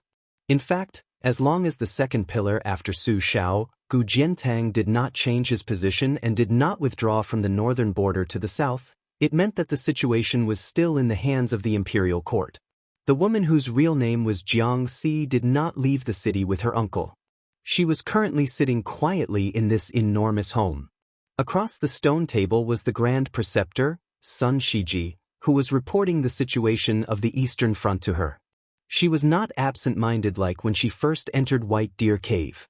Instead, she seriously listened to every word, but she did not make a sound. She did not even think of using her status to criticize the military affairs of the country. Chao Changqing personally came to the Guangling River and oversaw the Navy flagship. Together with the young General Ko Jianghuai, one on the water and one on the land, the spearhead was directed at the spring snow building of the Prince of Guangling, Zhao Yi. Jiang Si was already used to listening to reports of victory. First, it was the fledgling Pei Sui who joined hands with Xieshi. Not only did they defend the important town, they also took advantage of the situation and nailed the 40,000 old soldiers of Jinan, led by Yang Shenxing, who had underestimated the enemy, firmly in Qingyang Basin. This was only the first round of the strategy to lure the enemy. Xieshi very quickly fought a tough battle. Yan Zhenchuan's 30,000 elite cavalry of the Yan family were completely annihilated. At the same time, Ko Jianghuai took advantage of the situation and headed east. his military achievements were only slightly inferior to Xie Shi's. He led Zhao Yi's troops by the nose as if he was taking a stroll on the street. One was moving, one was still. The changes in movement and stillness, the combination of strange and normal, were completely out of Li Yang's expectations. According to what the old Grand Tutor had just said, Ko Jianghuai's method of dividing the troops was like an extension of his arm. He had already beaten Zhao Yi's western defensive line like a sieve.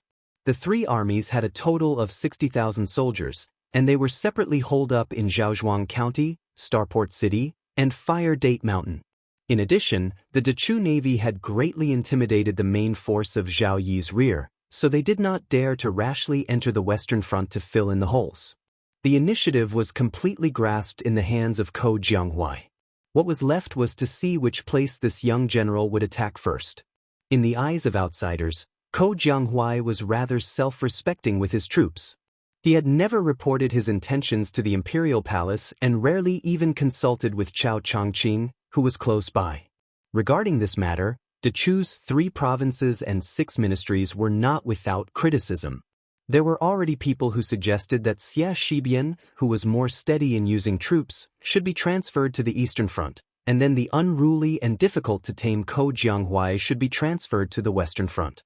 In Dechu's imperial court, the Duke of Huainan Zhao Ying, the King of Jing and Zhao Sun, and the other vassal kings of Liang, added together, regardless of whether it was numbers or battle prowess, they could not compare to Zhao Yi, who dared to contend with Bailiang for the number 1 army in the world. For this reason, the old man of the Ko family, trembling with fear, took the initiative to come to the imperial palace 2 days ago to present a bramble and ask for punishment. Jiang and I had no choice but to placate him with kind words. She clearly remembered that old imperial tutor's son was clearly an old friend of the Ko family, yet he still fiercely beat the nearly 80-year-old old man of the Ko family to the side. At that time, Jiang and I watched the back of the old man kneeling on the ground after he stood up and turned around, soaked in sweat.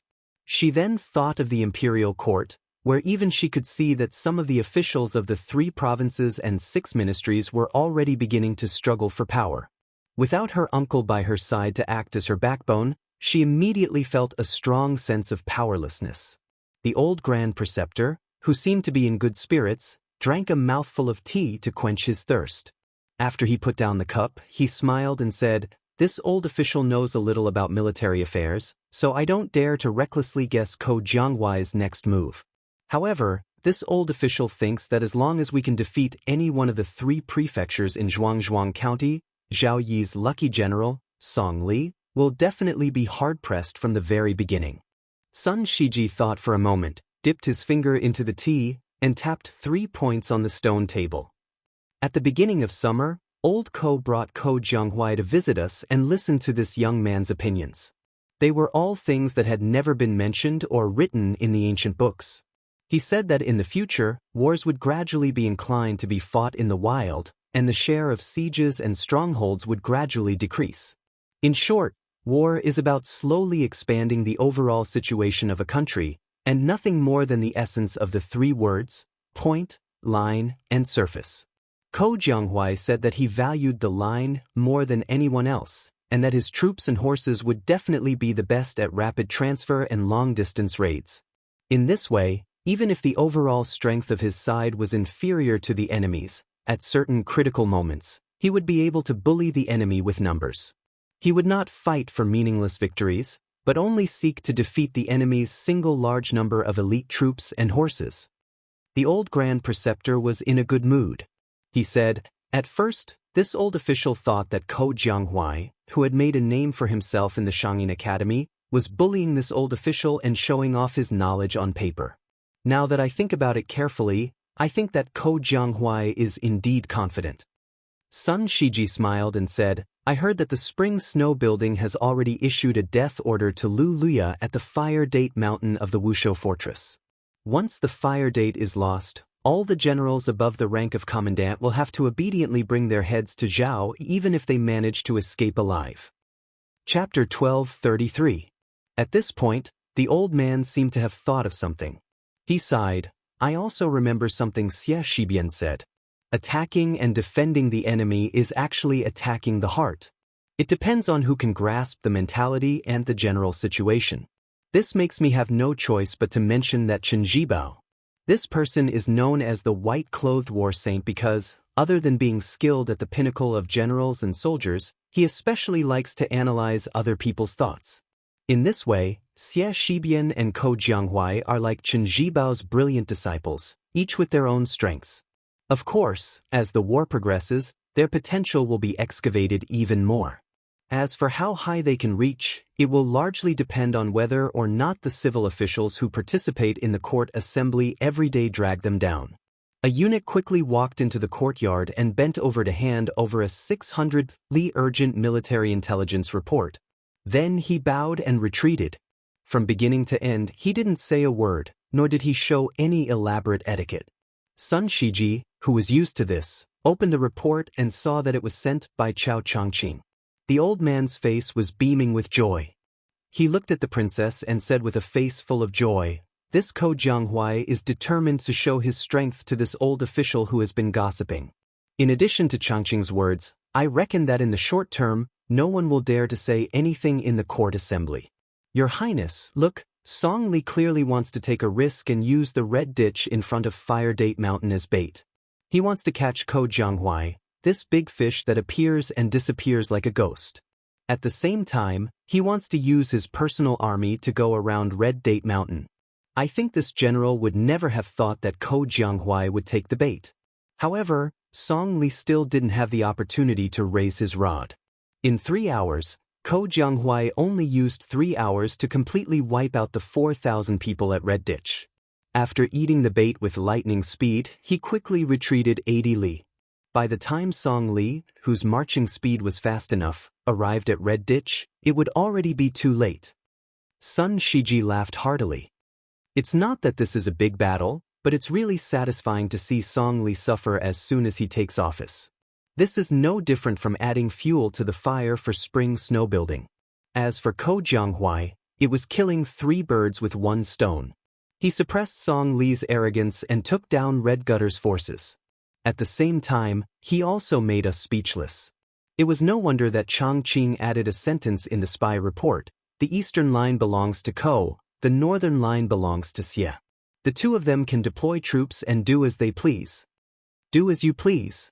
Jiang and I asked softly, isn't the commander of the southern expedition, Lu Shengxiang, a famous general from the spring and autumn period? There was also the dragon general Su Gong, who was also praised by Uncle for being both intelligent and courageous. Why didn't Li Yang use any of them? Moreover, we have Xie Shibian and Ko Jianghuai on our side. Doesn't the enemy camp have such young generals? The old man restrained his smile and patiently said, this is like the Chinese chess that Huang Sanjia invented. On our side, to choose generals and soldiers are clearly spaced apart. They each have their own duties. Those who should break the enemy lines break the enemy lines, and those who should lead the troops lead the troops. However, on the other side of the border, in the Liang imperial court, the Zhao family's wing is known to have all the talents in the world. The Zhao family's son has too many people that he can use, and they are densely packed together. For example, Lu Shengxiang is at the border, but in front of him, there are Yang Xinxing and Yan Jinchuan, and then there are the veteran generals from the spring and autumn period. It's not his turn to be the vanguard. As for that Su Gong, his position in the Liang imperial court is even lower than Lu Shengxiang's. He's not an official from the capital, nor is he a veteran general. If he wants to lead an army, he first needs to carve out a path of blood in his own camp. Jiang and I sighed. Listening to the waves of cicadas, she was unable to disguise her annoyance. The old man smiled. He raised his head to look at the evergreen trees that were still green and gloomy in autumn.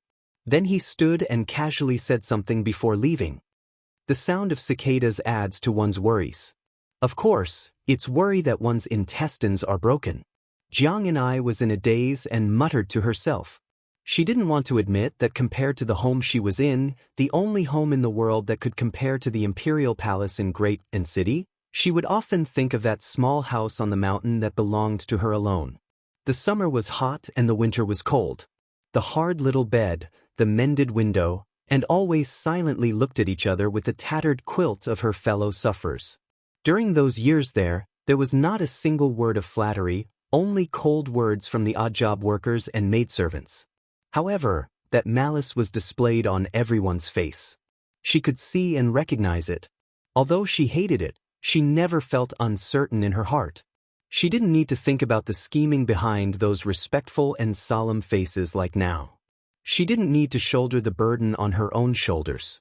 Occasionally, she would return to the thatched cottage on Wudong Mountain in her dreams. She would dream that she was taking care of the small vegetable garden that was always full of green.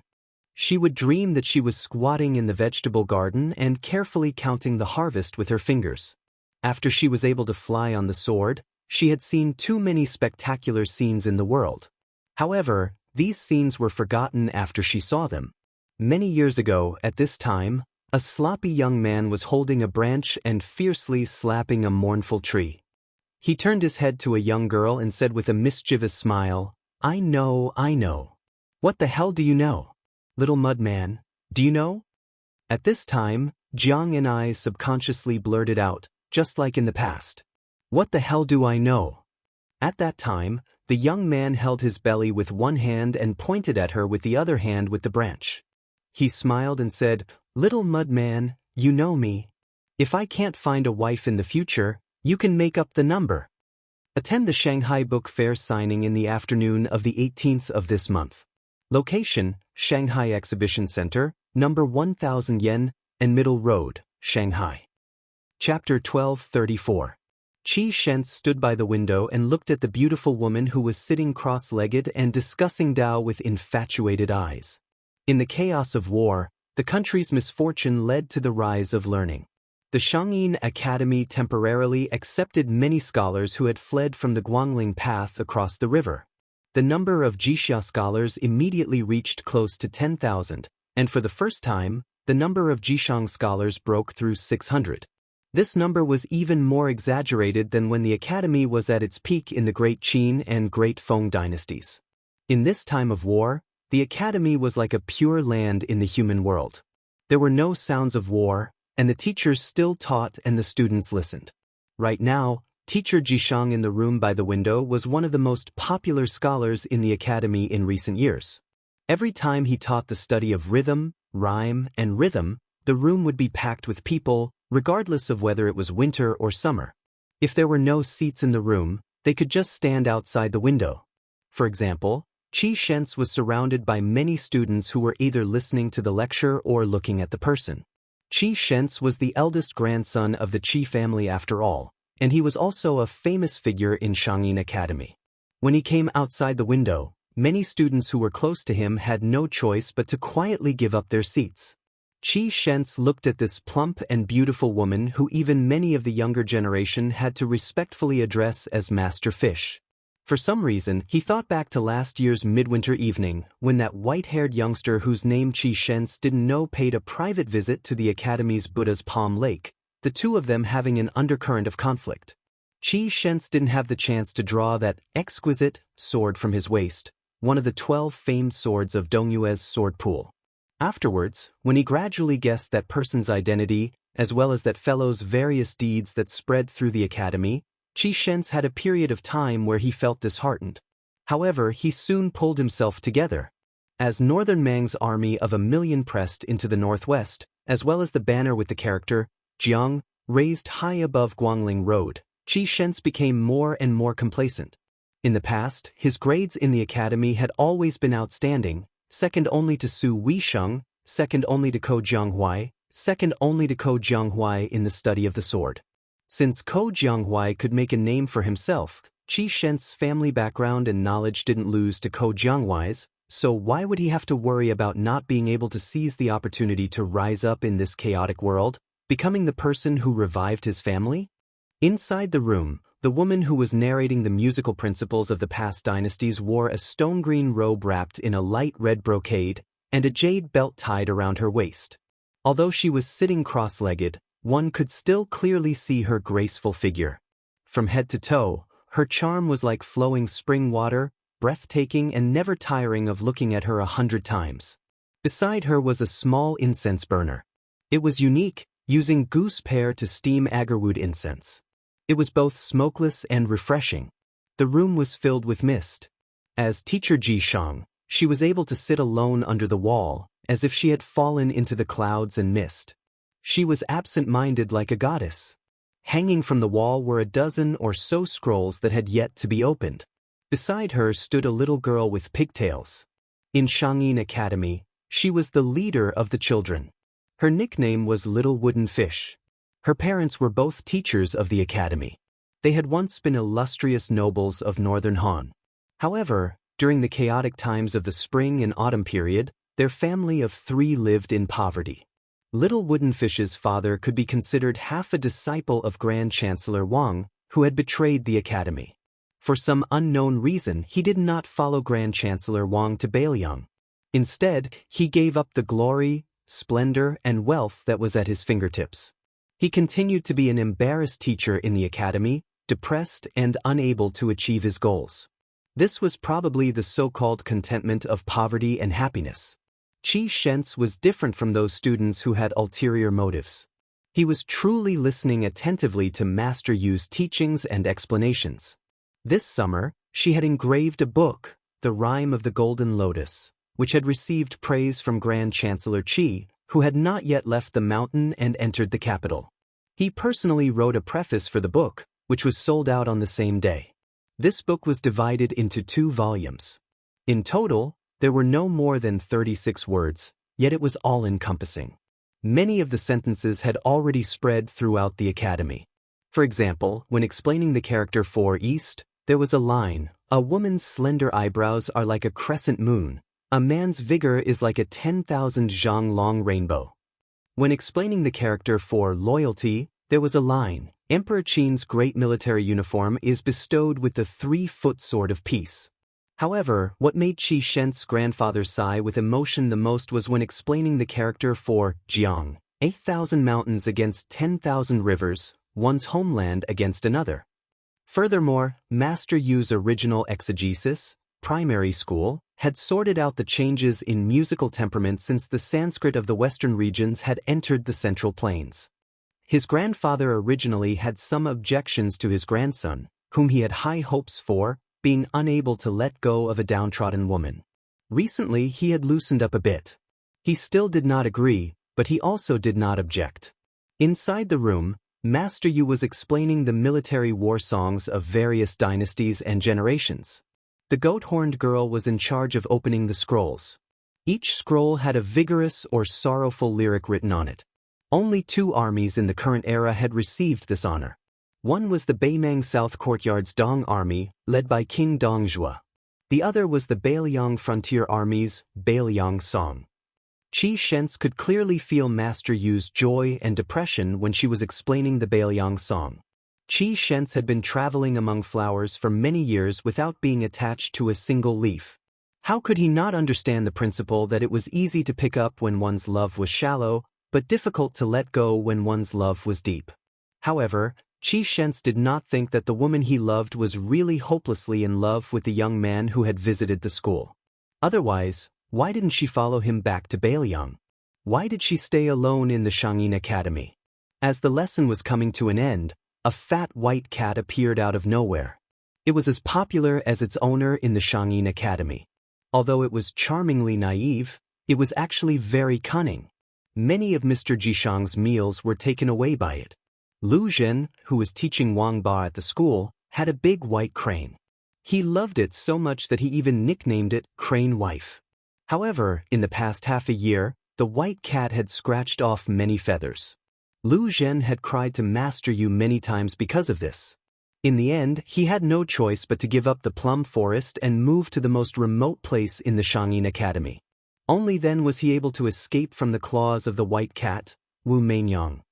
The white cat pounced into Master Yu's embrace, causing all of the scholars to silently drool. Those who were brave didn't look sideways, their minds swaying, while those who were timid quietly shifted their gazes, afraid that they would blush. Everyone knew that Master Yu's mother was the sword attendant of the late Emperor of West Chu. Her sword dance was one of the 4 masters of the Dechu dynasty. It was as famous as Yi Baikui's art of war, Li Qin's chess skills, and Wang Qing's poetry. It was said that Master Yu had inherited her mother's sword dance.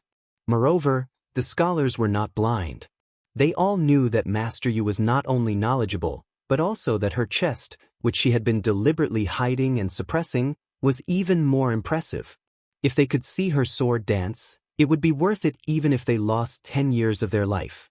When the lesson ended, whether they were sitting in the room or standing outside the window, the scholars, including Qi Shent's, all bowed respectfully. Master Yu bowed her head slightly in return and then had the scholars leave the room first. She put down the white cat, Wu Mainyang, who had been sleeping lazily in her arms, and helped the goat-horned girl put away the scrolls hanging on the wall.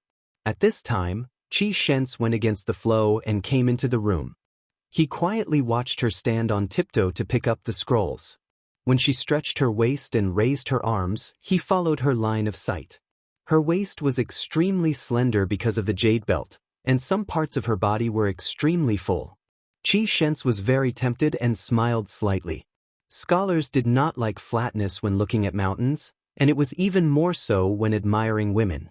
She, who had already used her real name, Yu Xuanji, did not pay attention to Qi Shent's. She lowered her head to look at the little wooden fish who had volunteered to carry the large pile of scrolls. She rubbed the little girl's head and smiled gently. "Can you carry it?" This goat-horned girl, who was more competitive than boys among her peers, nodded vigorously. She glanced out of the corner of her eye at Qi Shent's, the first young master of the Qi family, who she had always disliked. She pouted at Sister Yu, then rolled her eyes and ran out of the room. She, who had used the name Yu Yuwei in Bailiang, looked at Qi Shent's with an indifferent expression and asked, "What is it?" Qi Shent's smiled and said, "Just saying goodbye before leaving." Yu Yuwei made an "oh" sound and did not say anything else. Clearly, she meant that their relationship was normal. If he wanted to leave, she would not ask him to stay or send him off. Qi Shent's hesitated and did not have the intention to turn and leave. Instead, he sat behind the short yellow rosewood table that could be seen everywhere in Shangyin Academy, like a student asking for guidance from his teacher. It was undeniable that this future patriarch of the Qi family was romantic and elegant.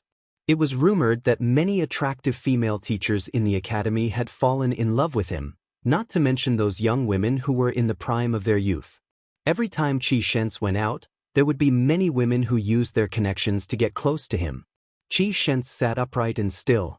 He raised his head to look at Master Yu, who was standing, and asked softly, "Master Yu, do you think I should go find my good friend Ko Jianghuai to ask for wine or go study at the capital Imperial College?"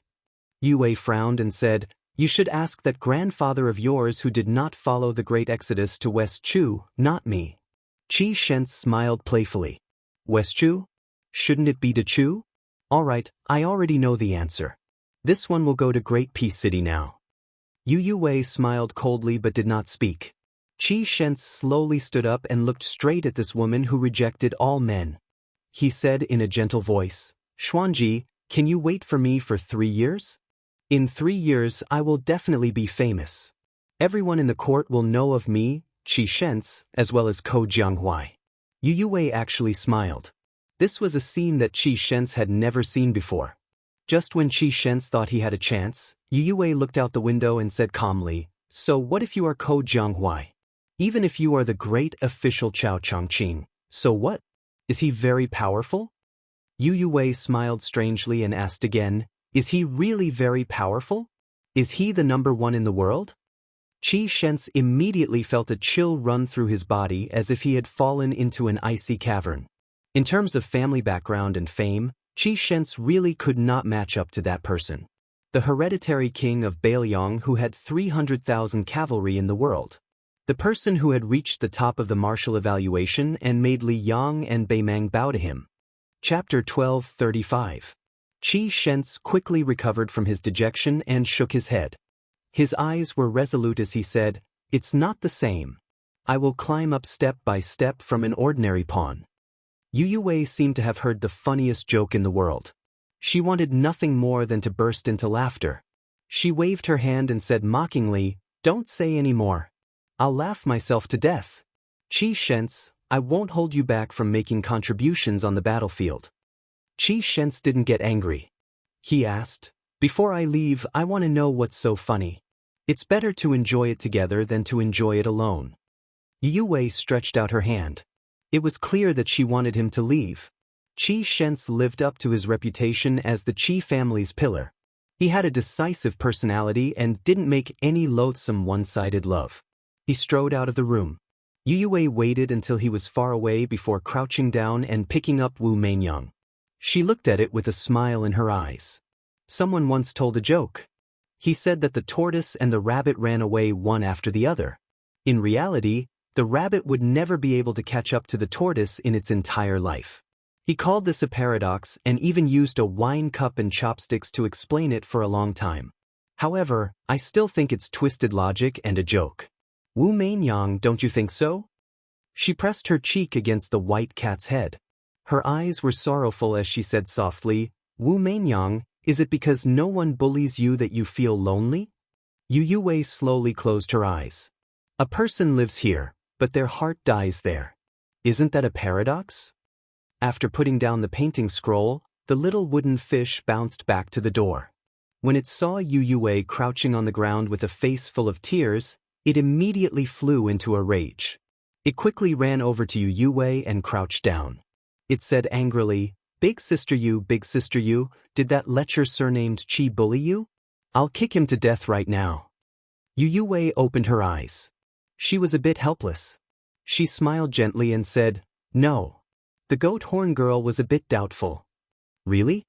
Yue nodded.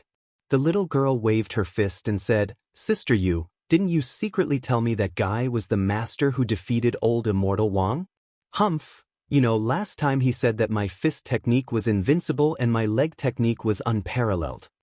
Then, the little girl asked timidly, Sister Yu, why are you crying? Yue blushed as a child caught her losing her composure. She prevaricated, It's just a sad scene. Only then did the sheep-horned girl let out a mischievous laugh. Hey, big sister fish, I'm going to study medicine right now. Yue was confused and asked, Why? The little girl chuckled and said, Okay, I'll help sister you make a medicine for regret. Yue was stunned. When she came back to her senses, she pinched the little wooden fish's rosy cheeks. When you grow up, you will know that there are some things that you should regret. The little girl made a face and said, Then I don't want to grow up. If I regret it every day, my heart will ache.